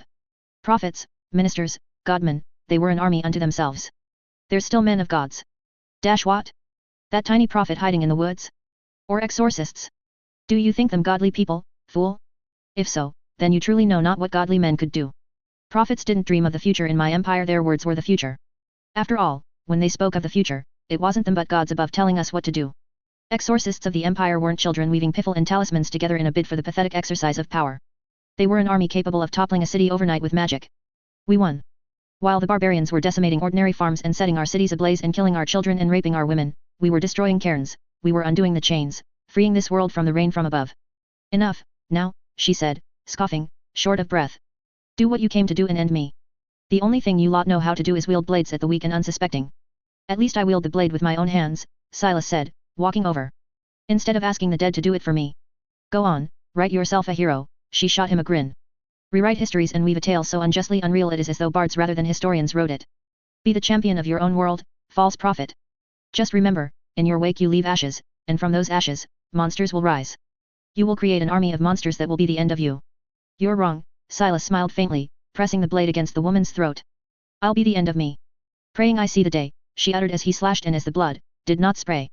Instead, the body turned into dust and ash and collapsed into a pile down below, with the dress unraveling around, soon after carried away by the wind alongside the pile of dust. Silas looked on and exhaled deeply. He'd learned yet another major part of the world's story, and things, once again, made more sense than yesterday. Bit by bit, he realized, there were fewer and fewer mysteries left. Soon enough, he wagered, there would be none. Chapter 150. Beneath the armor. Silas sat on a cold, rough rock, snow careening from the high sky and covering the surrounding landscape in thick layers of white. There was a gourd of ale in his hand, half drank already, and innumerable thoughts swimming in his mind. Stories were weaving, and a myriad of scenarios was being concocted by his mind every second. So many possibilities existed, yet only one truth. Independent from the story of the dead was his own. He suspected that his summoning still had nothing to do with the dead, actually, and that it was ultimately his own noisiness that dragged him into it in part, and in the other part the sheer cosmic coincidence. He was merely a bannerman for a future king, a man with the power of foresight through demise to remove weeds and roadblocks from the prince's path. He was never meant to travel north, nor was he ever meant to learn magic, nor most of the things he had done, chief among which was befriending a prophet. The king, during their brief conversation, all but said that Silas' purpose was singular, bringing Valen to the throne. All else, it seemed, did not matter. And yet again, questions persisted. If Valen needed to be crowned, why was he banished? Why the subterfuge, the shadow plays, the secrets, and the lies? After all, the man was the king, the ultimate ruler of the nation. His word was final, his writs laws. And yet, even he, in all his might and wisdom, decreed it worthy of banishing Valen into the far, frigid north, and somehow orchestrating the summoning of a man from another world, in addition to granting him the level of magic that altered the reality, over simply retiring and giving the prince his throne. Taking a sip, Silas' brows furrowed. The world was a vast array of tales and stories, but he was just one man, stuck on a singular road, with few means and ways of reaching out. Everything he'd learned thus far he'd had to claw and bleed and mostly die for, in fact. And with each new revelation, it felt as though he was just on the cusps of something worldwide, but never quite touching it. Like a carrot in a stick, it felt as though the world was baiting him through cliffhangers, in a way, to continue onward. What peeved him the most was that the explanation for it all was likely simple. His current conjecture was a fairly basic one: back before, for as long the histories went, gods and men had a subservient relationship. Gods likely demanded worship, possibly sacrifice, and used mankind in proxy wars and sickly games. Ever so often, they'd award individuals with strength beyond measure, championing them, using other people as vessels for communications, creating profits. Whether by the spurring of an outside force, such as immortals, or mankind's innate defiance and stubbornness, a rebellion occurred. The people of Empire, probably with the help of those back channels and possibly even some gods who sympathized, began trying to unwind the worlds, to try and craft a veil between the two, segregating them. At the same time, from the sounds of it, barbarians or likely just nomadic tribes that have been hunted down by the Empire over the course of history united and marched, using the opportunity where the Empire was weakened. It is entirely possible that the barbarians didn't destroy everything to cover their shame, but likely as an exercise of vengeance. Then again, they might have realized the sin of the Empire and did all in their power to distance themselves from it. Some remnants of the Empire survived, and even continued to thrive in the newfound kingdoms, and from the sounds of it, even a few champions lived on, likely acting as watchers if anyone gets inspired to create a new cairn. Then again, it was all just one possibility. Any change, even something as simple as barbarians being just normal citizens of the Empire who didn't like that their leaders were warring against the gods, entirely shifts the story and changes many of its aspects. The grit of it all, Silas suspected, however, was the frame he envisioned: a war to end all wars, as famously declared. But then the question came, what the hell was he doing here? He was beyond certain that he was not summoned by gods in any capacity. The differences between how Rhine and Asha operated versus how he communicated with his overlords were simply too different. One thing about his experiences in this world stood out the most: the fact that he interacted with the crow and the doe. Not just interacted, but they directly spoke to him. He didn't think they in specific summoned him, but it was entirely possible that it was some other immortals.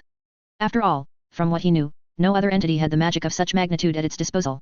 Certainly not enough to waste it on summoning him of all people and granting him effective immortality. There was also that key aspect: immortality. Even gods, according to what he was told several times, could die. Be that from wounds or old age was fairly irrelevant. They were not immortal. And yet, he was in a way, at least. He'd tried finding information on the immortals and gods, specifically those believed to have the power over time and space and such. However, there was nothing. Whatever information existed was incredibly vague and clearly just one of those "we don't get it, so let's just make up something" scenarios. Yet, that felt like a solitary, possible explanation for him, specifically. All else notwithstanding, as it could just as well be just a fantasy version of an empire being eaten from within and without, he was the grandstanding anomaly. An unlikely brood, and a variable in the equation that made every mathematician assign him a very specific number just to do away with him. But life wasn't an equation, and it wasn't the land of hypotheticals. Whoever ushered him here, and whoever wrought upon him the magic of immortality, had to have those gifts themselves.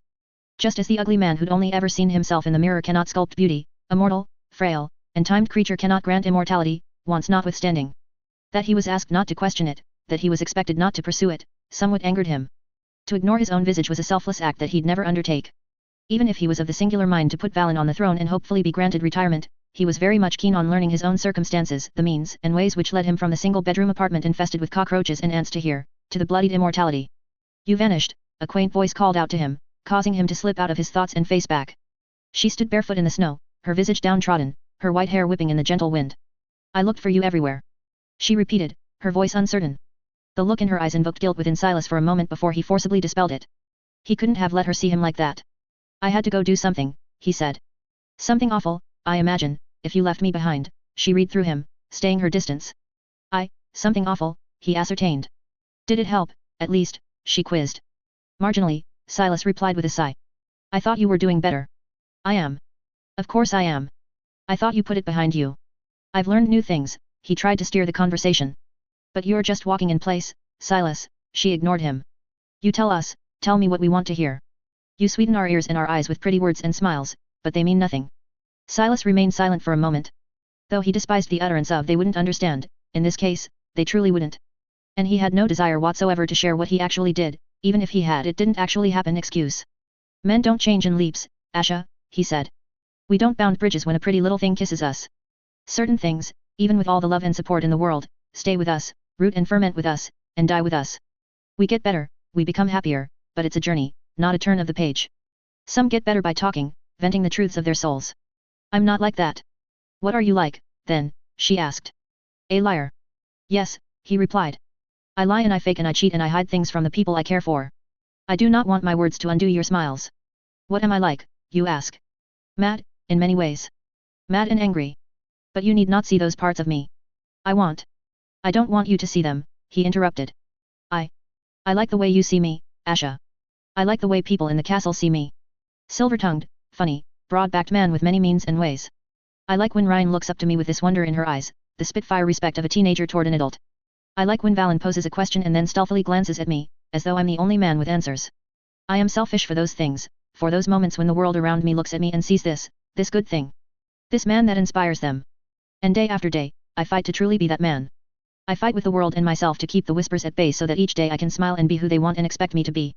It doesn't mean I'm ignoring myself," he added with a faint smile. "Merely that I'm using you guys as my strength in the time of need. Sometimes though, that strength fails. And I don't want anyone to see me when it does.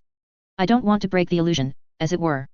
"You're a strange man, Silas," she said, walking forward and stopping by the stone, looking up at him with a faintly smiling expression. "But for all your street wisdom, as you call it, you fail to realize why people like you. It is not your silver tongue, nor your vaguely juvenile humor. It is because we get to see the man beneath the armor." She pulled him down by his legs, forcing him to stand in front of her, and placing her hand against his chest. "Beneath all the bravado, beneath all the anger at the world and himself. And that man is good. He cares, he loves, and he fights for those who would otherwise be shieldless.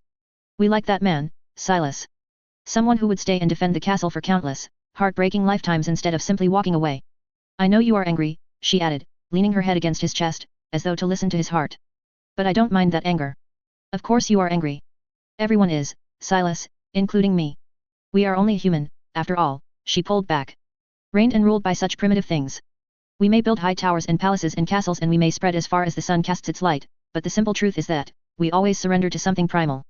Fear, loathing, love, anger, sadness, apathy. But I understand," she added, widening her smile. "Men need their me hours, they say, apart from the world. I'm no longer that naive girl you met in the frosted fjords," she chuckled as she spun around and began walking away, tossing her head back for a moment and shooting the last sentence at him. "I am a naive woman now, and I shall have my respect." Silas stayed silent for a moment before cracking out into laughter, shaking his head as she walked away through the naked trees and toward the castle. There was something cathartic about him being lectured so nakedly in the reflective woods, with no canopy to alter the shame. He didn't linger long on it, however, his mind swiftly drifting back to the questions of the kingdom, of the dead, and of him and the things that brought him here. Chapter 151. Of Godly Means and Prophecies. Silas pulled back the bow and closed one of his eyes, his fingers itching to let loose, aiming toward a thing he couldn't see. In front of him stood a stone wall, and beyond it a scarecrow-like target, and he wanted to pierce its head. Taking a deep breath, he stilled his heartbeat and quickly turned to unclench his fingers. The sound of an arrow wasn't a normal one, it wasn't that of a simple whistle, but almost of a bullet being shot. Halfway between him and the wall, he touched upon the iota of energy he attached to the arrow and bullied his mind into swerving the arrow to the harsh right. While the first swerve was fairly easy, the second one, where he rerouted it back toward the target, was a bit harder. Still, the arrow shot past the wall and latched itself into the scarecrow. Not the head, just the upper torso. While still an achievement likely every archer of the kingdom would drool over, he felt a bit disappointed. He could consistently curve the arrows around bends and corners and even hit the targets with high accuracy. The issue was where he was hitting those targets. Only about 1 in 5 shots were lethal, which was nowhere near enough. Then again, he hardly dedicated a lot of time to training the soul arrow. Considering that, his accuracy was fairly good. Setting the bow aside, he sat down and drank some ale. The snow had been drifting in chunks from the high sky for hours now, never ceasing or slowing down, piling into a mass that was reaching 3-4 feet in height across the board. He'd never seen the sheer quantities of this magnitude back on Earth.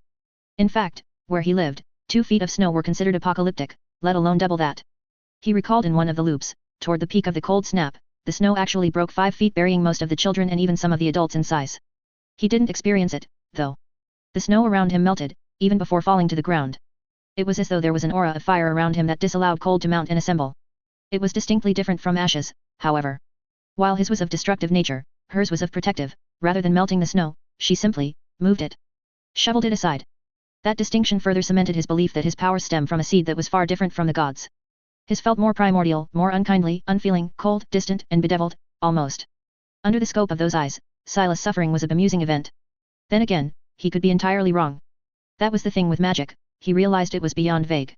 Even if some parts of it could be explained in some form of logic, such as talismans, those parts were extensively limited in their scope. The stronger magic, the one that breaks and bends the world, seemed to follow no rules. Such as his Weiwei, whose ultimate calling is to make him immune to all and everything, and yet keep him made of warm flesh and blood and bones. Or, perhaps, the way of the Heartseeker, where he could collapse the reality around him by sacrificing his arm.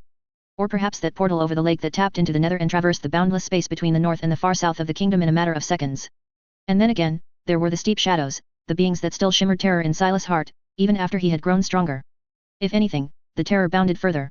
When he first experienced that fight, many moons ago, though he was terrified, he didn't have a frame of reference. For all he knew, it was more common to be that strong than it was not. Now, however, he had that frame. He knew that the strength to bend the world does not come easily, frequently, or even enough to be accepted as existing. By becoming strong himself, he only further realized how much stronger they were. And then there were the dead and the not so dead and their kings and queens and hundreds of other tiny and large things that beget a simple question: was there uniform magic in this world? Silas didn't believe so. Internally, he equated it with energy back on Earth. While the energy was largely uniform in how it was used, means of acquiring it were insanely varied. From the basic steam engine, to coal burning, to hydropower plants, to solar panels, wind turbines, nuclear reactors, he believed magic here to be the same. While it presented itself in a relatively equal fashion, the sources were seemingly boundless and, just like the energy, varied in effectiveness. He hadn't bothered thinking too hard on it, however. After all, he could attempt applying logic to it till the end of the world, and fail to find the uniformity between it all. Magic was merely a term loosely binding together things he, and others, could not understand. Just as the bolts of lightning at some point on Earth were the magic of angry gods, all the things he failed to understand here fall under the umbrella of magic. Well, the difference being this was actually magic. Aren't you biting a bit too much? Derek's voice snapped him back to reality as the one-armed man walked up to him and looked at the bow in his hands. What? This? Silas cracked a faint smile, lifting up the bow. No, it's fine. I'm actually pretty good. Oh? Care to demonstrate? Derek asked. The man was draped in several layers of clothes, with a woolen hood almost completely hiding his face. In contrast to Silas, who wore a ragged tank top and basic leather pants, the passerby would think they lived in two completely different worlds. Silas said nothing as he lifted the bow again and picked up an arrow from the nearby, dead trunk of a tree. It was an ordinary, iron-headed arrow that he affixed with a tiny trace of his energy, as per the dictation of the art, before knocking it against the flexible, sinew-made string of the bow. Following the same procedure as before, he pulled back, closed his eyes, imagined the world beyond the wall, and let loose. The arrow flew straight for a moment before suddenly and rather unnaturally swerving to the harsh right, looping around the wall, and curving right back into the trajectory of the scarecrow. This time, he hit the object's neck. A bit more satisfying, he mused, as he lowered the bow and looked to the side where he saw slack-jawed Derek staring at him with eyes wide open. The man seemed mesmerized, awed, and terrified. All emotions rolled into an incredulous expression of a man who had seen something that shouldn't be seen. You know. Soul arts. Derek stuttered in horror. Who are you? His question carried a trace of both terror and awe, and yet seemed dominated by a conflict of a heart. Me? Just a chosen one, Silas joked, putting down the bow and lifting the gourd, taking another sip. Blessed by the many to do twice as much. After a moment of silence, Silas realized something was strange, prompting him to look at Derek. To his shock, the man was on the ground, not even kneeling or bowing, but genuinely kowtowing, his head pressed into the cold, hard earth of the winter. His entire body was shaking, but it was not due to the cold. Yet? What the fuck? Silas mumbled unconsciously, his mind incapable of processing the sight he was taking in quickly enough. Bless thee be, Derek mumbled in the tone that made it seem like a prayer, almost. You're light a beckoning force.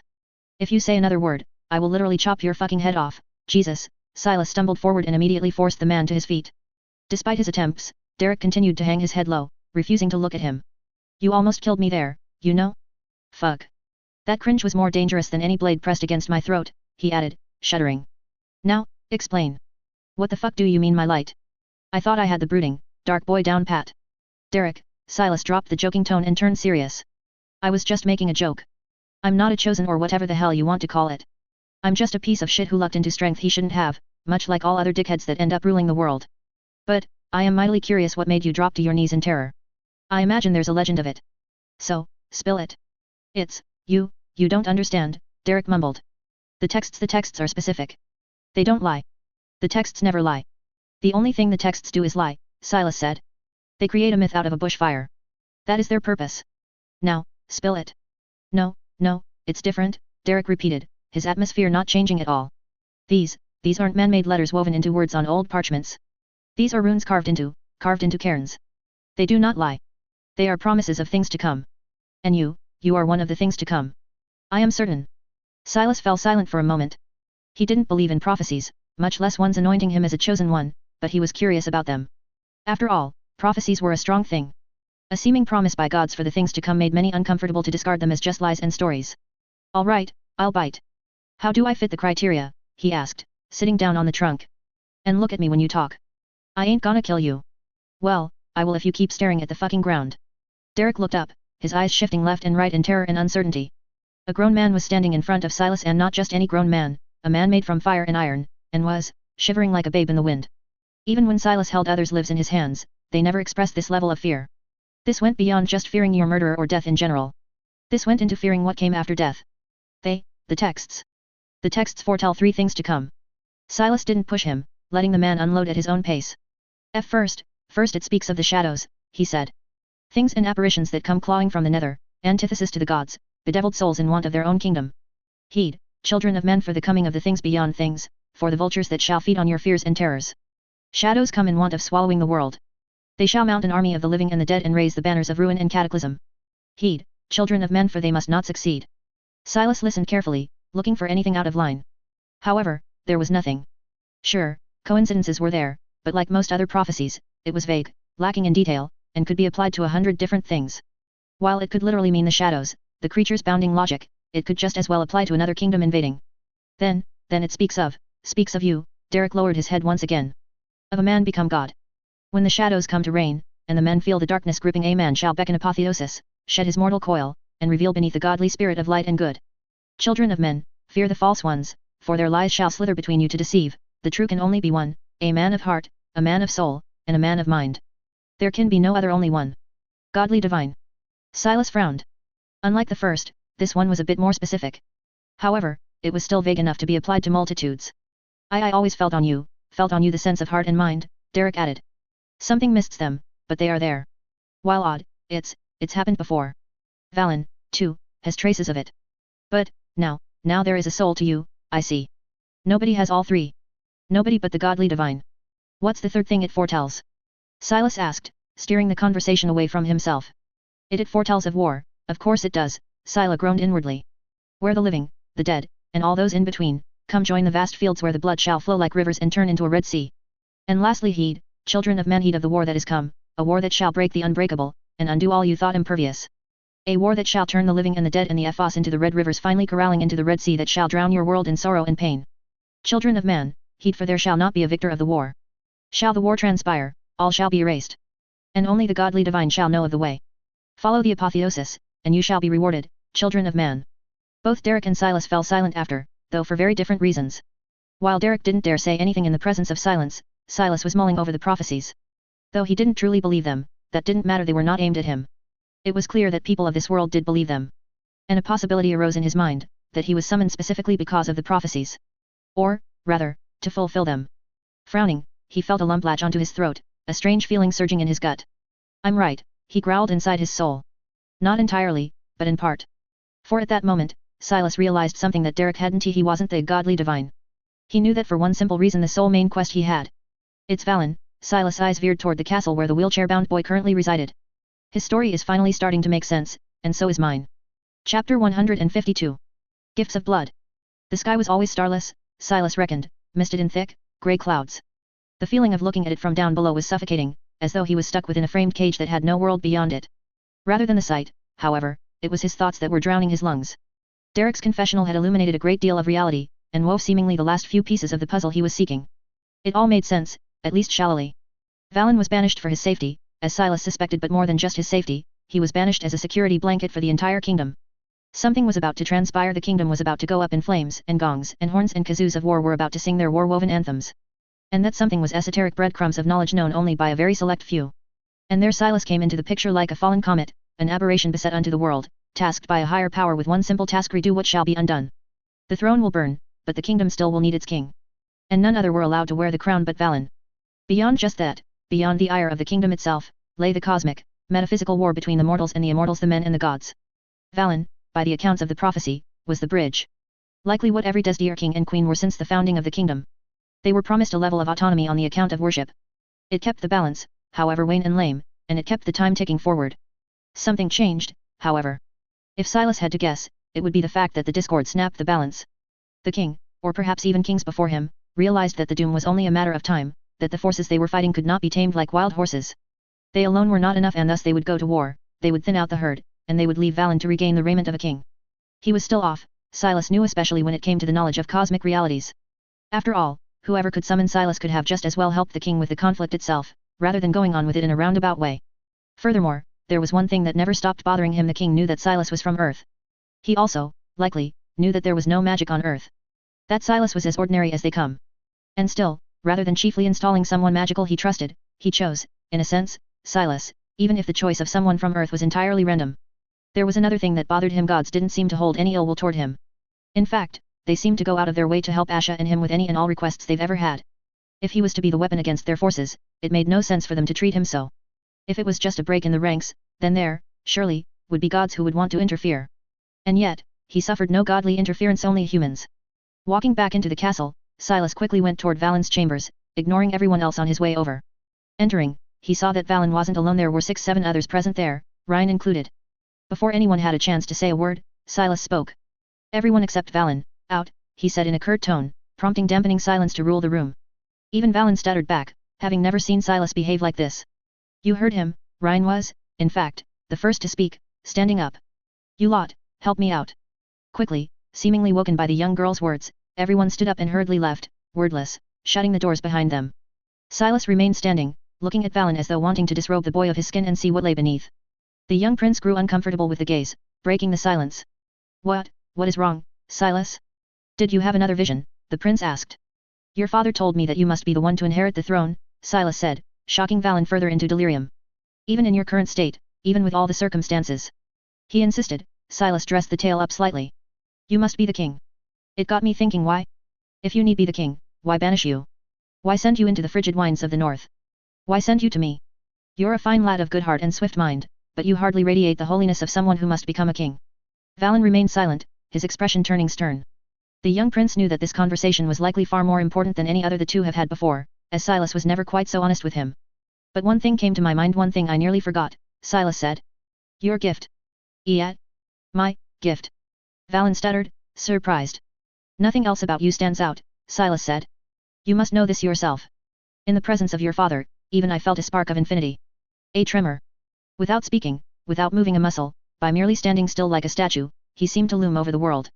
He needn't a crown or a throne to tell the cosmos he was a king. You don't have that. You don't command the presence of the world, you defer, listen to them. Admirable, though unkingly. So, it begged the question, why is the king insisting on someone seemingly entirely antithetical to himself being the one to inherit the throne? Your gift. My gift, is worthless, Silas. Valen bit his lower lip, holding back his emotions. Though he was very much aware of how different he was from his lord father, it still hurt hearing it. Especially from Silas. Do you think my father is wrong? That I shouldn't be a king. Valen didn't even question how the prophet spoke to his lord father. Those were the things men of magic simply could do, in his book. I said those things, but I entirely disagree with the kind of king your father is, Valen, Silas said, softening his tone somewhat. King is not a god, he is the extension of his people. He does not live in a world separate from the rest but within them. Your father is a god-awful king. Never speaking with the world, never listening, playing games beyond measure, uncaring for the suffering of his people on a quest for some higher purpose. You, on the other hand, who spends days talking to morons in this room trying to understand their point of view, there is no doubt in my mind you deserve to be on that damned chair. But, why does your father think so too? Your gift, tell me about it. Everything. No matter how minute, how seemingly insignificant it may be. When did you find out about it, how, what were the others' reactions and so on? Everything. Everything, Silas nodded, finally sitting down and pouring himself a cup of ale. I don't know where to even begin, Valen said, seemingly trying to recall something in the distant past. I found about it when everyone else did, during my bloodline ritual. It's been so long, however, that I don't really remember it. From what I've been told, it was just an ordinary process with no surprises. My gift, though not the worst, I've been told, is just, there. You have no memory of the event? Silas asked, frowning, seeming to find it strange. I was very young, Valen smiled bitterly. 5, maybe 6. Of course I don't. I broke my arm when I was 5, Silas said. I still remember it, despite everything. We don't forget important rites of passage. You seem to think the ritual is important, Valen said. It's not. Nobody expected anything from us. It's just one of those family traditions. Every family has them. It's just that ours is a bit different. When did you start noticing that people were behaving differently toward you? I didn't, Valen said. It all happened in a few days, from the scorn to the exile. I'm telling you my string has nothing to do with it. Maybe you just misheard my lord father? Or misinterpreted his words. Tomorrow morning, Silas said. Asha, you, and I will mount an expedition westward, into the mountains. There is a place there neither one of us was able to understand, but you might. Aha. You do realize that is impossible. Valen said, thinking Silas was joking. I'll carry you on my back, Silas replied, deadly serious. I'm sick and fucking tired of this world taking me for a spin time and again, with secrets thousands of years in the making. I will have the answers. It all seems to take root in the era of the Empire and even beyond, to when the gods and men first established whatever fucked up relationship they ended up having. It's the cause of friction that lives to this day. And, it all seems to be bubbling into an inevitable, bone-breaking war. If we are to come ahead in that war, my young prince, we can't be walking into it blind. Your gift, string, magic, call it what you will, something innately yours is what drove your father to banish you, drove him to unite us, and drove him to seemingly sacrifice the entire kingdom's welfare for the foreseeable future with the hope you might inherit its ashes and turn it into a phoenix. So, that magic of yours we need to understand. What makes you so uniquely qualified to inherit the wake of soot, and turn it into gold? Chapter 153. The prince foretold.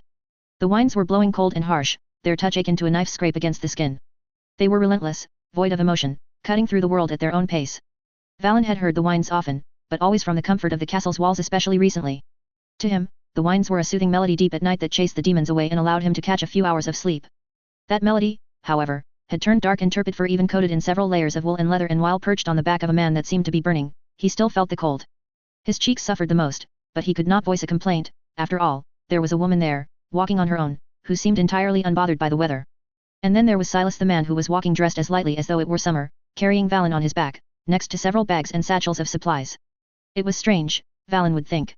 He could still recall Silas when he first met him, a scrawny, strange man who looked more a bookworm than a soldier. That had changed, however. Now, he hung on the shoulders of a broad giant who seemed he could lift a boulder and toss it a mile high. They took breaks often every 3 hours, but it was not because either of them seemed to require rest. It was all for him. For even carried, he grew weary and hurt. And he was. Often, he wanted to close his eyes and drift, but the chilly, bone-cutting cold would not let him. He'd snuggle against the flames and was in want of leaping into them, only ever stopped by the scrutinizing eyes of the prophet. There was little conversation, Valen realized, even days into their journey. Most of it was cut and dry check of supplies and condition. Both the woman and the prophet seemed single-minded in their pursuit of something, and Valen was left hanging in the dark. He did not know why he was being taken or where he was being taken. He knew it had something to do with his string, the tiny bit of magic that gods had assigned to him upon birth, but even after repeatedly telling Silas that the string was worthless, the prophet did not listen or cared. As such, he could only remain mute and swallow his thoughts. All else aside, he trusted Silas, perhaps more so than all men and women in his life combined. The trust weaved beyond mere words and tempers, it was the kind of trust that abounded logic and reason, and almost seemed innate, as though it was always there. Like the trust unbetrayed children had toward their parents. There was a bit of that, too. Valen knew Silas, though a grinning fool of his choice most of the time, was much older than Valen. In many ways, Valen felt, Silas was older than his age. And he'd taught him many things, all of which Valen had held close to his heart. Due to it all, Valen would walk or at least crawl even through the fires upon the prophet's urging. Though it was hidden and silent and brooding, the prince was not blind to the guilt and shame in the prophet's eyes. It was strange. Valen had dreamed many dreams in which Silas had gone completely mad following that day, but with each dream, it seemed to be a bit better. A bit less lonely. The prophet held his flesh and mind stitched together by the needles of something far higher than Valen could glimpse. But the guilt remained. It was there each and every time their eyes would lock. It was there every time Ryan spoke, and it was there every time Derek would touch the handle of his blade longingly. Prophets were above men, the old adage uttered, but more and more, Valen glimpsed more of a man in Silas than the prophet. And it made him realize one simple truth that the world seems to forget when in the presence of people touched by the divine. Before they are divine, they are human. On that day, all their hearts were cracked as though a bolt of lightning speared through the man. Silas wasn't above it. Perchance, in a strange way, he was worse off, for he was the only one to come unscathed. He seemed to hate the gods' love for him. Hate what he had become. However, though the prophet was wise to many truths, he was blind to the people of the castle. There was no blame toward him, no ire, no anger, not from anyone, living or the dead. After all, the only reason the castle stood, the only reason the castle still stands, are the eyes of the man who buried himself in the cold winter to stay with his fellow man. He fought against the dead with his own flesh and bones and heralded the defense that had no right in succeeding. They all should have died to the army of the ghouls and monsters beyond the wall. But they lived. It was as though he went against the gods' plans, and they attempted to reconcile his sins, to warn him that though their vessel he was not above them.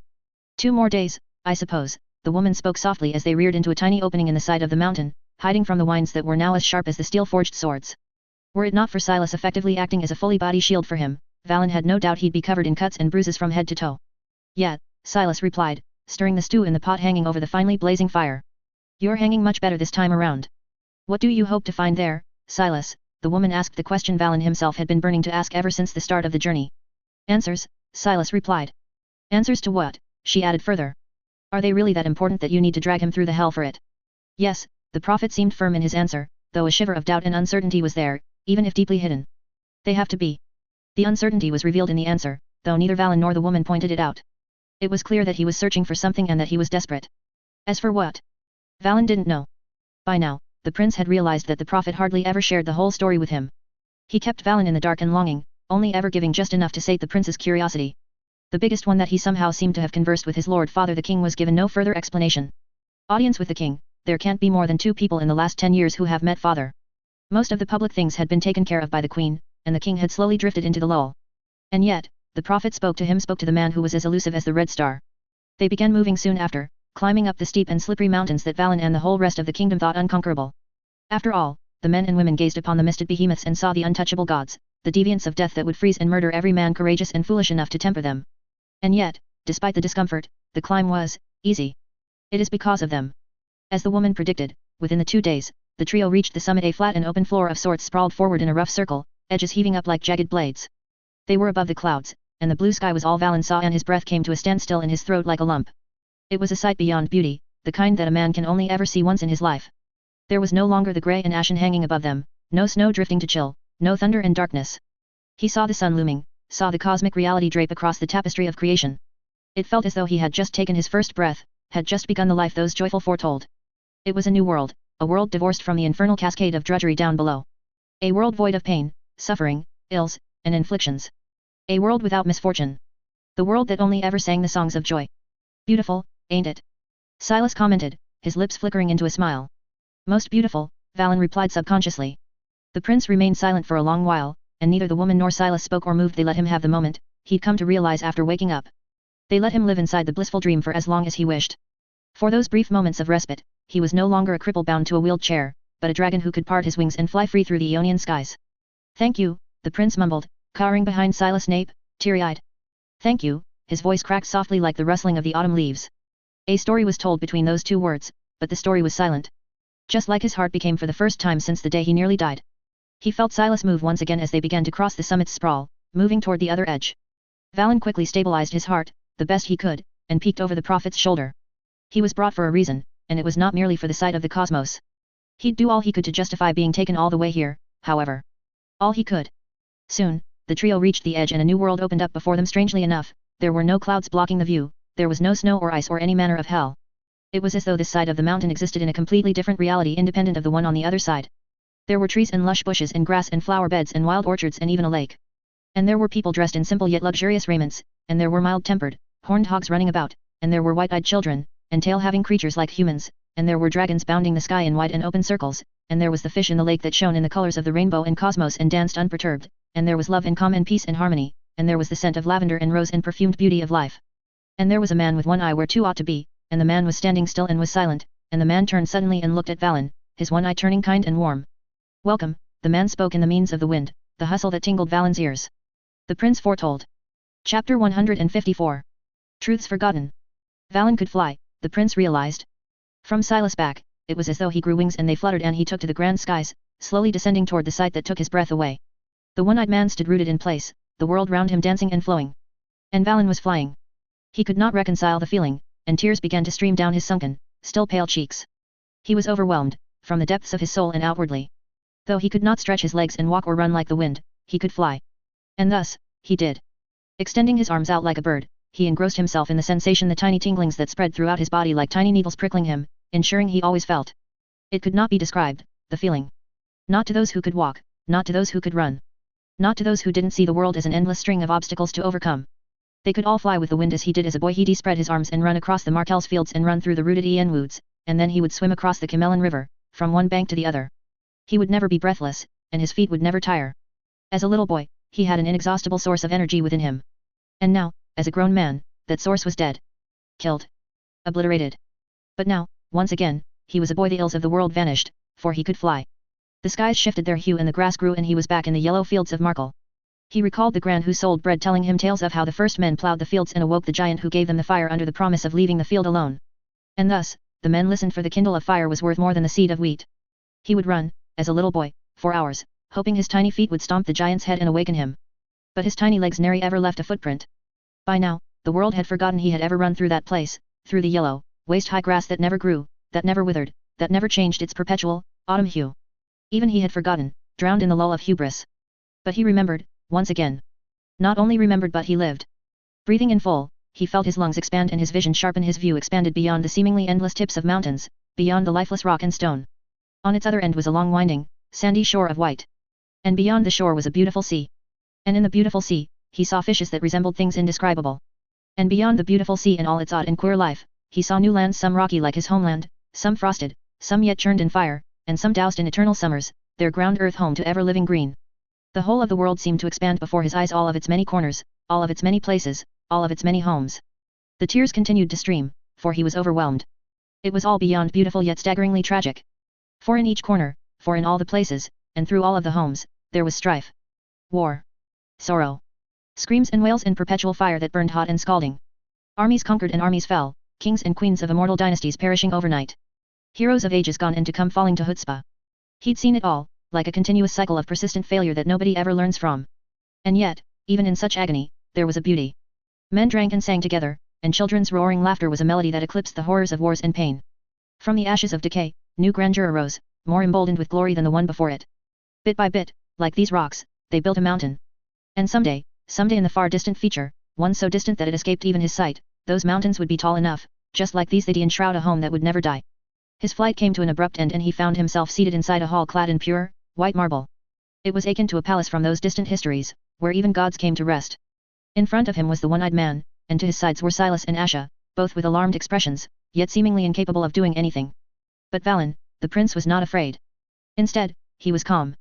Calmer than he had ever been before in his life. "Did you see?" the one-eyed man asked, his tone calm and loving. "I saw," Valen replied, smiling faintly. "What was it like?" "Breathtaking," the prince responded after a momentary silence, his mind wandering back to the sights. "The world tends to be," the man said, tilting his head to the side slightly, smiling. Behind him, white cloth in the shape of a banner stretched into the high ceiling, hanging from it, though lacking an emblem. "Are you curious what this place is?" "Very," Valen said.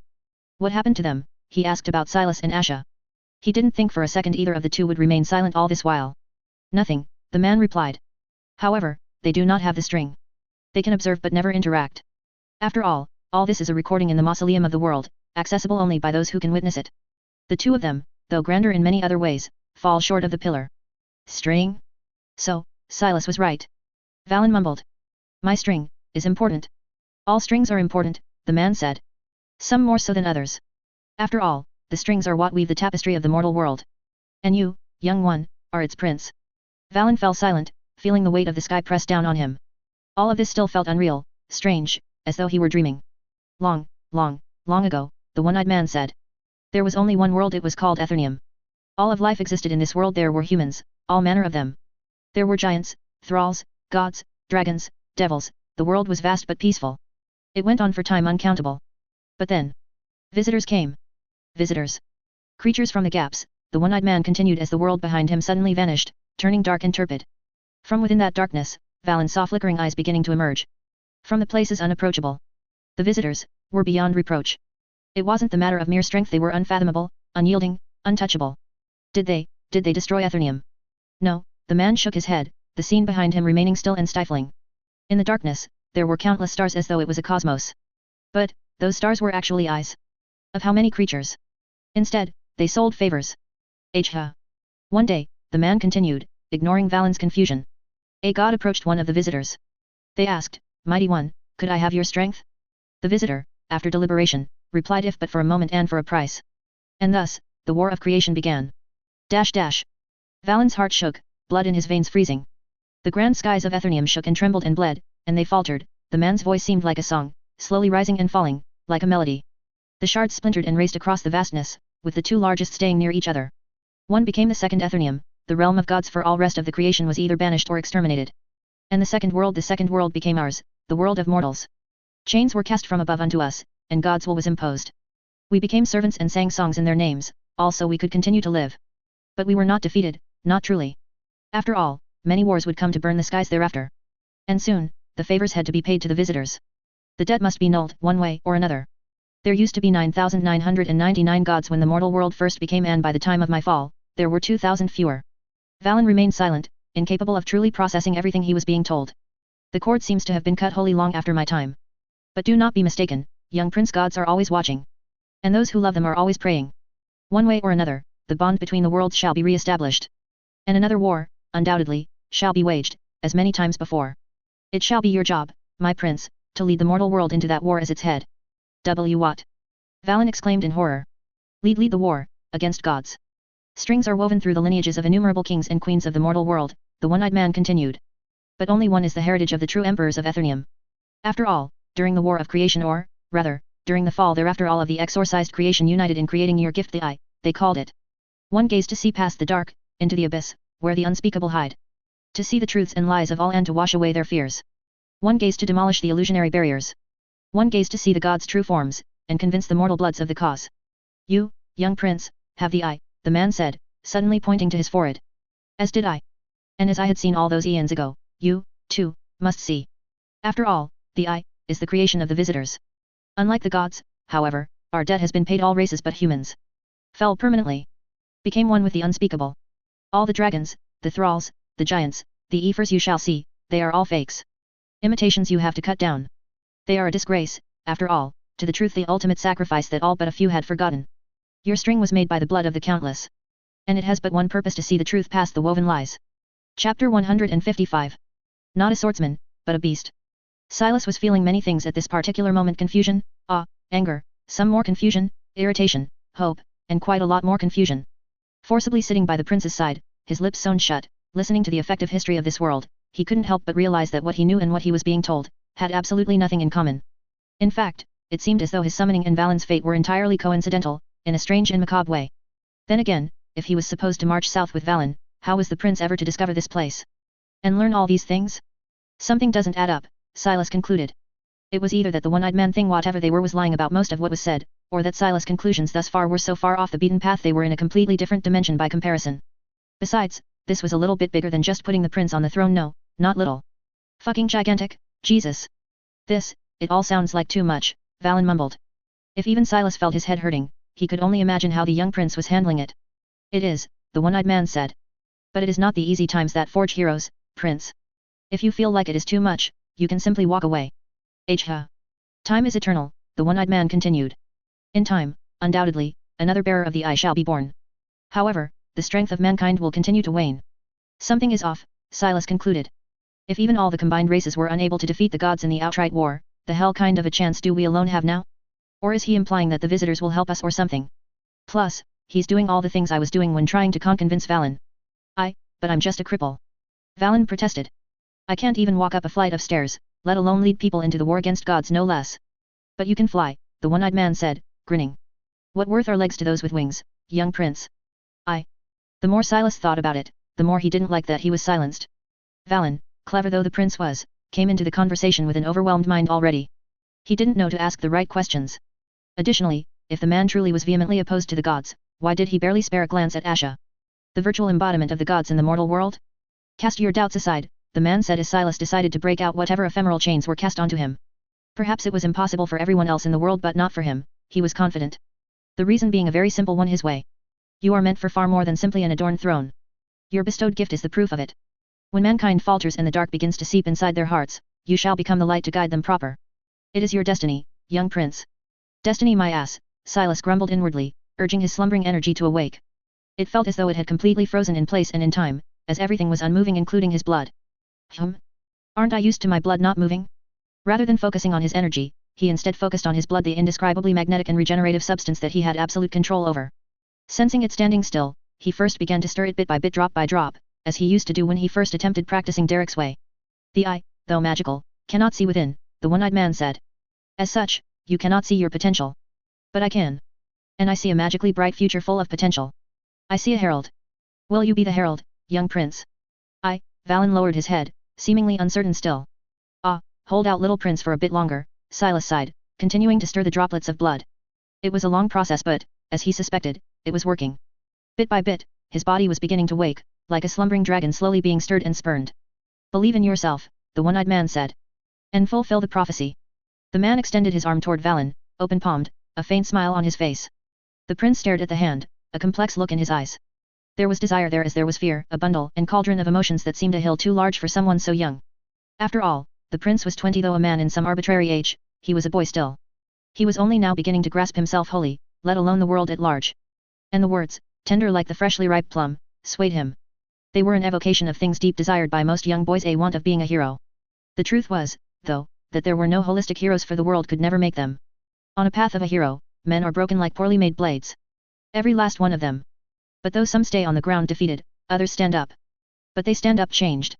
Suddenly, there is darkness to their naivety, understanding that all the heroism in the world cannot stand on its own.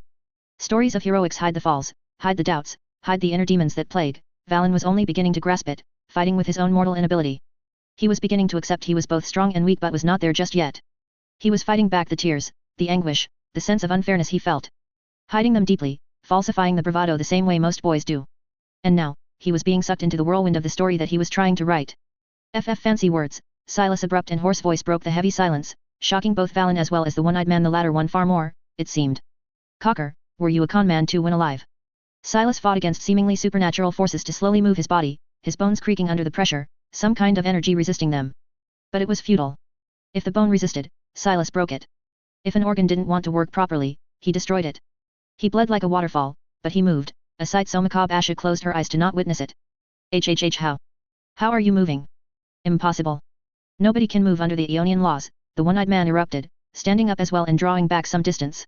You're moving, ain't you? Silas grinned, his teeth bloodied. Now, he craned his neck back and forth, the snapping sounds echoing out. I have some questions.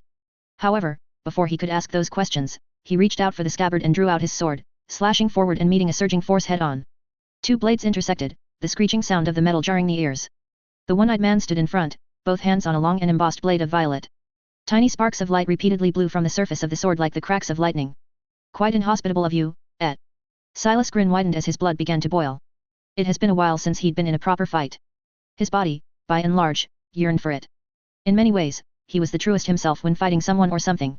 Who the hell are you? The one-eyed man growled, though had calmed by now. There was clarity in the eye as the two men snapped back, ending the standstill. How can you ignore the laws? I dunno, Silas shrugged. The better question is who the fuck are you? And what the hell were you trying to do to Valen? This is my home, the one-eyed man grinned suddenly. You don't get to ask the questions. Oh. Silas grinned back. I guess I'll need to beat the answers out of you then, Et.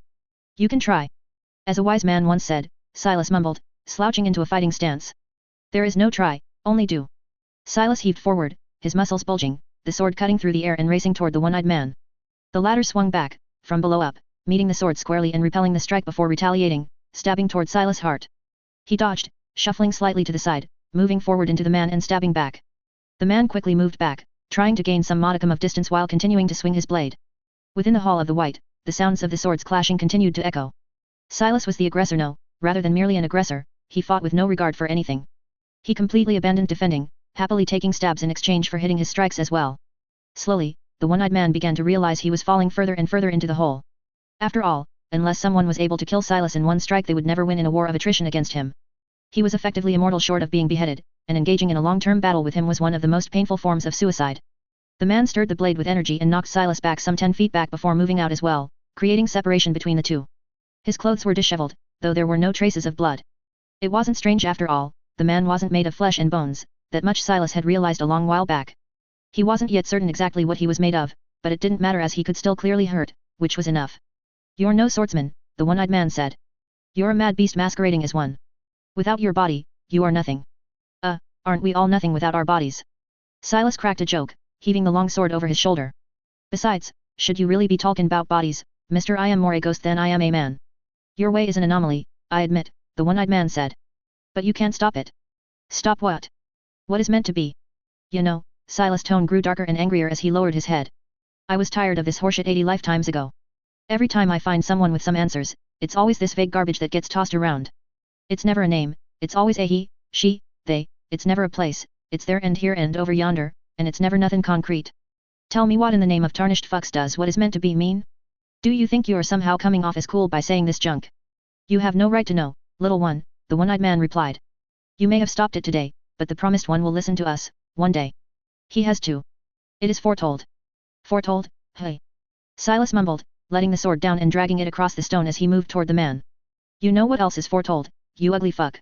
"What?" "You," Silas said, pointing at the man with the sword.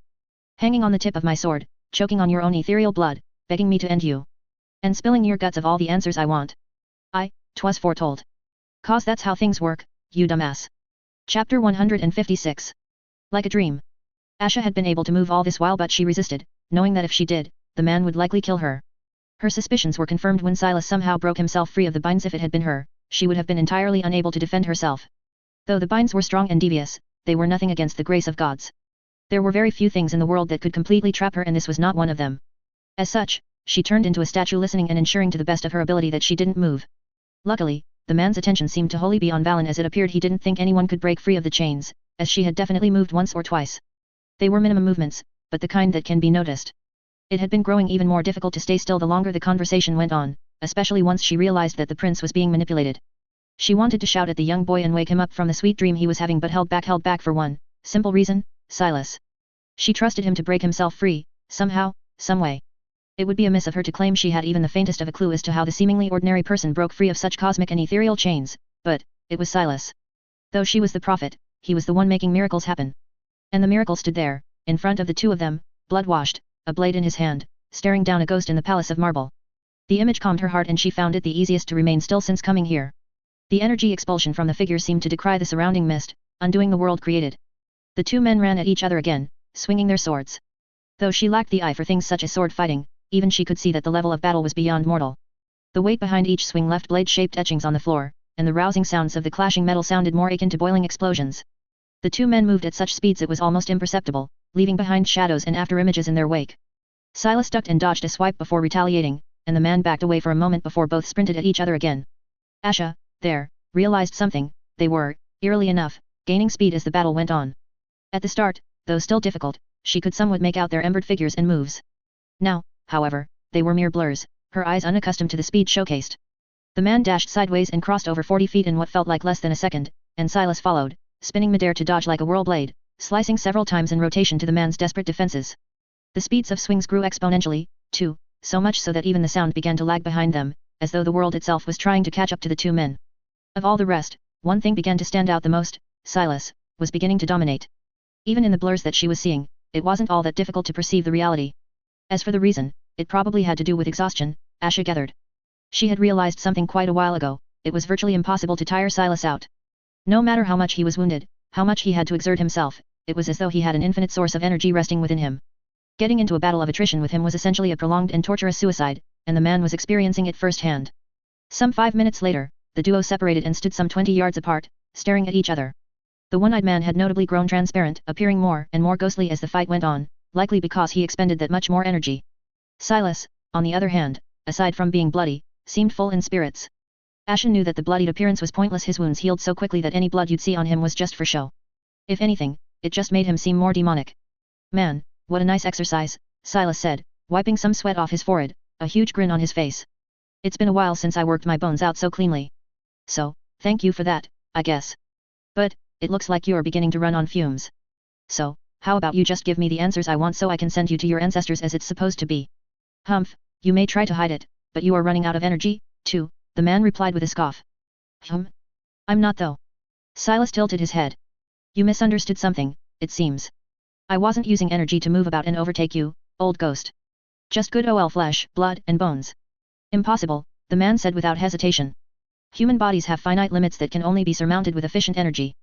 I'll concede your energy usage is very refined, but it's not enough. You may have defeated me, but this is merely one of my many forms. My true self would have. Are you done? Silas harshly interrupted the speech, the tone of his voice chilly as he suddenly crossed the distance between the two and severed the man's arm, taking the sword away. That was me using energy. Why would I waste it on someone as weak as you? Your true self? What true self? Your technique is just trying to be flashy. There's no doubt in my mind you were raised in the capital's nobility. Don't worry, though. Sooner or later, you and I will meet. And just like I bent you over my knee today in your ghost or whatever form, the day will come when I'll spank your ass so hard you'll cry for your mama who never raised you properly. Now, Silas grabbed the man's head and began suffusing his fingers with energy. I'm sure it will be a monumental loss, since this seems to be an important form of yours. And the longer I make it, the more suffering there will be, just like if your true self was here. You made a severe mistake, the man grinned suddenly. If you had simply stayed in shadows, you would have surprised us and might have even stood the chance of saving that old crone that lords over you. Does he think that disguising his son and giving him some moronic guard is insurance? From the day we learned in that hall that the prince had the eye, his fate was sealed. There is nothing he and especially not you can do to change it. So, you were someone who participated in the ceremony that confirmed Valen's gift, Silas mumbled. From what the little prince told me, it wasn't a big ceremony, no. And, the man grinned. You'll be dead before you learn who I am. Ah, yes, I keep being told that, repeatedly, Silas said. But, you know, people are really forgetful. Who knows? Come a few dawns later, you might just forget about me entirely. Keep those prayers in your heart. I will, Silas said. Now, you said that the prince has the eye. Why was he told his gift was worthless, then? Do you tell a madman he has the power to ruin the world? The one-eyed man grinned. Besides, you ought to ask his daddy why. It was his choice. It sounds to me that you lot were terrified to go after the king while the prince was in the palace, Silas said. So, like the cowards that you are, you hid in your holes and waited. Waited for something. I'm guessing that the king, for one reason or another, is now vulnerable. And Valen is his security blanket for the future. Though, I'm pretty sure that future doesn't include warring with the gods. You don't. You people are morons, Silas sighed. There's nothing scarier in the world than morons who think themselves clever, and have the voice and power to change things. Don't worry about it too much, though. I'm here to fix those things, after all. Silas injected a fraction more energy into his grasp and the man seemed to gasp for a moment before his one eye turned wholly black, and his body began to dissipate like smoke in the wind. What was left was a small, sand-seeming molehill that Silas glanced at once before ignoring, turning around and walking toward Valen and Asha, both of whom were staring at him wide-eyed. Suddenly, the world around them collapsed, and the true one revealed itself. They were near the lake, amid the ruins, the same as Silas recalled them. He glanced above the lake and contemplated for a moment before shaking his head. He didn't think the king so sentimental that he'd ignore Silas breaking the direct order just because he had Valen in tow. If the king was that kind of a man, he'd have never sent Valen away in the first place. Today, however, was quite fruitful. Silas had learned that at least one of the heads was quite close to the royalty. It was even likelier than the king was very well aware of it all, perhaps even all the names involved in the conspiracy.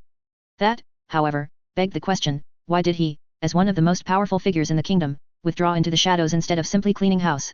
How was it easier to summon Silas rather than kill these clearly weaker people? Are you disappointed? Silas asked the prince who smiled bitterly. A bit, Valen replied. It felt nice, for a moment. What? I don't make you feel nice enough. Silas cracked a smile. Haha, no, it's not that, Valen shook his head. But, you're also real. You don't feed my head with fantasies. It felt nice, being told I could do all those things. Remember this, Valen. Silas crouched in front of the young prince and grabbed the back of his head gently. You're no lesser than the rest of us, no matter what they say. Heart to heart, you stand taller than giants. A man's worth is never so shallow, little one. Great nay, beyond great things have been done by people the world saw as weak, simply because their bodies could not keep up with their majesty. Never let anyone tell you you can't fly, little prince. Your wings may not be feathered, but they are eternal, I promise you that much. Chapter 157. Berserk. Silas deliberated for a long while between walking back up the mountain and over the hurdle and simply resetting the world. In the end, however, he chose to walk in part because he felt he was approaching the breakthrough in his way, and in part because he simply wanted a simple hike to gather his thoughts. I'll be ready, soon, he said as the group reached the summit once again, electing to take a break. Ready for what? Valen asked curiously while Asha winced. Are you sure? She asked. I know you've grown stronger. Sure? Not really, Silas shrugged with a bitter smile. Like most things in this world, it will be a gamble. Well, can we even call it a gamble if I have infinite rerolls? I suppose not. Gamble? Stronger? What are you guys talking about? Valen mumbled in frustration. Don't keep me in the dark. I'm one of those in the known now. You are, et. Silas grinned. If you're one of those in the known, what will your all-knowing self do about Rhine? They're still young, Asha slapped the back of his head gently. Leave them alone. Valen, Silas' tone grew serious suddenly. You're clever enough, so you must have realized it. This kingdom will beget ashes. No matter what we do, I don't think we can circumvent that story beat. You will inherit a wasteland that you will have to rebuild grounds up. It's fine, Valen said. With you by my side, building it back up will be easy enough. That aside, what were you talking about? Sounds like you're about to go off and fight someone. Someone, yeah, that's one way to describe I guess, Silas shrugged, taking out a gourd of water and sipping it down his parched throat. If it erupts as far as I think it will, there's a genuine chance you might see some after effects all the way in the castle. Are you serious? Asha exclaimed in shock. Silas nodded, glancing at her. That's why you won't be able to follow me far. It won't be a fight between people, after all. No amount of God's luck will save you there, I'm afraid. You hid just how strong you've gotten, et. Asha sighed. It's not the matter of hiding, Silas said, looking down at his fist. I'm not sure myself, really, how strong I've gotten. Every new reset, my efficiency in the way becomes better. Because of it, there are fewer and fewer mistakes I make from the foundations and up. At this point, it's effectively perfect. Well, as perfect as it gets. I'm pretty sure even being beheaded wouldn't be enough if you just put my head back onto my neck. Even that notwithstanding, if I managed to evacuate the secondary heart quickly enough, I'd probably be able to regrow the entire rest of the body from my head alone. It's pretty insane. While Valen looked about dumbfounded and horrified, Asha sighed once again, a look of sorrow in her eyes. Doesn't that just mean he's going to be able to torture you more this way? Dunno, Silas shrugged, stretching. I'm pretty confident in myself. I held back considerably fighting that ghost cause I wanted to practice my swordsmanship. And because I wanted to see if I could squeeze some more information from him. I wondered why you never seemed to use energy to empower yourself, Asha said while Valen shook in shock. Soon, I'll be more human than you. Nah, that ain't possible, Silas laughed. I'd have to go white-haired and age down some 30 years for that to happen. You do look inordinately old, Asha teased with a grin. No, perhaps, it's only appropriate. Way of madness held roots in the way of blood, at the end of the day. Even still, over the course of many lives, Silas had begun to pluck at the varying possibilities that the remade way offered. Namely, he'd figured that beyond simply sacrificing parts of himself to funnel it into an attack, he could slow burn his blood for some temporarily permanent upgrades. Additionally, though his defense was definitely a tier above his offense in a vacuum, in truth, while fully engaged and especially while fighting with a cause in mind, his body instinctively sacrificed some of its defensive capabilities to fuel the attacks. While he couldn't be certain that it was enough to face the shadow, someone who could eradicate the castle with a few moves, he was confident in actually fighting the man rather than just surviving the few attacks for the shock value. While he couldn't collapse the castle in a few moves, he could, similarly, easily take over it all on his own, so to say that while he lacked the burst in terms of his attacks, he had the battle of attrition down pat, and was likely unmatched in the area. So long as whoever he was facing was unable to completely obliterate him within a few seconds, he would take days to die through normal means. The group slowly made their way down the mountain, finding it much easier as it wasn't the climb but rather the descent. Along the way, Silas' attention was broken between two worlds, one in which he'd soon be going out to fight an anomaly, and one in which he was going through what he learned from the one-eyed ghost. The story, he'd begun to realize, had slowly begun to unwind, that is to say, he felt as though it had reached its peak complexity some time ago, and every time he learned something new these days, rather than it growing more complex, it was mostly filling up the gaps. He had the whole frame written out, it felt like an outline of a book that still had to be written. He'd also come to realize that the crux of the entire matter was likely only known by the king himself, and while he could continue to chip away at the body from the outside, slowly learning more of the world's history from the shadows and such, the story that mattered to him traced back to the king directly. Why was he summoned? What for? And, simply, what was the end game of it all? Those questions, at the end of the day, had no answers outside asking those who instigated them. Gods didn't. Shadows didn't. Valen didn't. Asha didn't. Even the dead didn't. Only the king, it seemed, knew the story. Knew the reasons. As such, there was only one path forward south. Once he was confident in being able to defeat the shadow, he'd march south, after winter's end. Nothing else mattered but getting Valen to the castle, army in tow. While the prince fought to convince others of his birthright, he'd finally get the answers he desperately wanted. The question was, what then? Looking up through the mist, he pondered. For innumerable years, all he'd known was, this. Fighting. Dying. Living. Dying. Training. Dying. Crying. Dying. Dying. Dying. Dying. He couldn't even fathom the kind of life without it. Not anymore, at least. Most of his life on Earth was all but gone from his mind. He couldn't recall a single face from back then. Couldn't recall more than 2 to 3 distinct memories that shaped who he was at some point in time. For all intents and purposes, he may as well have been born upon coming to this world. All he'd known since was the struggle. And if that was suddenly taken away from him, he'd be lost. Should he stay by Valen's side and guide the young prince through the kingdom's rebuilding? Should he take Asha and start a family with her somewhere far away from it all? Should he continue to explore the world? Should he stick around to see the possible war with gods happening? He couldn't know, not until he knew the past, anyway. He sighed, wondering just how much he has changed. The worst part of it all was that he had no frame of reference. Even Asha, who likely knew him the best out of everyone, all knew his past self in sporadic flashes in her own little conclusions. If he met someone who knew him from Earth, would they recognize him? No, rather, did anything of his earthly self even remain thus far? There was a growing doubt in him that all of it was gone. It wasn't strange, it's been over 100 years, a whole century. Unprecedented, really. It would be like asking someone whether they were the same person at 110 years of age and 10. There's nothing left of that 10-year-old boy in the husk of a 110-year-old man. Similarly, there's nothing left of that jumpy youth he thought he was. The few memories he retained, were mostly of him being traumatized by things that he completely ignored today. No, some of which he even committed without a second thought himself. Suddenly, as though a dam was broken within him, he felt his blood boil for a moment as a surge of energy enveloped him. Just as he was about to question what happened, a window popped in front of him, elaborating. You have successfully evolved way of madness. Even in madness, there is method, there is modus, there is reason. Madness born of lunacy is hollow. Madness born of desire is greedy. Madness born of clarity is holistic. New mantra gained, Berserk.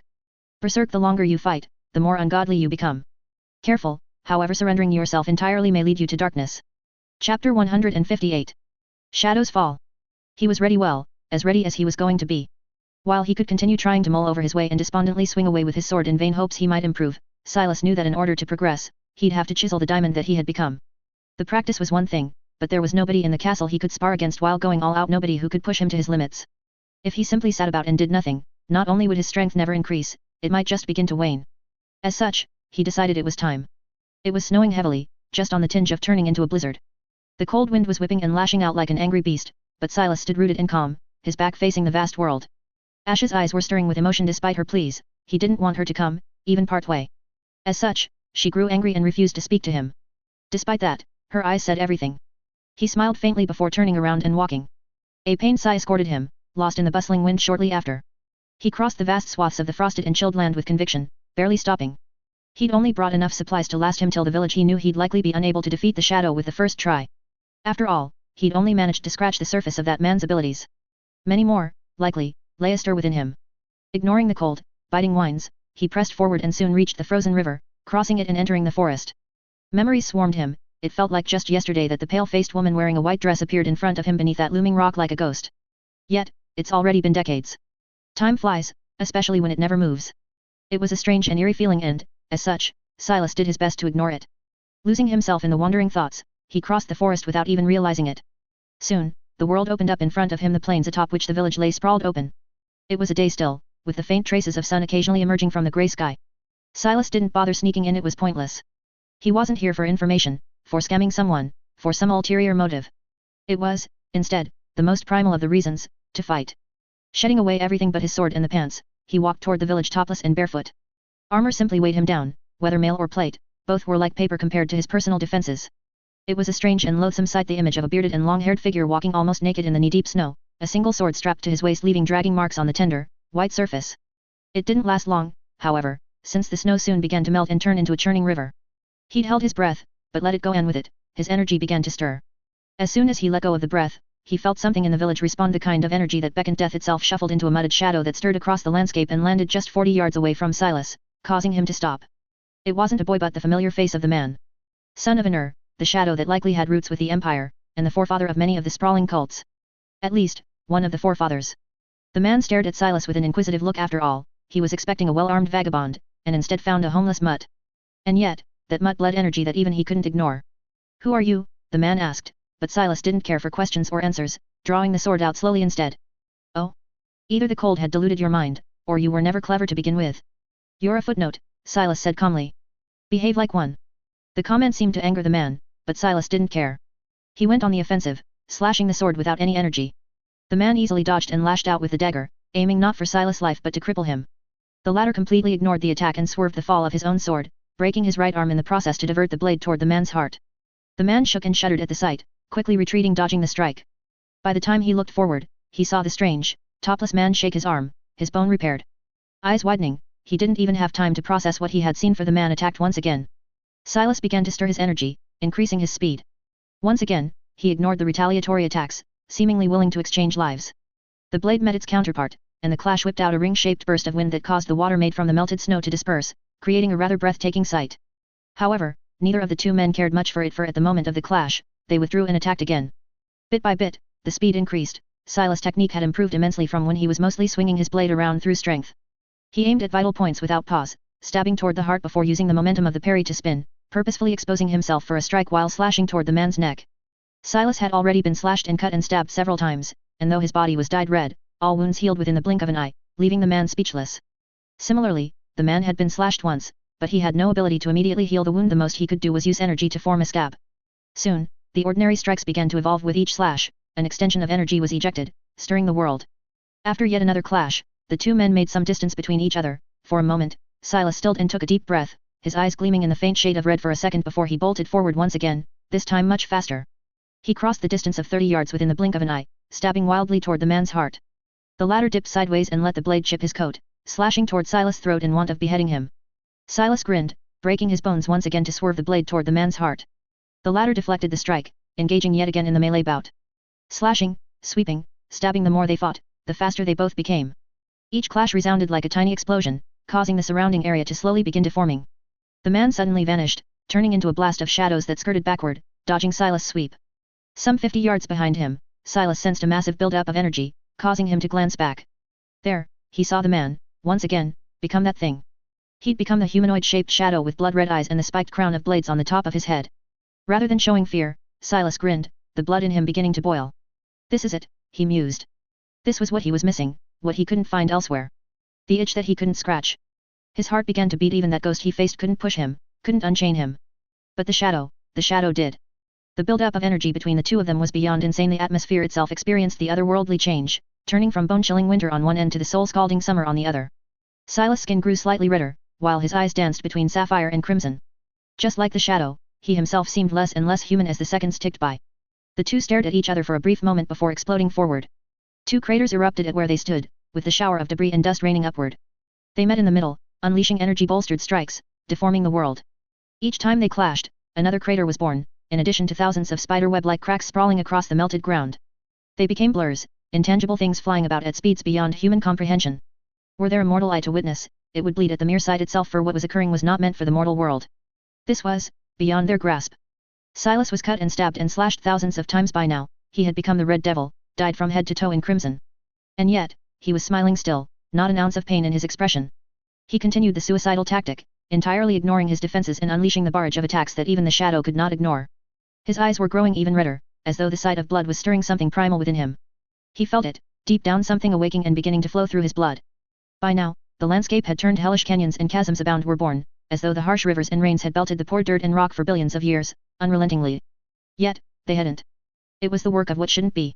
And it caused Silas to remember a very, very, very distant memory when he first experienced the two shadows clashing.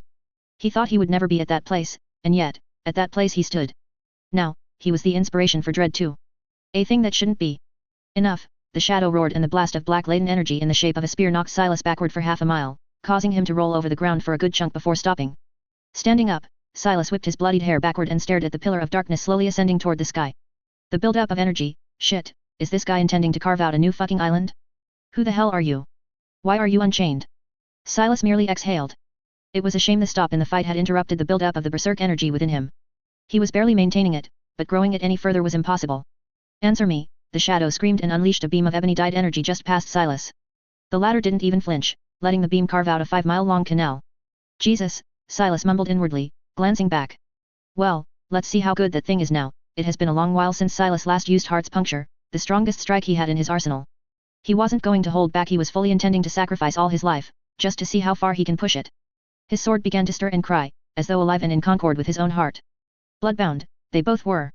Lifting the iron-shaven friend, he pointed it at the shadow in the distance and smirked. The energy within him surged boundless, ripping his veins asunder as blood began to coalesce. 3 hearts. He managed to forge 3 hearts, effectively 3 lives. And he ruptured all 3 of them at once. Blood-colored pillar flickered for a flash before surging into the sword. The endless energy ripped the world around him asunder, obliterating the land within half a mile of him. And he was yet to strike. Even from this distance, he saw in shadow something he thought he'd never see: fear and terror. The black pillar was shaking, but Silas didn't hold back. 1 strike. That was all he had, after all. He sliced forward a mere inch, and the time stopped. The world froze. The life and death coalesced into one and knelt and begged. But those they begged stayed silent. The world began to bleed as millions of holes opened around, leading directly into the infinite void. Silas felt the life leave him, but he endured. He had to see. Had to witness it. A breath later, he did just that. Energy blasted out of his sword, obliterating everything, including his body. With the last breath, he caught a glimpse of what he had done. Everything, including the shadow itself, within 10 miles of the strike, was gone. Heaven and earth and everything in between was turned unto itself and beckoned, nothing. Neither life nor death survived. Only silence that predated all. Chapter 159. The worth of life. You have died. Save point: death has been initialized. Recalling the sight, Silas shuddered. Even having lived through it, he couldn't believe it had happened. In fact, if there wasn't a notification that he kept bringing up over and over again, he might have thought he had imagined the whole fight in his head. He was certainly insane enough for it. However, the notification confirmed it. Lives taken using heart puncture, 1/10. Eerily, the count persisted through death, as though the death itself was inconsequential. Taking a sip of wine, his gaze drifted toward the distant horizon. He was strong. Not merely human strong, but beyond that. Though it did come at the expense of his life, it was an overkill to begin with. It wasn't just the shadow that had been eradicated, but everything within the vicinity of the two of them. Remembering that last glimpse before the darkness overtook him, his breathing grew stifled. The shock on the man's face, the utter annihilation of everything. Lifting his arm, he looked at it, knowing he had done that. It was possible, now, he knew possible to march south. In a few loops, he was confident in beating the shadow without dying himself. After, there'll likely be a new save point, but he'd already decided, he'd reject them all. Even if it takes billions of runs, he'll do a single, perfect run from the death until whatever the last quest he was supposed to complete. Infinity was equally infinitesimally small compared to the pain of that day, one that still cut and lacerated him every time he died. Taking a sip, the cold winds of winter whipped away at him, but to no avail. They were like homely drafts in the peak of the summer's heat to him. It all feels so small, all of a sudden, he mumbled. What feels so small? A familiar, yet distant voice, formed a sense of déjà vu for him. Glancing back, he saw a woman in a maid's outfit looking at him inquisitively. Ah, the chick that leads the cult, Silas grinned inwardly. After venting a few times, he put the cult on the back burner, too interested in testing himself against the shadow. Join me, Silas invited her. I wouldn't dare. We can either talk, Silas said. Or I can visit your homely village in the mountain and find you on that summit. The woman's eyes widened into saucers as she stumbled back, seemingly wanting to leap off of the castle's tower and into her death. It's pointless, Silas said, seeming disinterested. Long gone are the days when death was an escape. Sit. I just want to learn, your purpose. Purpose? Silas nodded. Is it truly the glory of the Empire? You wouldn't understand.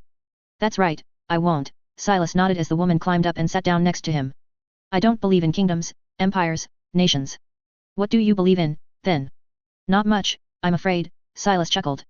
Recently, I've begun believing, once again, that I might yet have hope for happiness, somewhere down the line. You said you weren't responsible for the hand. When did I say that? Do you know who is? Silas asked, glancing at her. What does it matter?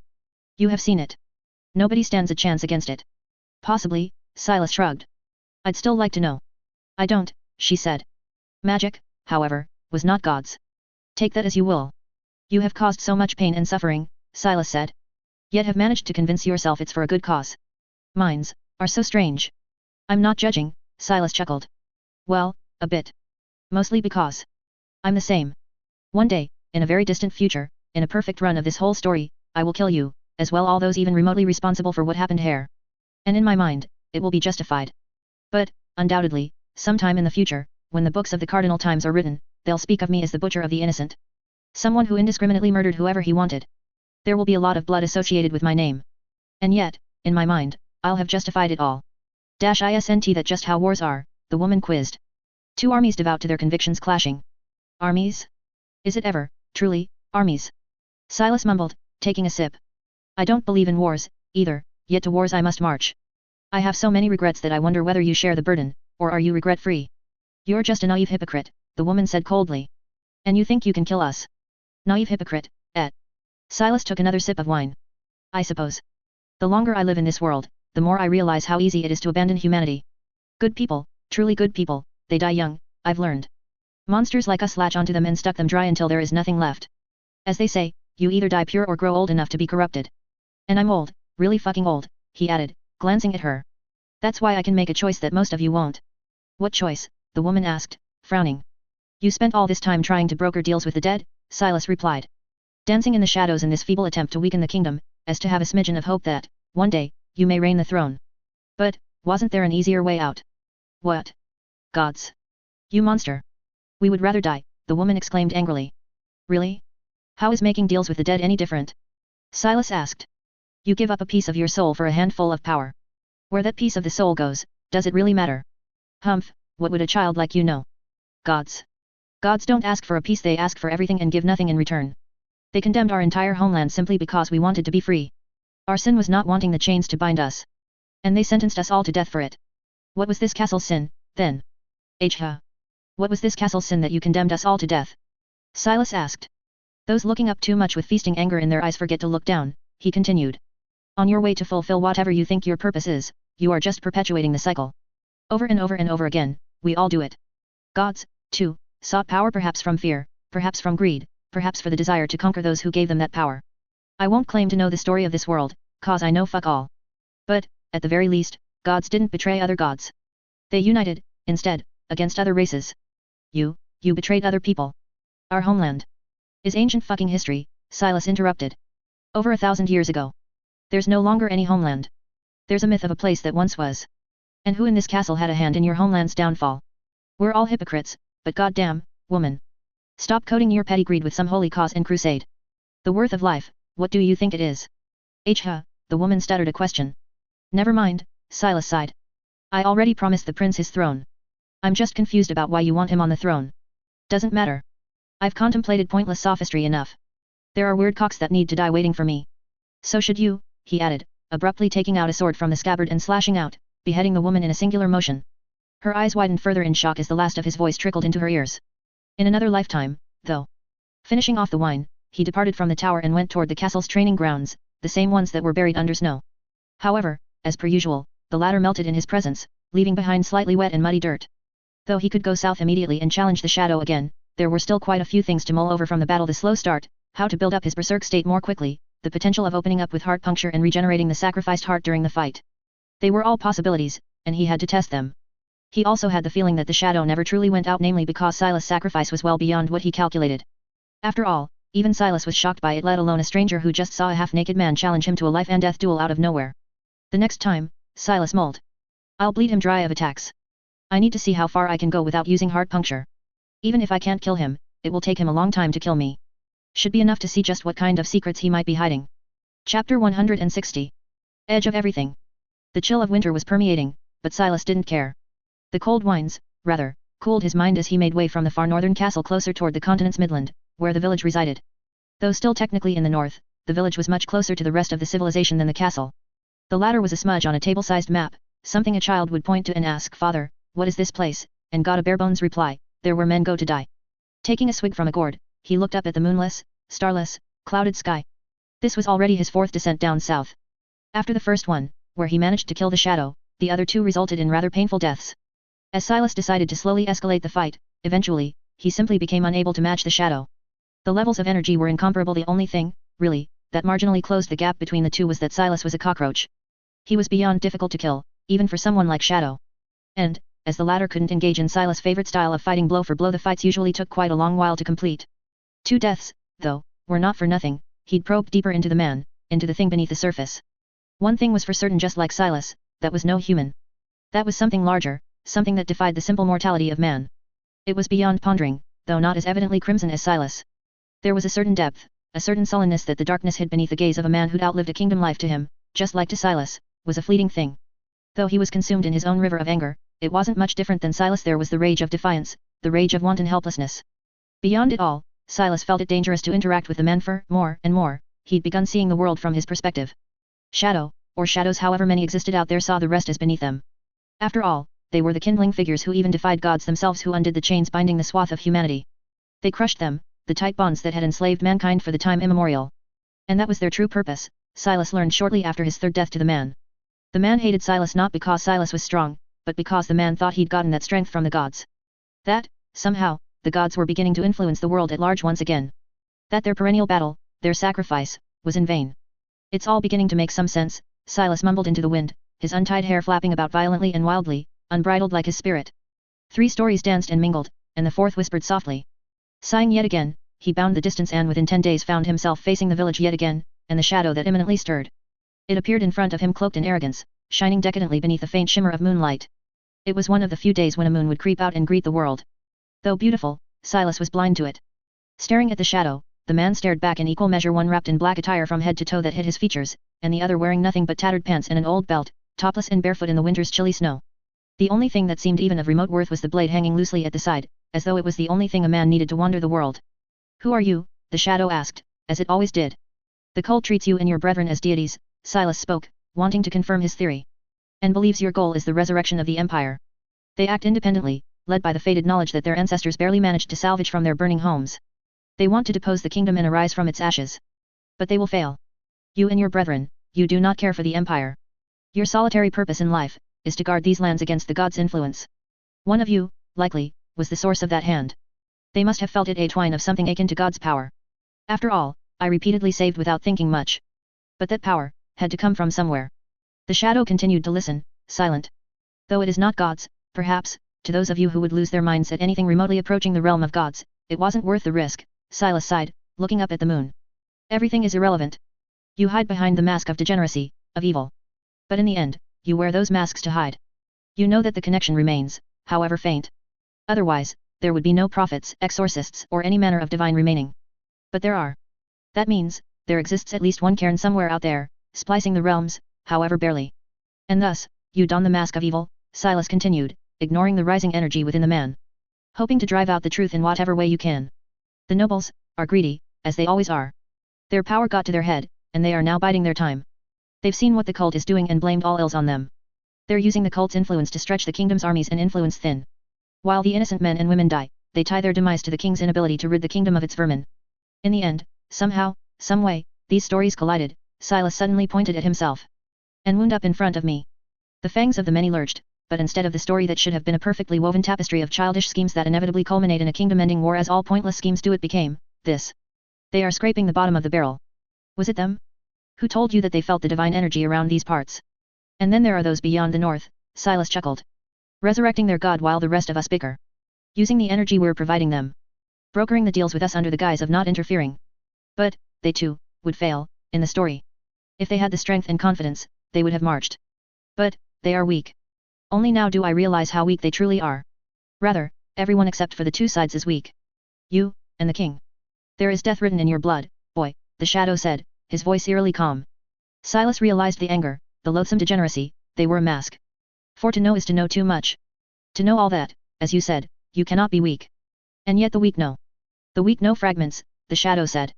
Even you, are fishing. It is true that we have but one calling in this life and the next. But we do not hunt the base children of the gods, the poor souls drunk on the holy. I know where the cairn is, Silas said. I imagine you do, the shadow nodded. But you will not tell us. That's right. I won't, Silas nodded. Then why have you come here, the shadow asked. Your way is not the way of gods. Just like us, you have discovered an alternate path to strength. A way to unbind the chains and stand tall. You have transcended the limits, boy. Take pride in it and wander. Far away from this filthy place, if possible. I cannot do that, I'm afraid, Silas chuckled, shaking his head. My life and my death are bound to these lands, just like yours. You will die, boy, the shadow said. To die, is to live, Silas mumbled, slowly drawing out the sword, its silver shimmer alighting against the white snow below. Now all stories make sense, but my own. Why am I here, he pondered, thrusting energy slowly through his fingers into the blade. What is my purpose? What is my calling? The blade shuddered and cried like a living soul, excited with the fire of life. The shadow observed calmly and listened silently. Why is it that while the others live on and die in ignorance, I need live every lie and every truth with my bones? The blade hummed and the shadow's eyes widened. It was the hum of eternity, the hum of a calling that should have been culled. It was the song of the harp that the fingers of the undying once strummed, and it was the hum of a song that, once upon a time, clawed through the heart of a god. It was not the gods, it was not you, it was not the king, Silas said. There is only one another.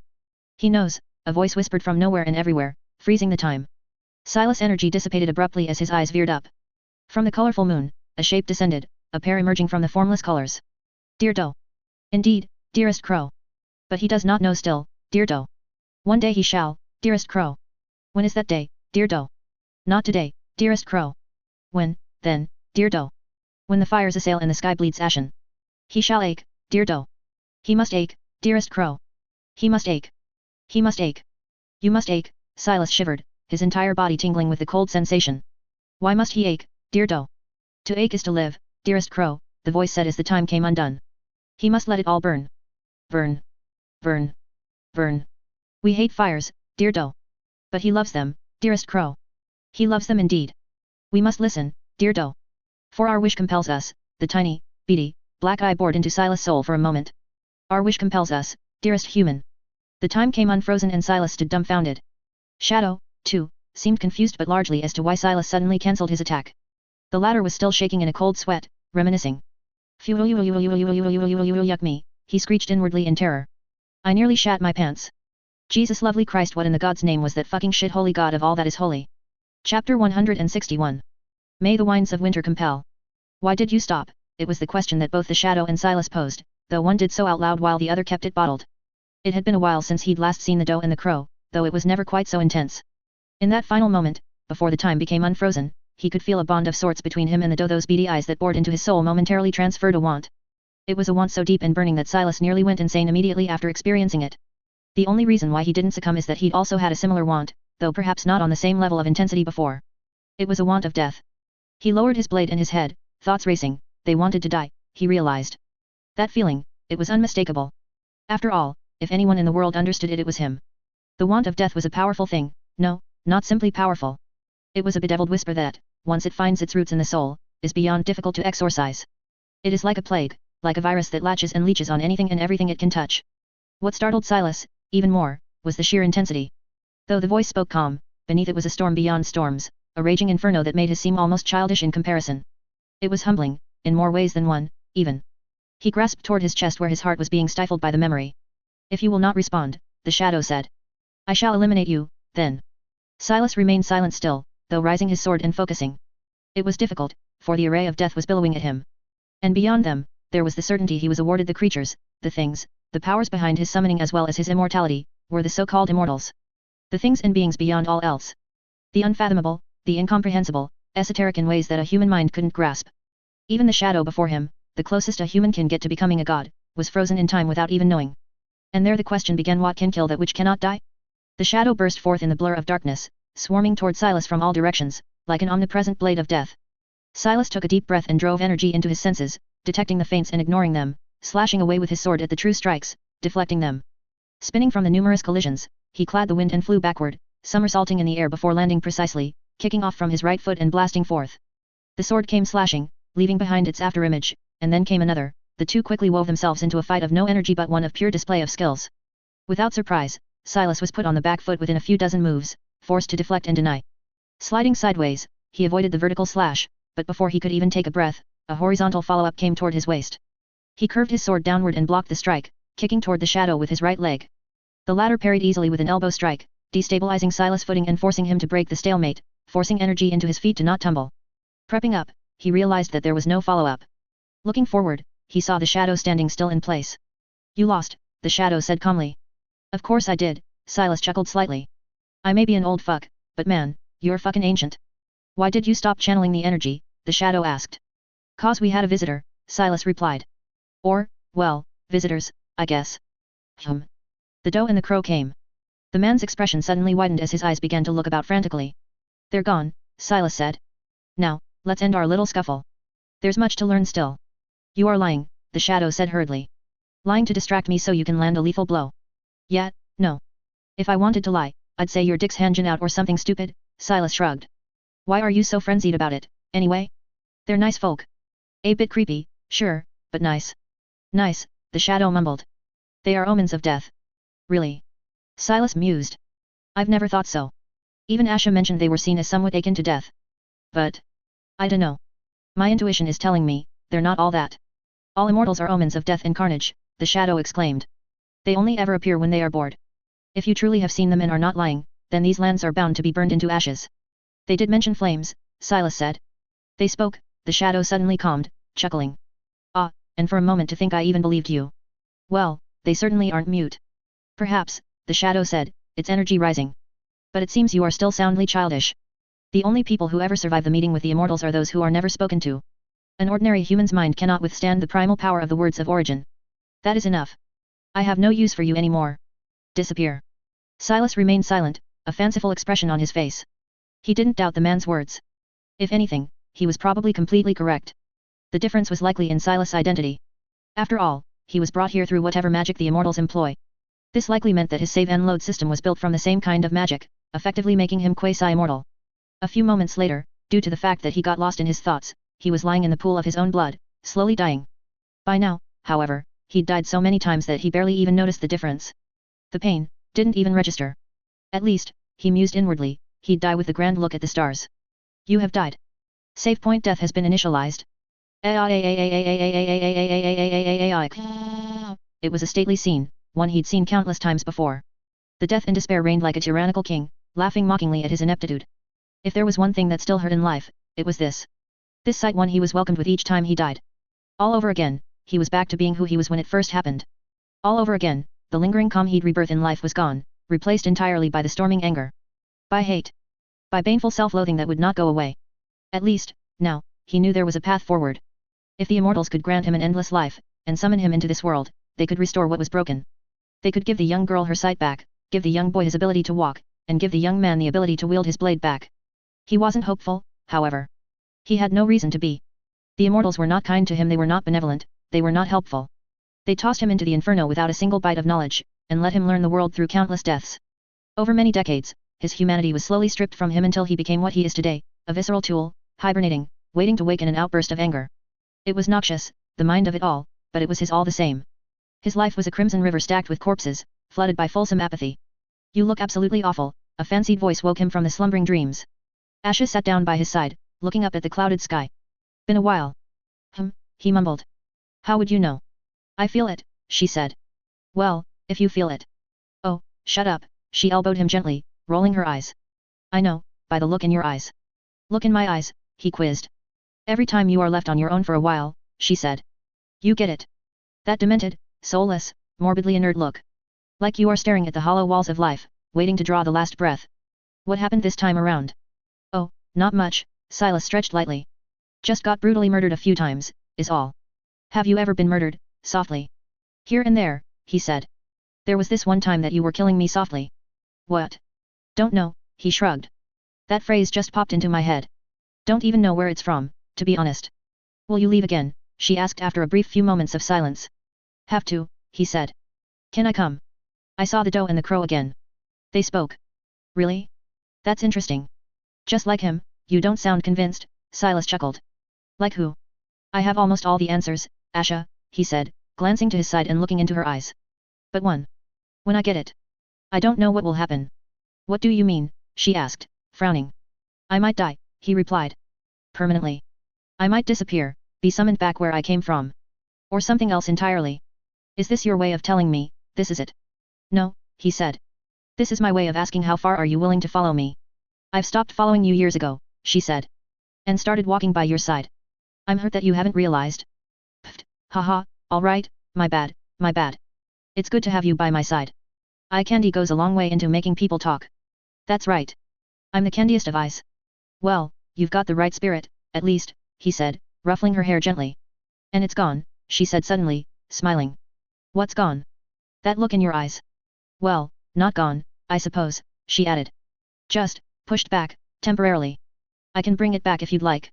No, you're much more handsome without it. I dunno, Silas said. I've been told girls like guys who brood in solemn silence. Yes, but you're not handsome enough to pull it off. Ah, it's back. The look's back. Ha ha ha, Silas grinned lightly as she jumped off, running away for a bit before turning around and beckoning him. One more answer, he mused. It's time to march south, I suppose. Chapter 162. The Measure of Eternity. You have died. Save point death has been initialized. That had been the 9th attempt, Silas recalled. It was quite visceral, all things considered. He wound up being disemboweled, chopped limb for limb, and eventually beheaded still because he remained alive through it all. Though he was virtually numb to pain, it still wasn't all that pleasant, watching his own guts and organs spill out from his body onto the white snow. There was an issue that he was trying to remedy. He realized that it would be impossible to kill the shadow properly, even if he trained for the rest of the winter and came to face the man. The gap between the two was simply astronomical, both in terms of skill as well as the amount of energy the two possessed. However, it wasn't as though Silas couldn't kill the shadow. He'd already done it. Twice, in fact. The problem was, however, that he died alongside the shadow due to the whiplash. Even if he could kill the shadow without using both of his lives, the recoil not only blew his arm into smithereens but also fried his brain. Ever since then, he was playing around to find the perfect ratio of energy to survival, how much he needed to kill the shadow without also killing himself in the process. Within the 5 attempts since, he realized that the ratio had to be virtually perfect. Not only that, but he also realized that charging energy had a finite time limit. Anything longer than a few seconds, and the shadow would immediately latch toward him, killing him immediately. It was a very delicate situation. Luckily, he thrived in delicate situations not because he had the intimate know-how in dealing with them, but because he had the infinite repeats to simply stumble into the right answer. Once again, he departed from the castle with the wind in his back as the only companion. That in a tiny, leather backpack with enough rations to last an ordinary person 2 days. However, as he continued to understand his way better, with each new life, he also started to understand the laws of energy in this world.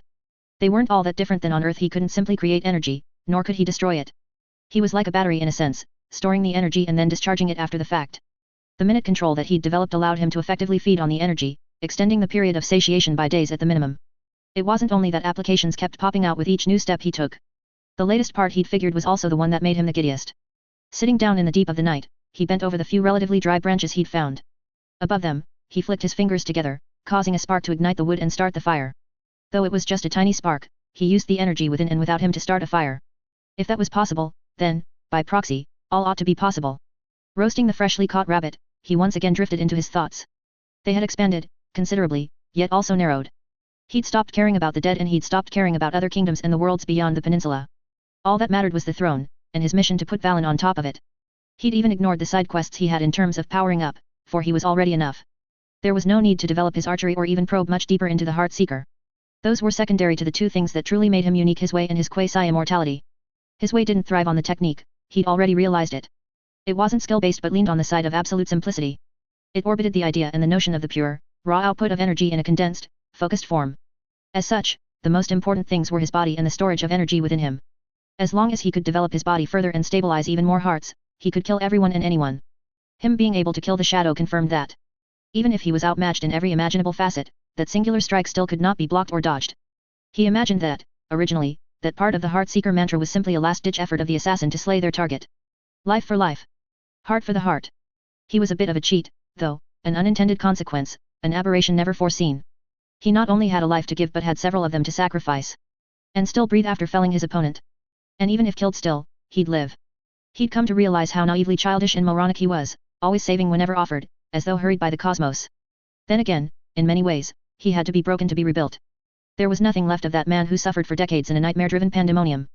No, there was still a tiny part left, buried in the depths of his soul. That anger, that rage, that primal desire still lingered within him, and likely would until the end of his days.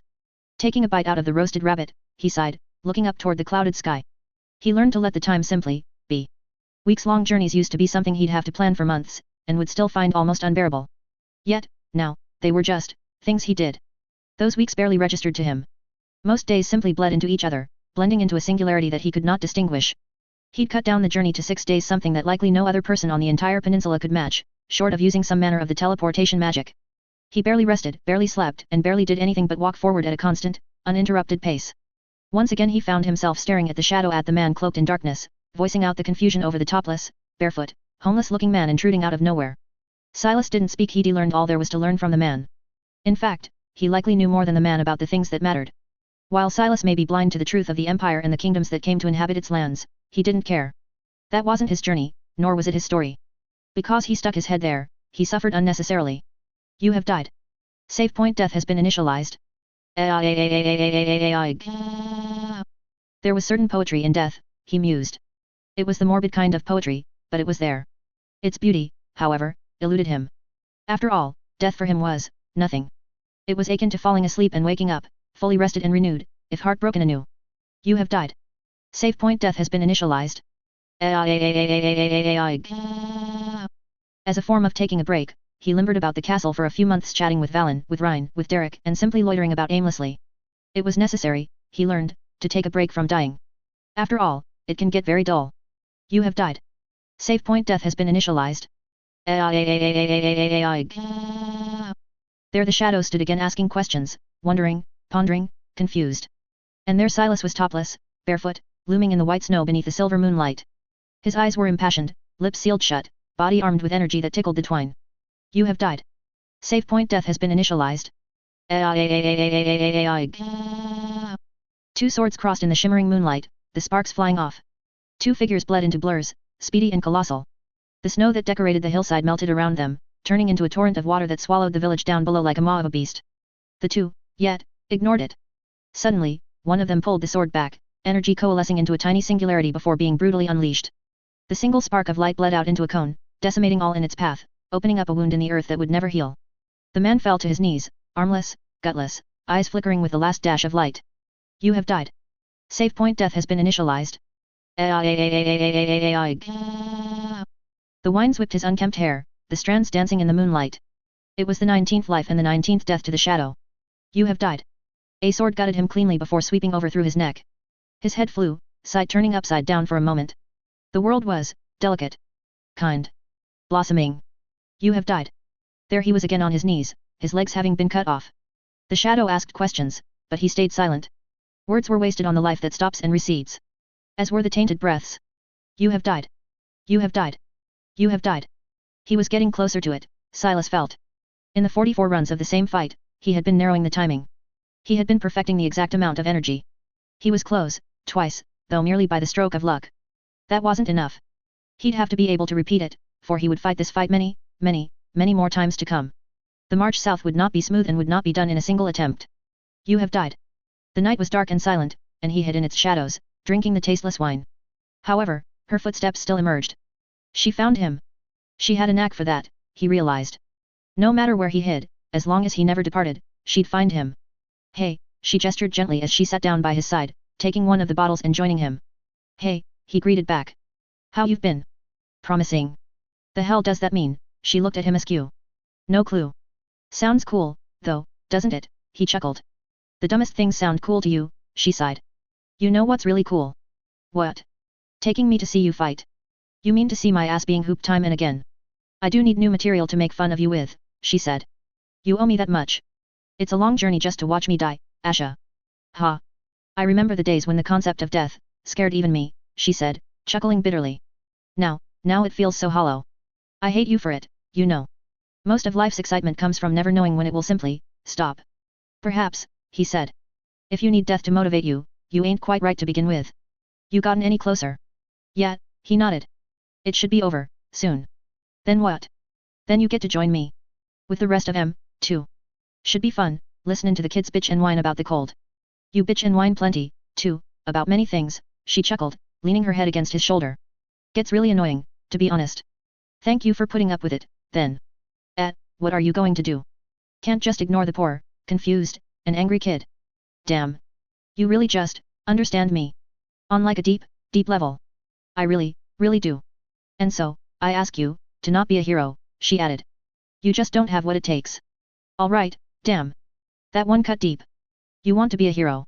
Every kid at one point wanted to be a hero, damn it, Silas said. You don't just come out and say yo, you ain't got what it takes to be a hero. You're not a kid, though. You're lucky I'm mature enough to forget and forgive. Ah, yes. Lucky me. Lucky you indeed. Ha, why do you drink this awful crap, she asked, tossing away the bottle. I'll give you however much wine you want, even if you choose to ignore me the entire loop. Thanks but I dunno. I kinda like this awful crap, Silas chuckled, looking at the bottle in his hands. Reminds me of something deeper. Something that I don't ever want to lose. What? Bad taste. Ha ha ha, yeah, I suppose it's the bad taste, ha ha ha. Chapter 163. Death thusly comes. Many lives and many loops went by in a flash. To Silas, at least, it was a flash. He learned how to only keep the most important information from a run and effectively format the rest of the memories. Some runs he learned a few things, and on some runs he learned nothing, obliterating them from the memories completely. Bit by bit, though, he was approaching the critical mass of it all he knew. The window was narrowing, and he was growing more and more consistent with each passing loop. He suspected that, within just a few loops, he'd be able to achieve his first kill without dying. It would require some luck to go his way, but considering how many times the luck didn't go his way, he was due some reprieve. You have died. Save point death has been initialized. It would not be that loop he mistimed the attack by a fraction of a second, but it was more than enough for the shadow to bridge the gap and cut off his head. The more he fought with the unkillable, however, the more he realized the intricacies of the fighting. He was a dull boy staring into the wide skyline full of stars, and he couldn't grasp a hundredth of its beauty, but even a dull mind picks up on a thing or two over time. His strikes slowly looked less flamboyant and less wide. He learned to tighten his posture even more than before, slowly removing all the excess movement. With a straight thrust, for instance, he used to move his entire body, but, over time, he learned to only move the body like a propeller to funnel more power into his thrusting arm. This generated a roughly equal amount of force while not exposing him to a retaliatory strike. These tiny gaps that did not matter much previously were being exposed one by someone of a far higher fighting standard.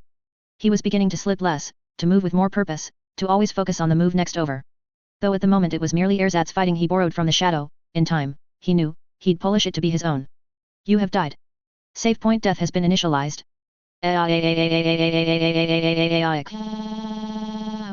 The world was redolent with the scent of anticipation. It was as though the invisible spirits themselves felt it approaching the day he would live. The day the shadow would fall. The snow, in the misguided poetry, seemed to part and form a path for him. The winds seemed to blow into his back. The bare sunlight and moonlight seemed to paint a road toward the village for him. The trees turned into guiding grooves, the forests into labyrinths that led him down the right path on their own. It was as though the world was exulted at the thought of his victory. Why? He did not know. However, he let himself feel it, the adulation of the living things around him. There where the rejection was, he now felt acceptance. Acceptance from the world that he felt alienated from since the day he came. It was a strange, exotic feeling, one that he had never quite experienced. Nonetheless, it did little to change the course of time. He left the castle and journeyed south, crossing the vast swaths of the frozen land to arrive at the village's outskirts. There, once again, as many times before, he awaited the cloaked figure of unknown strength. Just like before, he was shocked into temporary silence at the sight of a topless, barefoot, wild-haired beast that came out of the woods. The only thing of any value on Silas' body was the sword, and for that blade he reached, slowly and purposefully sliding it out of its sheath. The blade rang out in joy, shaking in the name of exultance, as though unwound at last. The shadow ceased talking, withdrawing the sword as well. Both blades seemed in want of one another. It was not the lover's want, but the want of brutality, of wrath born of pride. The snow around the two figures isolated from the rest of the world melted, and tiny streams began to form. And thus, the winds blew. Silas stepped forward and crossed the distance between the two in a flash, stabbing with all his might. The shadow ducked to the side, pushing its sword outward and letting Silas' stab slide off while trying to push it further to the side, so as to destabilize Silas' footing. It was for naught, though, for the latter had dealt with this trick many times before. Withdrawing the sword, Silas continued stepping in. He didn't care for the shallow wounds he would bleed rivers before dying. The only thing that would kill him was beheading. And he would not be beheaded, not yet at least. His goal was to keep himself within 2 feet of the shadow, repeatedly stabbing toward the critical areas: gut, heart, neck, even groin. There was no honor in a fight for death against someone stratospheres above him in strength.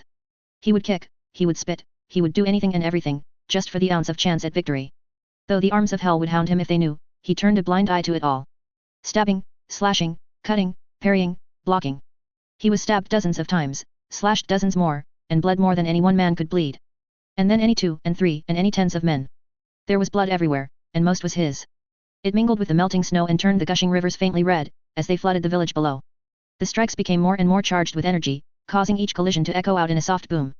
The energy discharged would nearly blow both of them backward, but Silas handled it far better as he had a much sturdier body. Dipping forward yet again, allowing the shadow to cleanly stab him directly through his right lung, he cleaved frenetically toward the figure's neck. Numb to the pain, he even flexed the muscles of his chest, temporarily lodging the sword within him, disallowing the shadow to retreat. The latter seemed to panic in that instant, aggressively moving his body to the side to dodge the strike.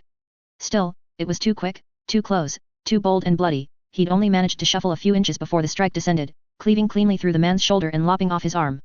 The latter yelped out in pain as the fountain of blood sprayed out violently, suddenly seeming to charge Silas with a berserk want. That was it, he knew.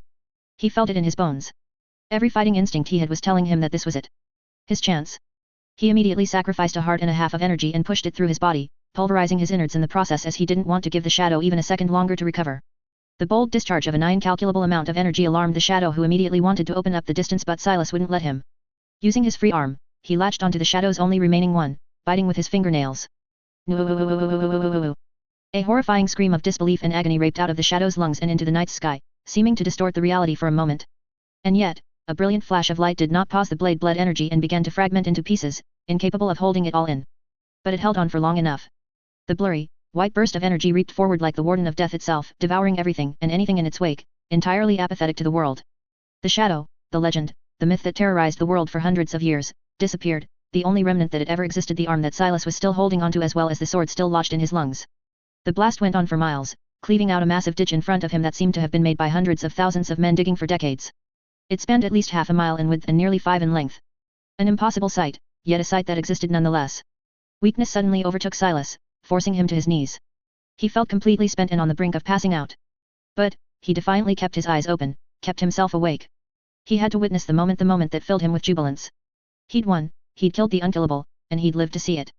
Just as that thought filled his head, a window appeared in front of him, causing him to smile pathetically. Congratulations! You have unlocked a new save. New save, Champion of Death, has been discovered. Would you like to initialize a new save point? Yes/no. No, Silas mumbled without much thought. Are you certain? If you decline, the save point will be permanently deleted. Would you like to initialize a new save point? No, the new information didn't deter him. He'd already prepared for that possibility. Besides, it didn't matter. It was just a few months. Save point Champion of Death has been permanently deleted. Recalibrating. Adjusting the new rewards for the feat. New reward, We Who Fought the Thunder. We Who Fought the Thunder, experience the most critical memory of the fallen. You may experience mild discomfort for a moment while being transferred. Now beginning, We Who Fought the Thunder. Chapter 164. We Who Fought the Thunder. There was a flash of light accompanied by a burst of pain lodged deep inside Silas' psyche. It hurt even him, so much so that he had to bite his tongue so as to not cry out in pain. Though it hurt, it was very brief, less than a second.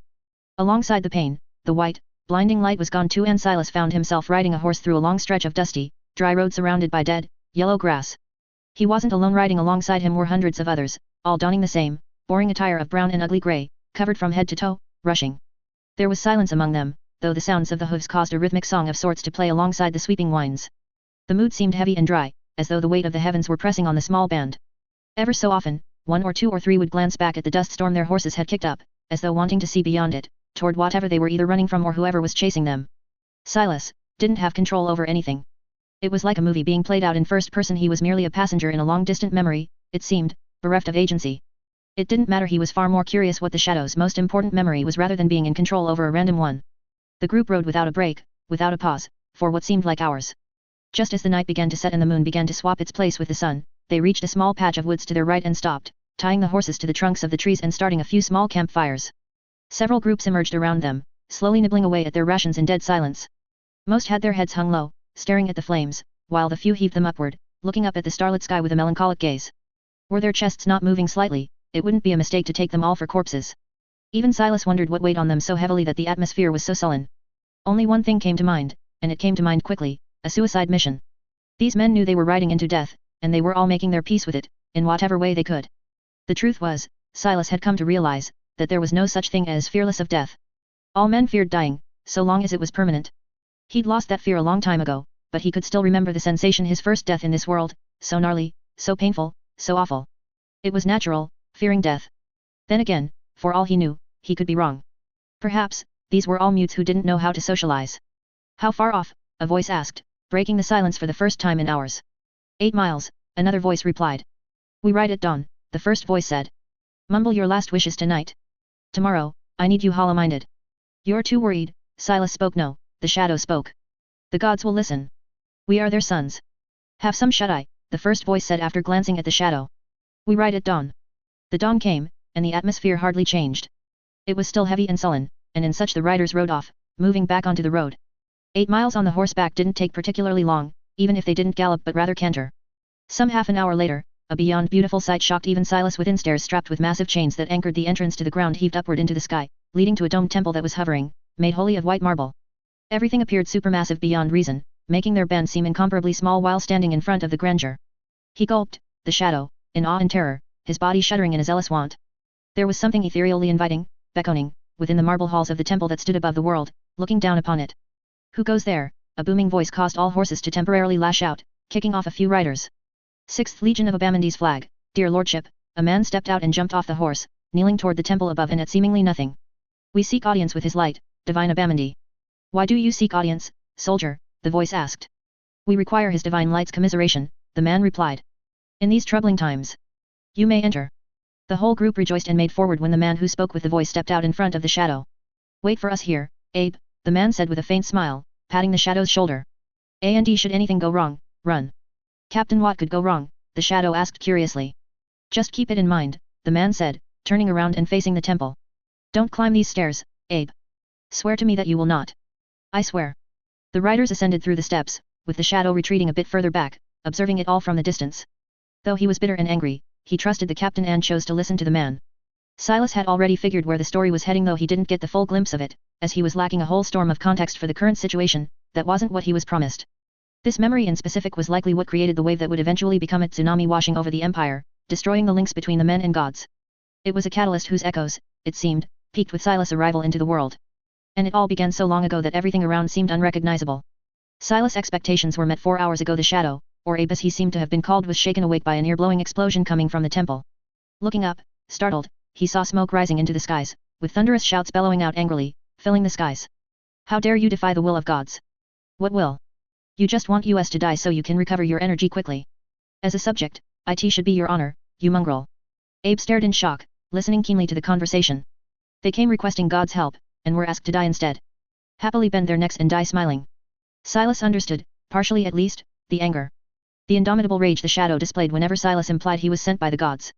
As always, there was more to the story. But that was the case with everything.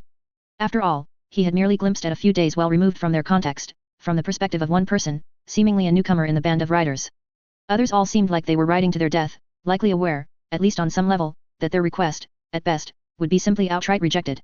Even they, however, didn't seem to think they'd be asked to die willingly. The explosions continued, shaking the temple as well as the stairs and the chains anchoring them. Though Abe wanted to rush in and help them, Silas felt the burning emotion. He stayed outside, having promised. Silas read the racing thoughts of the man, they were all on the full display. He was no fool, the lad he already understood. Understood why he was left out. The reality, still, wasn't easy to deal with. Likely, it never got any easier. This day haunted the man for hundreds of years after. It motivated everything he did and created the flood that eventually drowned the world. He and his like-minded sacrificed the empire to destroy the cairns. Humanity's connection with the gods. Another flash of bright light and a burst of pain later, Silas opened his eyes with a groan. He was back to being himself. Up above, the clouds had cleared up, revealing a sky filled with innumerable stars. He'd never seen a sight like this back on Earth, or he might have, but had forgotten. Here, though, he'd seen it often. Often enough that it was no longer as breathtaking as it used to be. He struggled to sit up, though he'd spent quite a few hours living through that memory. It seemed only a few seconds had passed here. He could still smell the lingering scent of blood and death in the air and see the dust still flying due to his attack. His body was ravaged beyond normal repair. Both his arms were obliterated from the shoulder down, half his organs had stopped working, and his nerves had likely fried since he couldn't feel more than the wind on his eyeballs. But, he was alive. For most, this would be considered a Pyrrhic victory, but not for him. Though it will likely take days at his pace, he would heal, eventually. He would be back on his feet, as though new. And the Shadow Abe would still be dead. Thinking back, he sighed inwardly. Even though the context was quite limiting, he'd still learned new things. And he got to experience the once-upon-a-time colossal grandeur of the religion in this world. That temple was beyond anything he'd seen in this world. In fact, it made the kingdom's capital look like some poor slums that hadn't been retouched in decades. From all of that, to all of this. All else aside, Abe and the company did a marvelous job. They were off by just one. Though Silas didn't know the exact consequences if they had gotten to the last one, his gut feeling was telling him, he wouldn't have landed here, or elsewhere for that matter. None of what was currently transpiring would come to pass. There would be no Rhine as Rhine is. Asha would have likely grown up being a normal girl that was never abandoned, magic would have been diluted to the point of almost not even existing, and Valen would have likely never been banished. Perchance, he might have never even been born, as Desdir dynasty might have fallen.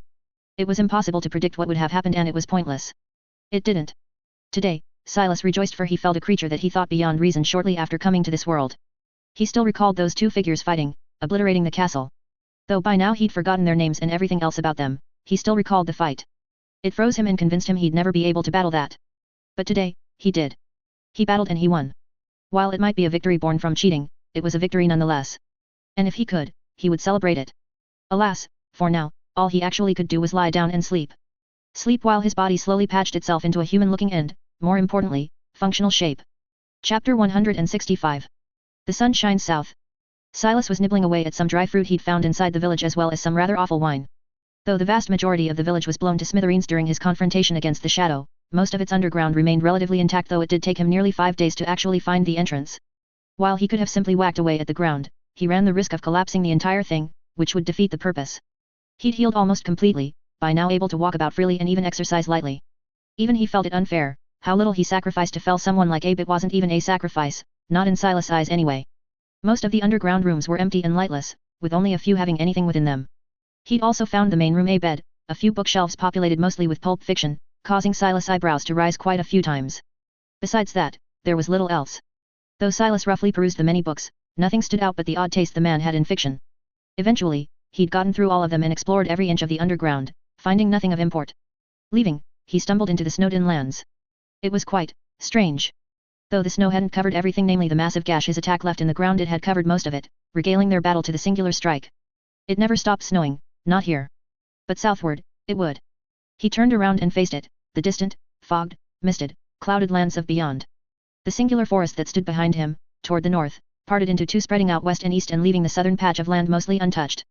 There were hills that rolled onward and massive pastures that likely shone in resplendent emerald in the summer, and whatever else land lay beyond.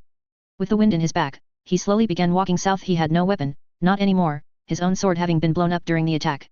But it didn't matter. He suspected nobody would casually approach a demented-looking, topless, and barefoot man walking about aimlessly in the middle of the cold snap. His goal was singular: to map out as much of the south as he could. To map out the journey that they would eventually have to take. It would be difficult, he knew, to move before the spring. The biggest hurdle was constructing enough carriages and having enough horses to pull them. But there were upsides, too. He could simply walk ahead of the entire entourage, melting snow as he went. This would ensure that the horses never froze to death and that it wouldn't be as relentlessly chilly and frosted as it can be, especially at night, as he would act effectively as the central heating. At the same time, with Asha coming along, there would be no shortage of supplies. It won't hurt to give it a whirl a few times, he mumbled absent-mindedly. If we can move out during the winter, it would cut down the wait time every new loop. Would also give us a larger leeway in how we allocate time on the road. He rolled along the numerous hillsides, subject to the world of pure white on all ends. It was quite enchanting, as it looked very much like a snowed-in desert, only with much taller dunes. Days later, he finally came across an anomaly to the west. He saw something wiggle within the mist, causing him to move toward it. He had no clue exactly where he was, even if he had the rough map inside his head. In fact, he wasn't even sure just how south he'd actually moved, since it was quite difficult to tell in the snow-white space. For all he knew, he was moving southeast or southwest rather than directly southward. As the night fell and as he approached closer, quite a sight welcomed him. The kindling fires sprawled across, hundreds of them, causing him to hurry forward. Breaking through the mist, a view of a stone wall came to him. It was some 20 feet tall, made of rugged and old whetstone, draped in white snow from most sides. It stretched for over 3 miles at the front, curving into the misted distance, sporting 3 towers during the visible stretch. All 3 were manned, and the people atop them were extremely alert. The reason Silas knew they were was simple: they immediately spotted him.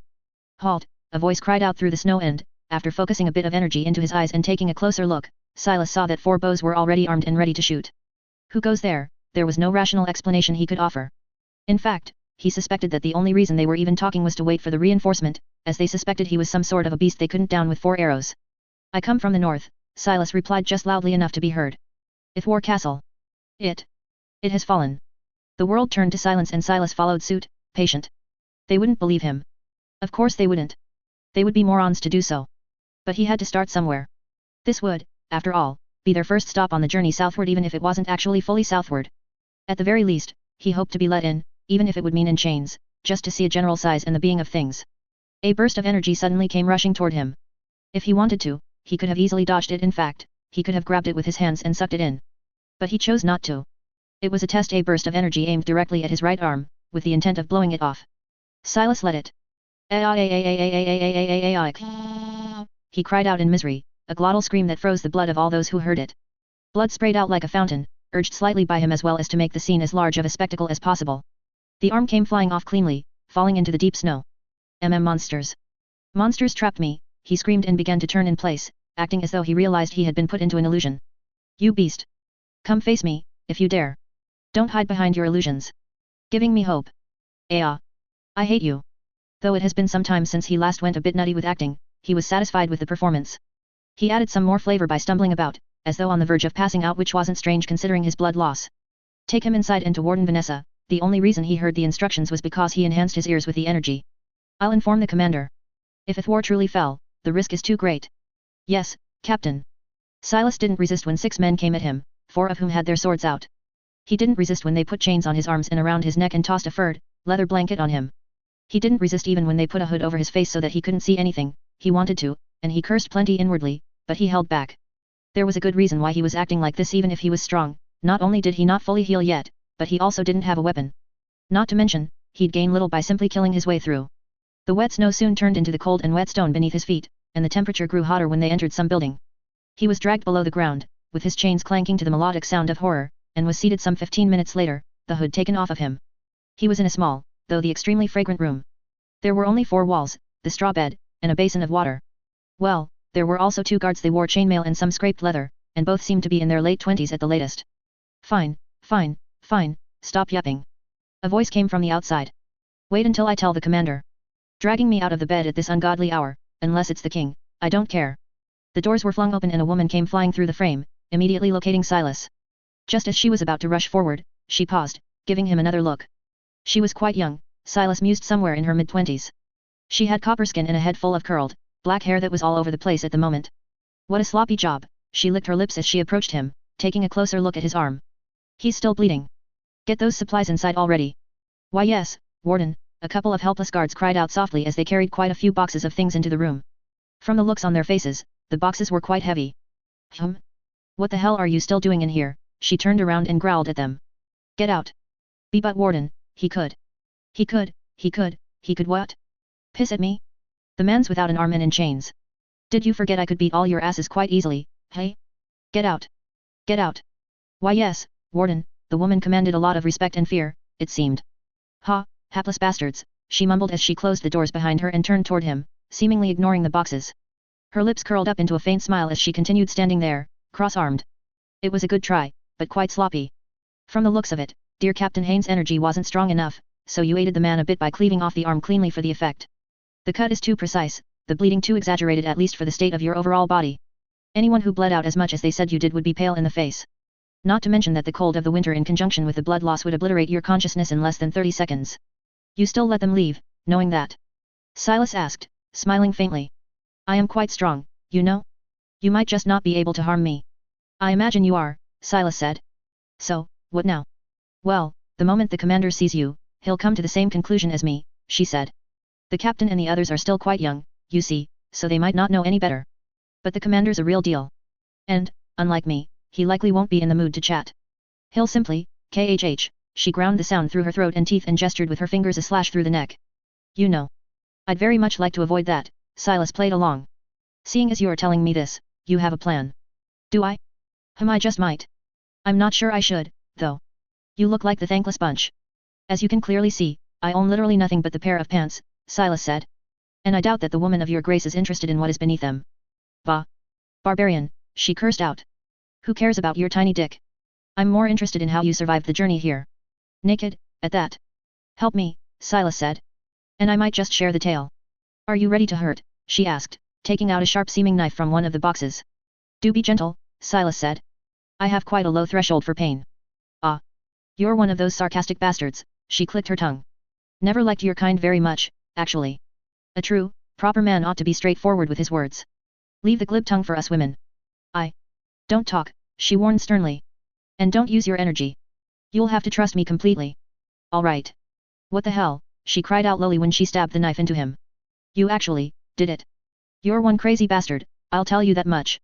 Look at this bastard, not even defending himself. Why would you trust a complete stranger, some deranged woman, in a shady, dark room? Man, there is something wrong with your head, maybe I should open it up and see. No, can't be greedy. Ah, this crazy bastard isn't even twitching. Chapter 166. All the pieces come together. The hearty footsteps could be heard well away from the doors, stomping like the hooves of a warhorse. Both the woman and Silas turned toward the doors, the latter far more relaxed than the former. Even if she was confident in her abilities, it appeared as though she still held that much respect toward the commander of what Silas came to learn was a tiny fortress town mixture. He, however, was mostly curious who could elicit such a reaction from what, by all accounts, was a beyond headstrong woman. The door opened some 10 seconds later and through came a bull of a man 6'7", 8 feet at least, having to bend a good deal just to squeeze into the room. He wore lax clothes, just having tossed on a simple shirt and a pair of leather pants. In fact, he didn't look much different than Silas himself, all things considered. The main difference stemmed from the height, as the man had some good 3-4 inches on Silas, but Silas' frame was a bit broader and better defined. The man sported one of those chiseled, squared jaws that made it seem as though he could cut glass with the thing, paired up with a 2-days-old beard and facial structure capable of eliciting quite a few woos within the right audiences. Vanessa yelped quietly and retreated into the corner, bowing toward the man fully. "Greetings, Commander." The man, however, ignored her, his gaze falling on Silas. The pair of eerily silver eyes were clear, void of all emotions, making it impossible for Silas to be able to read him. "Leave us," he commanded in a deep, booming voice. The woman didn't even protest with her gait, instead speeding out of the room and closing the doors behind her. "How did you kill him?" "Kill who?" Silas asked. "It's too late in the night to be talking like women," the man said, sitting down. "Man to man, face to face. Nobody was coming from the deep north, not with him as the gatekeeper anyway. If you have the ability to kill him, you have the ability to kill us. So, why pretend?" "It's funny." Silas grinned. "Mighty strange, for everyone to know there's someone like him there, what with the dearest prince inhabiting the far north." "It really was like that, hey," the man mumbled, reclining back in the chair and sighing. There were rumors and whispers, saying that the prince still lives. Seemed convenient, however, that he was homed in the northernmost castle, just beyond that thing. "You still haven't answered me. How did you kill him?" "You seem mighty strong yourself," Silas said. "Why didn't you give it a shot?" "You are still chattering." "Ha. Fine, I suppose. We can forego honesty. At least tell me what you are doing here." "Reconnaissance," Silas replied. "Soon enough, the north will march south, toward the capital." The man's brows shot up in shock as his eyes widened. "And I am simply seeing what will await us." The man fell silent, rubbing his chin in contemplation. "The civil war is inevitable. If not civil, another would happen, and another," Silas said. "You can't have been that blind to the realities of this kingdom. If it were a horse-driven carriage, by now, the horses are dead, the carriage is moving uncontrollably, and it will soon careen off a cliff. The prince merely wants to stand in front of the carriage and stop it, before the whole thing goes up in flames. Then again, chances are, the prince will go down with it, and the true war for the kingdom will break out anyway. The prince will need support," the man said. "Might can only take him so far. And the prince will get that support," Silas said. "You needn't worry. Question is, who will be deserving of providing that support?" "You asked me how I killed Abe," he added, smiling faintly. "But that's the wrong question. How do you kill someone, anyway? You simply do. The correct question is, why? Why kill him?" "Why kill him?" the man asked, leaning further in, his eyes finally giving in to the sliver of emotion. "Because he was a fucking psycho," Silas shrugged indifferently. "And because men like that cannot be controlled. They are too strong. Either they succeed on their own, or they kill everyone trying. Tell me your story, however. Honestly, in my current state, if we went all out, you would be able to kill me. And though that sounds boastful, it's kind of a miracle. Save for Abe and the king, you're the strongest person I met." "You met the king," the man arched his brows. "Face to face. A mighty honor. He rarely meets a soul these days." "Why would he?" Silas shrugged. "He has no allies, everyone wants the peace of his land, and he had to banish the one he wanted to mantle the king because the kingdom was boiling. Would you meet people if you were in his shoes?" "The king wanted Prince Valen to inherit the throne." "Your story," Silas smiled. "There isn't much to it," the man began after a moment's silence. "I was born into the Order of the Royal Knights and finished my service 7 years ago. As a reward and because I didn't wish to extend my service, I was given a villa here and told to oversee the place. And I spent most of my life just fiddling about in the shadows, training," Silas said. "Until one day I got tired and was rewarded with being sent north with the prince. See? I can bullshit too. My story really is that simple, though," the man smiled bitterly. "The reason I was rewarded this place was simply because I was the most decorated knight of the order. I have won the most duels, fought in the most battles, and was considered the potential inheritor of the chalice which would have made me the supreme head of the royal army. I had no such ambitions, however, and instead retired. And you just so happened to retire in a place that would be the prince's first, true stop." Silas asked, wanting to scream. "That cunt's really laid out the entire story, hasn't he?" "What do you mean?" the man asked, frowning. "The last time I talked with the king, he told me that the only way the whole truth would be revealed, was if there was an army upon the capital, headed by Prince Valen himself. He, however, said it with such indifference that it begged the question, why was he acting as though it was a foregone conclusion? I'm strong but I'm not undo the army strong. Well, not yet, anyway. And Valen is a charming young lad, but he's no king. You think, the king planted me here purposefully?" the man mumbled. "Impossible. Not only was this place gifted to me by the queen, but I retired 7 years ago. Prince Valen, back then, was relatively well liked, and there were no inclinations to what would transpire. There never are unless you know where to look," Silas said. "Or unless you know the entire story. The more I hear about the queen, the more I realize that she's likely acting in the king's place. The whole kingdom, it seems, believes they hate each other, and she's trying to carve out as much influence for herself to secure the throne for her son and further propel her family, but the whole thing stinks. The pieces all fit just too nicely with one another. I thought this for a while, and now there is you. For starters, you're strong, Silas said. But beyond that, you are reasonable. Do you have the faintest idea how fucking rare that shit is? PFF. You walked into this room, looked me in the eyes, and asked me a straightforward question. There was no pretense, no empty flattery, no million tangents to hide the intentions. It's quite literally unprecedented. Someone like you, never, ever, under no circumstances, ought to be found here. And neither should someone like Vanessa. I'm guessing she's either got a huge lady boner for you and she followed you here, or she swore some kind of an oath and you spared her life. A bit of both, I suppose, the man grinned faintly. The prince is not alone, Silas said. And it's not just me. Though, to understand it, you'll have to see it. Come with me north. And abandon my post, the man arched his brows. I don't even know your name, yet. It's Silas. I don't know your intentions, Silas. To make Prince Valen a king no matter what the personal or the cosmic cost. I don't know your fears. To be stuck in this world for all eternity. We ride at dawn, the man said, extending his arm over the table. My name is Avino. Friends call me AV. AV, Silas nodded. I'm surprised you have horses can that withstand you. You're a bit of a jester, aren't you? A bit? You're underselling me. Maybe I should just off your head and bring it to the queen.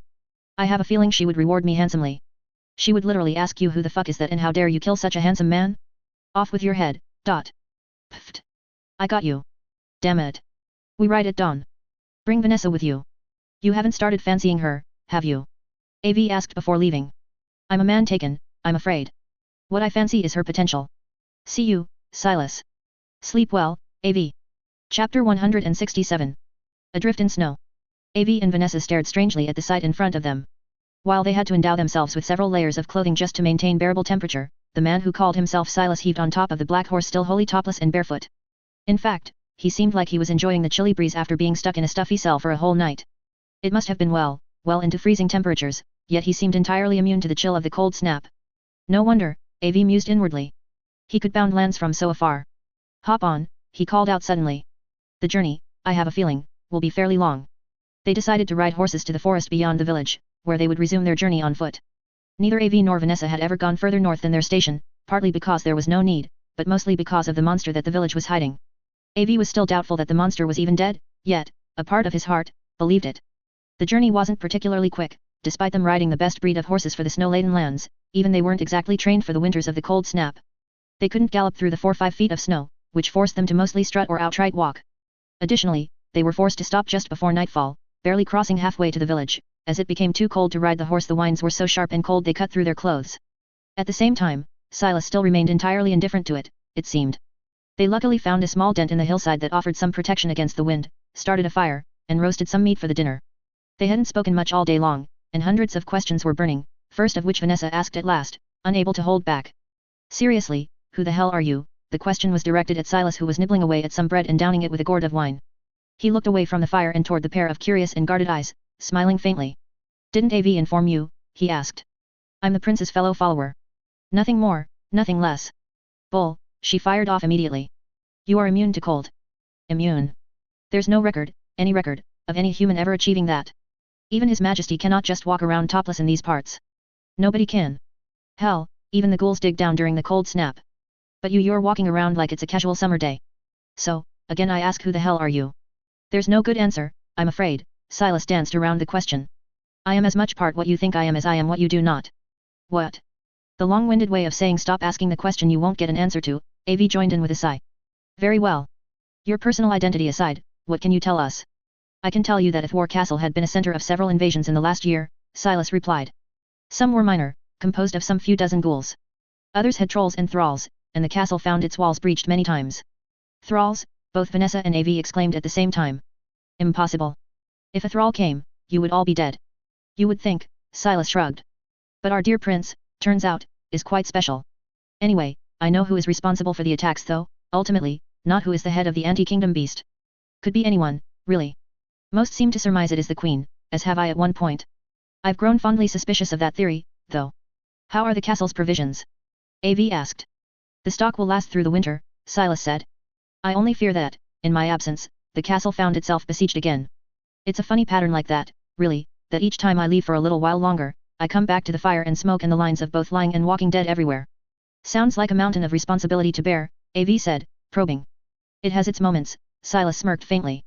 It's an exciting life, after all. I imagine it is. They stayed the night and, once again, rode at dawn.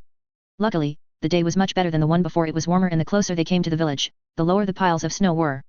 Though they never fell below 2 feet, there was a distinct difference between 2 and 5 still that made their journey quite a few ways better. Just a few hours past midday, AV recognized the shadow of the mountain looming to the west. It was a landmark that his predecessor taught him in the mountain's shade, he said, lay dormant a monster that could swallow the world. AV would hear many stories before his predecessor departed the world, stories of how the monster would come to stalk his lands at night, stealing equal parts people and animals. They would fight, though the monster wouldn't fight himself. He would send out shapeless shadows to devour and consume. All manner of stories that all seemed exaggerated. However, the terror in the man's eyes was real. And AV trusted it. Breaking past the fog, a vast clearing void of woods and mountains and even many hills entered their sight, and with it all manner of confusion. For starters, there was no village. There were no structures, no fences, no roofs, no plowed or snowed-in fields. Nothing. In fact, there wasn't even any snow. It would melt as soon as it touched the ground.